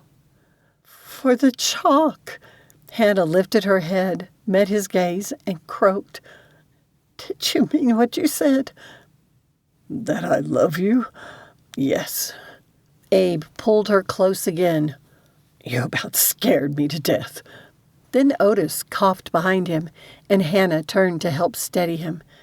Abe stepped back, just far enough to help, but his hand never left hers. Not again. Not ever. You'll have to marry her after kissing her like that, Stephen Teague called from the well, grinning as he wiped the sweat from his brow before handing off another bucket. A few tired cheers followed, and even a laugh from someone farther down the line. About time, Edgar Lowell added, and someone whistled. Mary Teague's voice cut through it all with mock indignation. And in front of the children, Sheriff. Hannah ducked her head into Abe's chest, but he stood taller. I reckon the good Lord decided I needed the reminder. About what? Charles asked. That life is too short not to hold on to what matters. Mrs. Kendrick, will you be my partner in life as well as in business? You bet I will. And she kissed him that time, amidst the cheers of the townsfolk. Even Otis managed a tired chuckle as he leaned on Alfred's arm. The fire's under control, someone shouted from the back of the schoolhouse, the tension easing. But keep those buckets coming, Otis called. We might save some of the building. Abe glanced at Hannah, her hand still in his, and offered the smallest, most reverent smile. Then it's official. I'm finally getting hitched. Hannah smiled through her tears. Then let's make it a life worth building together. Abe squeezed her hand, her warmth grounding him in the present. But the past still whispered in the back of his mind. He had one more truth to tell. We still need to talk, he said. Hannah sipped the tea Edith had practically forced on her and stared out the Rasmussen kitchen window, watching the afternoon sun on the snow-dusted mountains. Her hands had finally stopped shaking. Doc George had insisted she lie down for a spell, but she hadn't managed more than a few winks, not when Samuel had curled up against her, clinging to her even in sleep. Not when her heart still thundered with the memory of Abe's mouth on hers, and the heat of Otis Coghran's coat pressing her toward safety. or the anguish in Abe's eyes as he had told her they still needed to talk.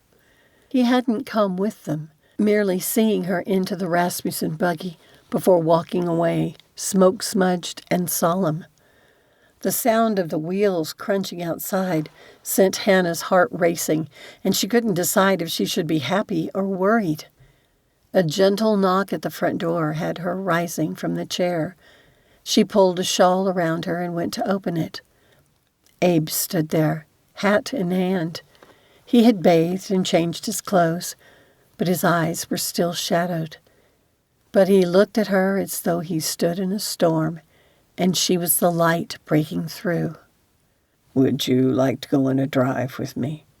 he asked, his complexion pale. "So we can talk?" When he nodded, Hannah called over her shoulder, "Edith, Abe's taking me for a buggy ride." "Do I need to send a chaperone?" Edith asked from the upstairs landing. Then she must have seen her brother's expression, and the humor on her face died. "Don't you mess this up, Abe." "That will be up to Hannah to decide," he replied gravely. As he helped her into the buggy, she said, "You're frightening me." He swallowed, seemed to search for words. Then he shrugged. "You'll know soon enough."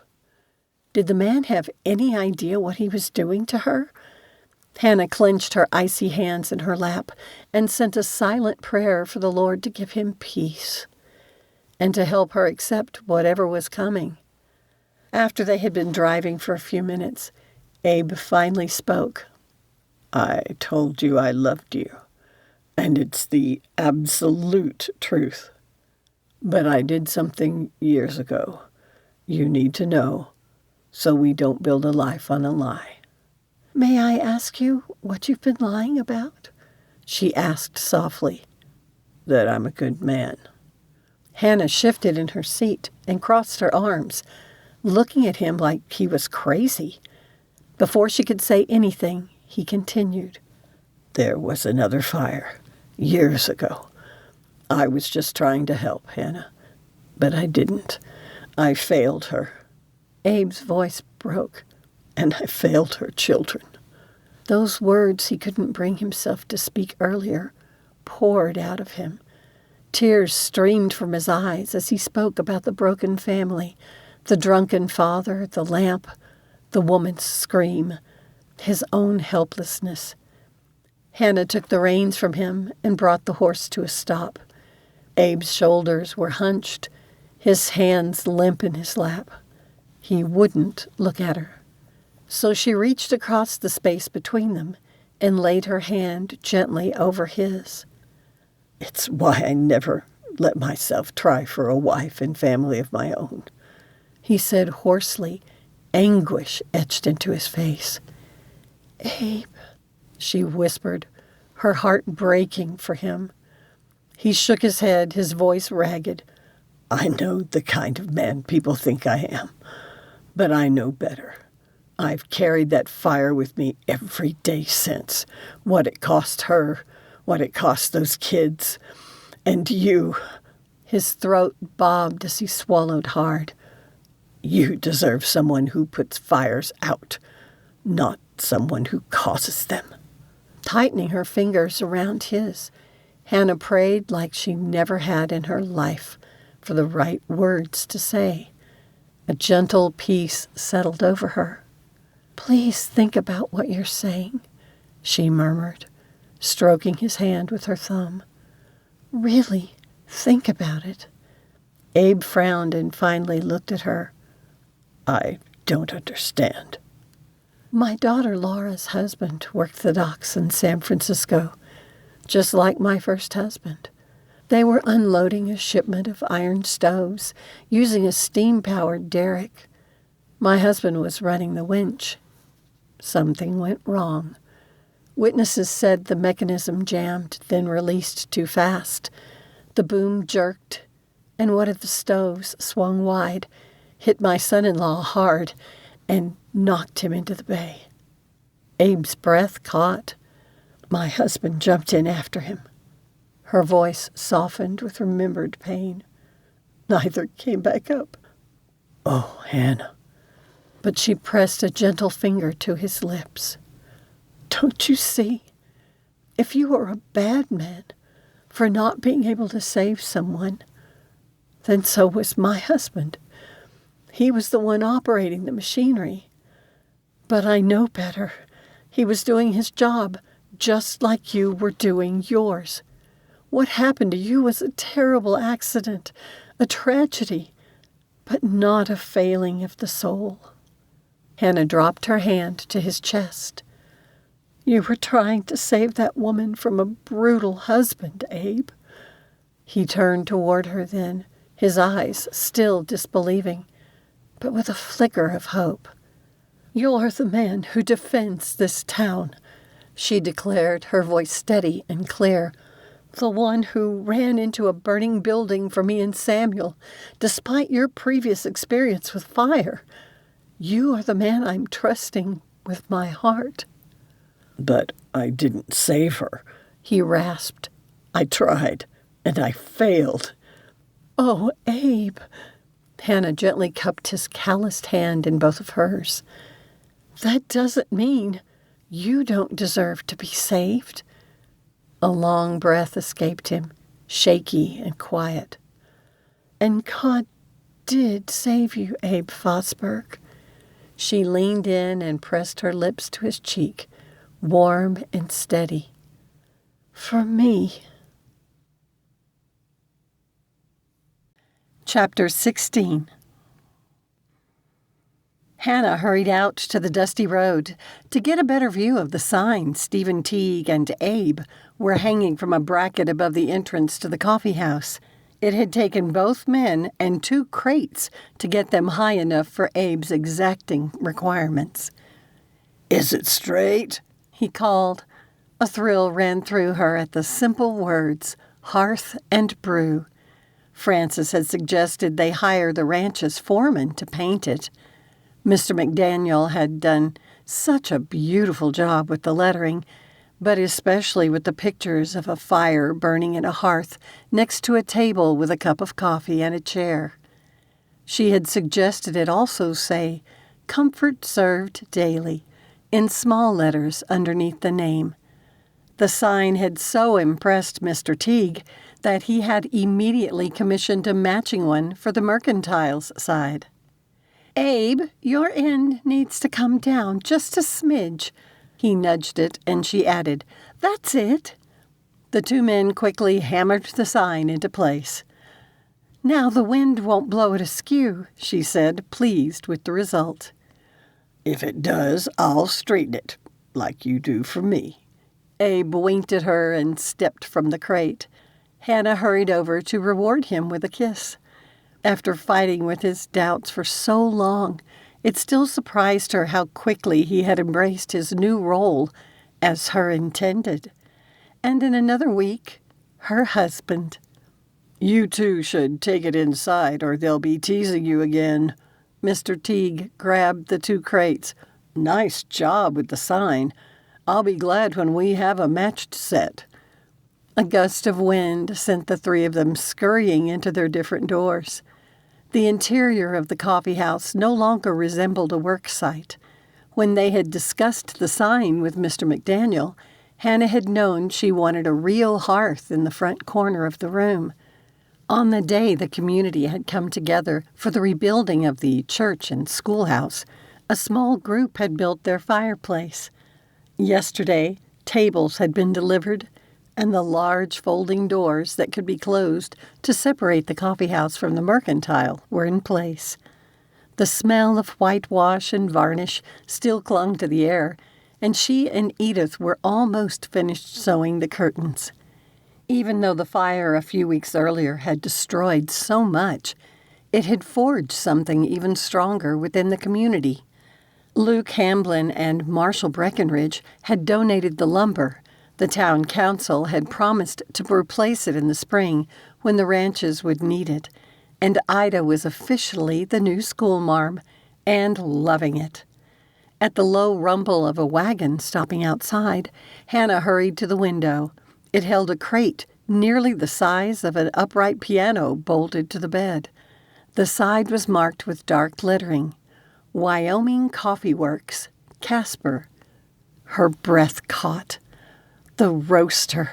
She glanced over her shoulder at where Abe and Lonzo were talking. Neither man knew she had taken the matter of the machine into her own hands and sent the letter and payment the day after the fire, using some of her late husband's life insurance. Abe still didn't know. Would he be offended? As the driver and his helper began to untie the canvas tarp, a few townsfolk paused during their errands to watch. "What is it?" Abe asked as he and Lonzo hurried to join her. "What on earth?" He trailed off, frowning as he opened the door. "That's yours," Hannah said, her voice forcefully light as she joined him. Abe blinked, then did it again. "That's the model we talked about." "It's my wedding gift to you." She clasped her hands together. He turned to face her. "You did this for me?" "For us, silly." Hannah stroked his cheek. "You spent the money you'd saved for the roaster on a new stove for me." "But how?" "I told you about my money. Please don't be angry." "Why would I be angry? This is like that Christmas story you like so much," Abe said, pulling her into his arms.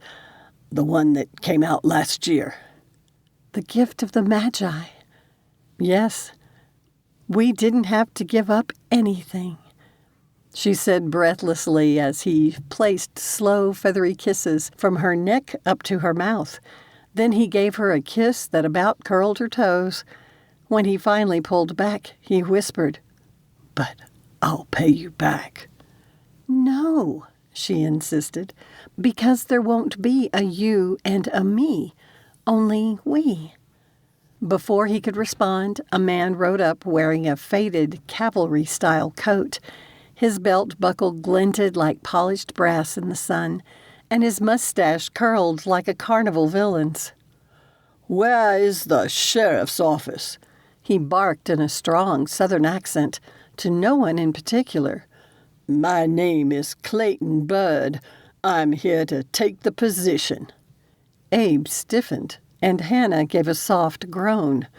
Several men had come into town about the job, and not a one would have fit. "I'm the mayor." Mayor Phelps stood across the road where he had stepped from the post office, his expression as dubious as Abe's. "Excellent," Mr. Bird said, puffing out his chest as he marched to stand before the mayor, where he tipped his hat. "I believe I am expected. The territorial board said y'all were looking for someone with grit." Mayor Phelps exchanged a doubtful glance with Abe, who looked like he had bitten a green persimmon. "Believe you me," Mr. Bird declared proudly, "I've got plenty of grit. I kept order in the wildest silver camp you ever did see. Even won a wrestling match against a man twice my size, and I shot a snake once in a saloon." "We appreciate you making the trip to interview for the job," the mayor began carefully. "Interview?" Mr. Bird frowned. "I told you, I'm your man." Otis Cogburn stood nearby, a sack of oats slung over his shoulder. He had said nothing since the stranger's arrival, but she hadn't missed how Otis followed every motion, his brows drawing lower with each of Mr. Bird's boasts. "Let us go to my office to discuss your qualifications," Mayor Phelps suggested.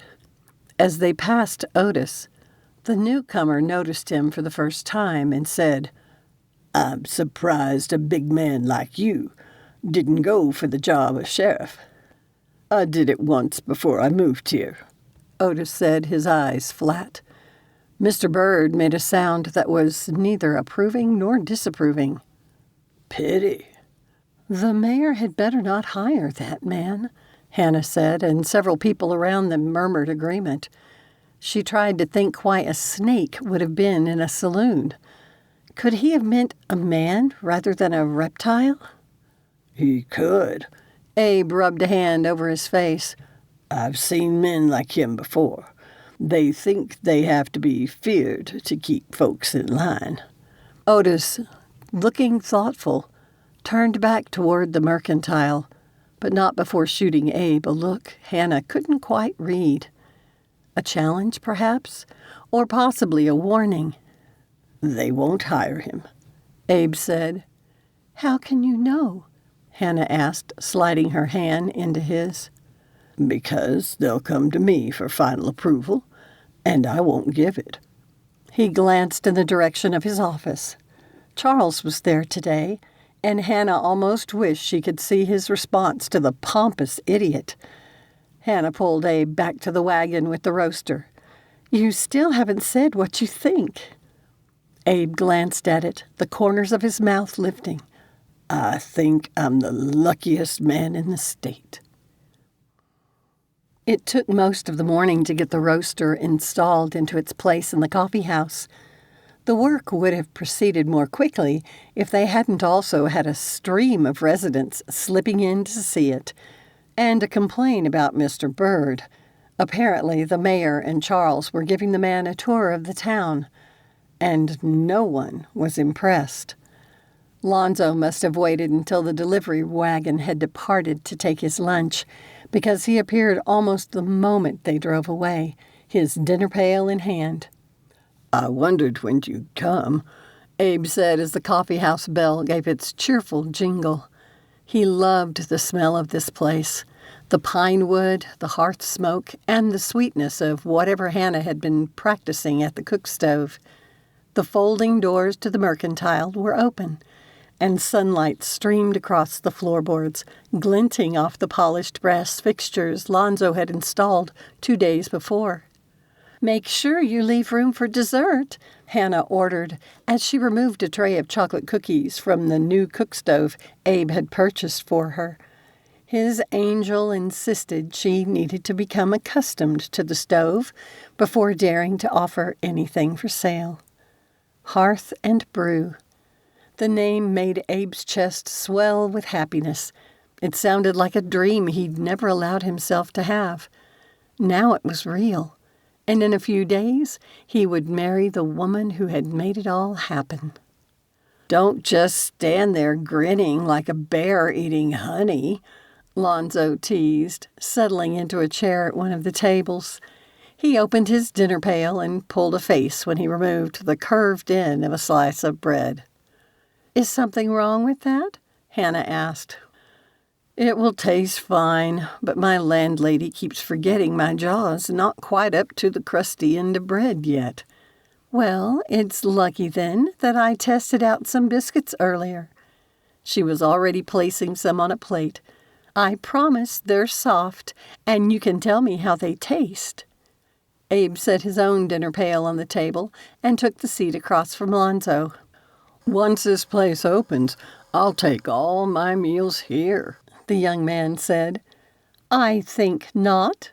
Hannah placed a tray with the biscuits, a jar of jam, and some butter between them. We're a coffee house, not a restaurant. A hard-working man like you will need heartier food than we'll be offering. Then she tilted her head, a twinkle in her eyes. Of course, once you're done helping out here, you can start taking your dinners at the schoolhouse with the sweet new schoolmarm. Haven't you noticed? Lonzo asked glumly as he helped himself to a biscuit. Mr. Cogburn's been doing that. I have, Abe said, and you should see how many townsfolk have come around to seeing him as the hero he proved himself to be. He and Hannah exchanged a grin. What am I missing? Lonzo asked warily. You weren't here this morning when that Bird man came prancing into town for Abe's job, Hannah said, looking disgusted. But I saw him when the mayor took him around town. Yes, But you didn't hear Otis mention he was a lawman before he moved to Lilac City," Abe said, leaning back in his chair, letting the words settle. "Are you saying," Lonzo asked slowly, "that you want Mr. Cogburn to be the new sheriff?" "What's that?" Edgar Lowell asked, stepping in from the mercantile side. "Cogburn?" Abe glanced at Hannah again, and they both nodded. The poor attorney's mouth opened and closed without a sound. He looked so much like a fish that Abe chuckled. But Lonzo nodded. "If he stays clear of liquor, he would do a good job." "I agree. Repentance is a good thing." Hannah pinned Edgar with a hard look. "I heard from Francis that even our town attorney needed to do some of it." Edgar's face blanched, and he slowly sank into the fourth chair at the table. Abe wouldn't have brought up the incident with Doris, because the attorney had proved himself since. "Don't worry, Edgar," Abe said, sliding the tray of biscuits across the polished table. "We know your worth." The attorney's fingers shook a little as he reached for the tray, his expression wounded as he grumbled, "I can't believe she told you." "If it helps," Hannah said gently as she nudged a butter knife closer. "She also told me you helped bring down the man who threatened you and the Lancaster sisters." Her kind voice seemed to coax the tightness from Edgar's shoulders. "He sure did." Abe clapped him with a firm hand, glad to share his surprise. "Which is why I submitted your name for consideration as the new judge." Edgar blinked. "Did I hear you right?" "You sure did. I wanted to do it while I still have some influence," Abe declared, keeping his tone light, even while his chest tightened at the huge change coming his way. "And I've never known a better man for the job." For a moment, Edgar looked like he might keel over, his face now paper white. Then he seemed to gather himself, took a breath, and straightened himself with quiet resolve. "I don't know what to say, Sheriff. I won't be sheriff much longer." "But you're not done yet," Mayor Phelps said from the mercantile side as he strode into the coffeehouse section, Charles and Otis following. Abe stood, automatically reaching for Hannah's hand. Her fingers found his, and he could feel her pulse against his own, rapid and expectant. Whatever she might be thinking, she steadied him. More townsfolk spilled into the room. They filled both the mercantile and the hearth and brew, their low voices murmuring with curiosity. What had happened? "We've had enough of these ridiculous traveling applicants for your job, Sheriff," the mayor said, his voice tight with frustration. "I already have a new job lined up." Abe nodded toward his roaster. "What Lilac City needs is someone who's more than good with a gun, someone with maturity, who's lived enough life to be firm but also forgiving when people do stupid things." He shifted his gaze to Otis. "Someone who knows the town and has already shown he'll risk his life for our children. A man who has the respect of our townsfolk." Otis shifted his feet, looking a little indecisive, but not surprised. "I wasn't looking to be a hero." "And yet you are," Hannah said, her words simple and warm. "Say that again," Mary Teague called from behind the crowd. "I couldn't hear it." "I said Mr. Cogburn acted heroically," Hannah called back, her voice rising. "And I was there, so I know what I'm speaking of. We should convince him to be our new sheriff." A murmur rippled through the crowd, low at first, but rising in volume. "I've made a lot of mistakes I'm sorry about." Otis scanned the faces before settling on Lonzo, who gave him a quiet grin, his eyes alight with pride at the older man. Abe could only wish everyone had such a forgiving heart. "You mean like that childish dolt over there?" Hannah asked, pointing at the cowhand who had once dared to draw on Abe. The young man quickly ducked behind a barrel, and she continued, "Mr. Cockburn, none of us is perfect, not even my sweet fiancé." Abe chuckled, though the sound caught in his throat, and he coughed. You never said a truer word. So Otis Cockburn is your choice? Mayor Phelps asked, his voice measured. Yep. Abe gave a single, decisive nod to back up the word. The mayor turned to Otis. If you're chosen as our sheriff, you have to give up drinking. He already has, Hannah said. He's been on the wagon for weeks. I have, Otis agreed. Mayor Phelps shifted his gaze to Abe. It's your call. Then it's Otis Cockburn. He's the man we need in the job. At his words, the crowd responded like flame meeting kindling as approving murmurs rose to cheers. The space echoed with people's claps and stomping boots. The mayor raised his hand and signaled for silence. When he had it, he asked, "Will you take the job?" Otis took a long, considering breath before he gave a stiff nod. Then, almost like he had accepted a weight, he dropped his gaze to the floor. "You'll do well," Abe assured him. "I won't let you down," Otis promised, looking up, steady now. "I believe you." Abe pulled out his pocket watch. "Drop by my office tomorrow after you take Ida to the school. I've got a week to train you before Hannah and I are off on our wedding trip. You can count on Charles, but he'll only be your deputy until spring."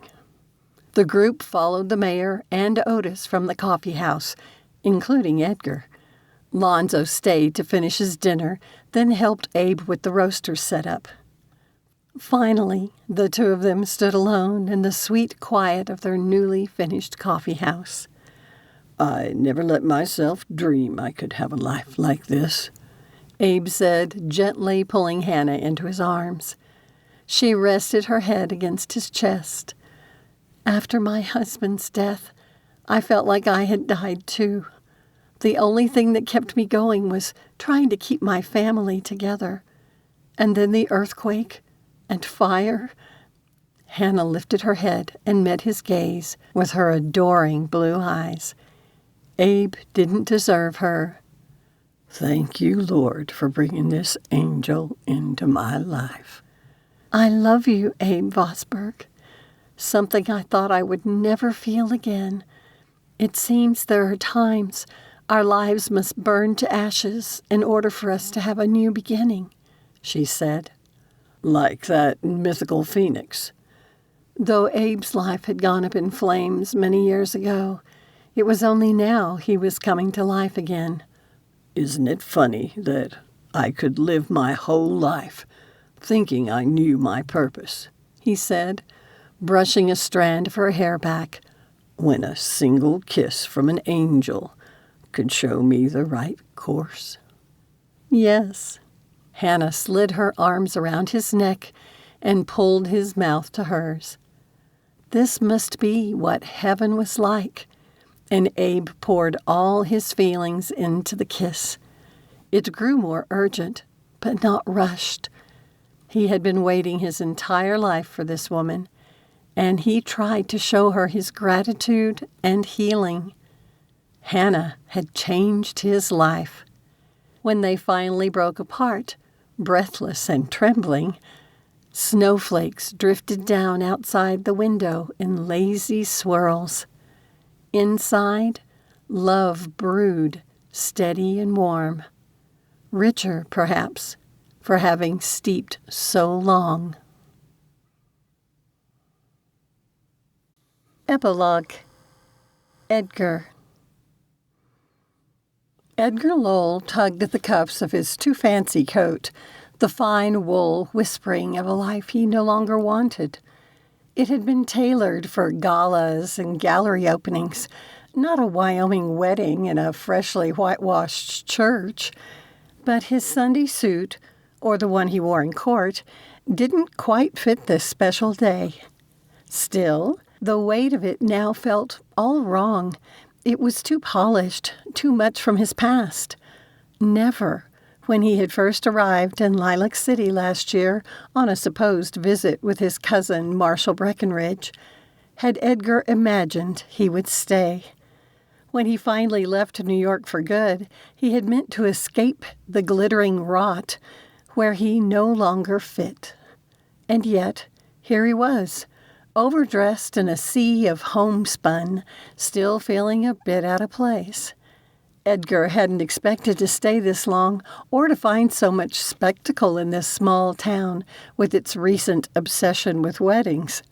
His cousin Judith's had been the most elegant when she married Luke Hamblin earlier that year, but the entire town had turned out for this one, and even the weather had cooperated by warming up a tad. The ladies wore ribbons in their hair, and Judith had teased that the men had actually combed theirs. Even the children, for the moment, looked like they had been scrubbed within an inch of their lives. Who would have believed Abe Vosburg, the gruff, gravel-voiced sheriff-turned-coffee merchant, would finally find love at the ripe old age of 60? Even when Charles had once remarked on how often Mrs. Kendrick drew Abe's attention whenever she came into town, Edgar hadn't believed it was love. But the two were utterly mad for each other, and now they were getting married. Once again, Edgar had to shove aside the twinge of envy tightening in his chest. Every time it crept up, he forced it away. He was a Lowell. His father would have been disgusted to know his son longed for the very things so many others in his church had found. Then again, his father had never looked at Edgar's mother the way Abe looked at Mrs. Kendrick, with reverence and wonder, like she was a rare gift. Every time the townsfolk came together to help one another, Edgar's fondness for this place and its people deepened. Over the summer, house and barn raisings had become so common they had replaced the monthly dances. They might lack the polish of expensive parties back in New York with their abundance of overdressed elites, but Edgar found he didn't miss those gatherings at all. In fact, he didn't want to attend another one, ever. He would rather be where he was, seated with his cousins in this hastily repaired church, which still held a faint scent of whitewash and smoke. It no longer troubled him that it had to serve as a schoolhouse during the week, because the community couldn't afford both. Behind the pulpit, a garland of late-season mums added a splash of color to the otherwise plain room. When had he grown so sentimental? He'd only recently found his backbone, and these intense emotions made him worry he was going soft again. Beside him, Marshall leaned in. "You look like you're going to your own funeral." "It's a wedding." "Same thing, isn't it?" Edgar muttered, offering his usual trite response, though it no longer quite fit his feelings. "Your time will come." Marshall cast a tender glance at his wife, Doris, as she cradled their infant son, while their two daughters vied for the baby's attention. Luke Hamblin's gaze was fixed solely on Judith, who looked unwell. Edgar's heart tightened for them both. He usually took Sunday supper at one of the two dude ranches, but whenever the ladies started talking babies, he found a reason to slip away. Still, he worried about Judith. After overhearing ladies whisper about women who became dangerously ill while increasing, he prayed whatever ailed his cousin would quickly pass. After fleeing the brutal gossips of New York's high society, she had earned the happiness she found with Luke. Though pale right now, almost wan, Judith looked more joyful than he had ever seen her. Edgar scanned the room. He was surrounded by married couples who genuinely seemed happy. Until recently, he had considered those words a contradiction in terms. And now Abe would join their ranks. He stood tall at the front of the church, broad-shouldered in his Sunday suit, with Charles at his side holding the rings. When the back doors creaked open, both men turned, and the entire congregation rose. Edgar, at the end of the row, leaned out just enough to see Hannah as she stepped into the aisle. She threw a quick glance toward Abe, perhaps to gauge his reaction. Were those tears in the big man's eyes? Then Edgar took in Mrs. Kendrick's appearance, and he understood. For years he had seen society women adorned in gowns costing more than a year's rent for a Fifth Avenue townhouse, made of silks and satins with beadwork sewn from French artisans. Not one of them could hold a candle to the vision walking toward her soon-to-be husband. Draped in a simple yet elegant ice blue dress, Hannah looked as though she had been carved from winter itself. The fabric shimmered subtly in the morning light, floating around her like mist, drawing the eye not to itself, but to her. Her hair, usually pulled into a no-nonsense bun, had been styled loosely, the silver locks catching the light, with soft, curling strands framing her face. Edgar had known many beautiful women, but this, with love in her eyes as she watched Abe, was something else entirely. Willie Kendrick, her son who had walked her down the aisle, placed her hand into Abe's and stepped away. Her widowed daughter accepted the bride's bouquet and shushed her 2 young children clinging to her skirts. Edgar's gaze lingered on the younger version of Mrs. Kendrick. There was something striking about her, something he hadn't noticed before. It tugged at him, softly yet insistently, almost like a memory he hadn't made yet. She had always sat quietly at church, tucked into the back pew in case she needed to step out with one of her little ones, something he wished all young mothers would do. He remembered that Mrs. Kendrick's daughter worked at the Lucky L Ranch like her brother, but something was different about her today. Was it the way the sunlight danced in her soft brown hair, making the golden highlights seem to glow? Or was it the graceful curve of her neck as she bent to soothe her daughter that made Edgar's breath catch? He blinked and forced his eyes back to the pulpit. The woman worked as a servant, a maid at the ranch. Certainly, it was respectable work for a widow with 2 young children. Edgar should not find a woman beneath him so attractive. Someone beneath him. The sound of his father's voice echoed the words in Edgar's mind, making his chest clench. The thought was worthy of his brute of a father, a man who had often taken advantage of female servants, something Edgar had vowed early on never to do. That he would so quickly come to such a conclusion that a beautiful woman was less valuable than Edgar, simply because of the luck of birth, disgusted him. Something deep inside seemed to shift, as though cracking open the tiniest bit.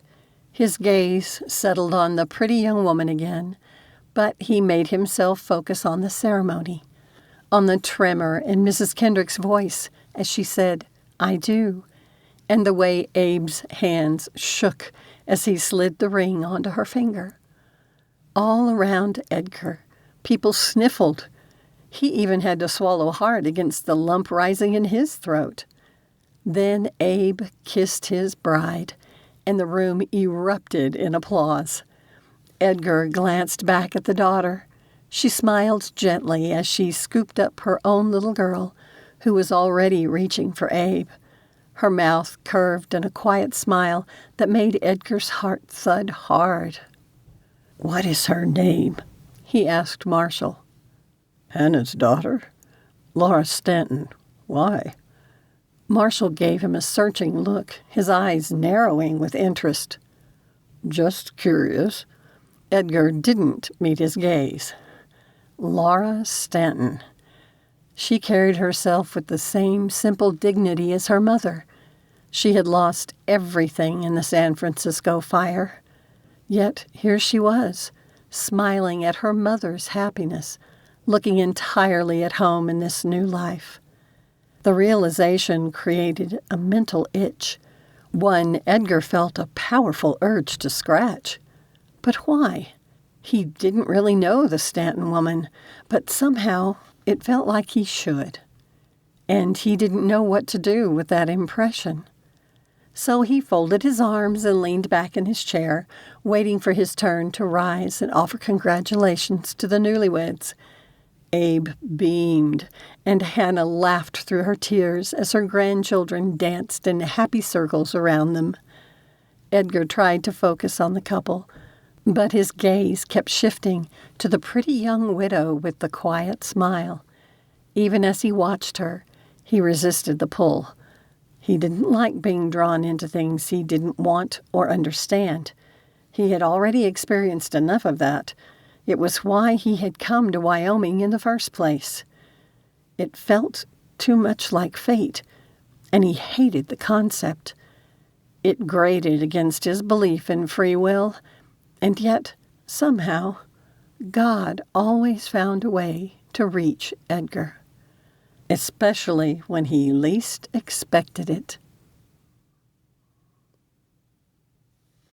This has been An Angel for Abe, Lilac City Romance Novella Series, Book 6, by Donna K. Weaver, narrated by Vicki Pierce.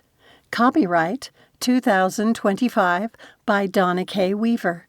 Production copyright 2025 by Donna K. Weaver.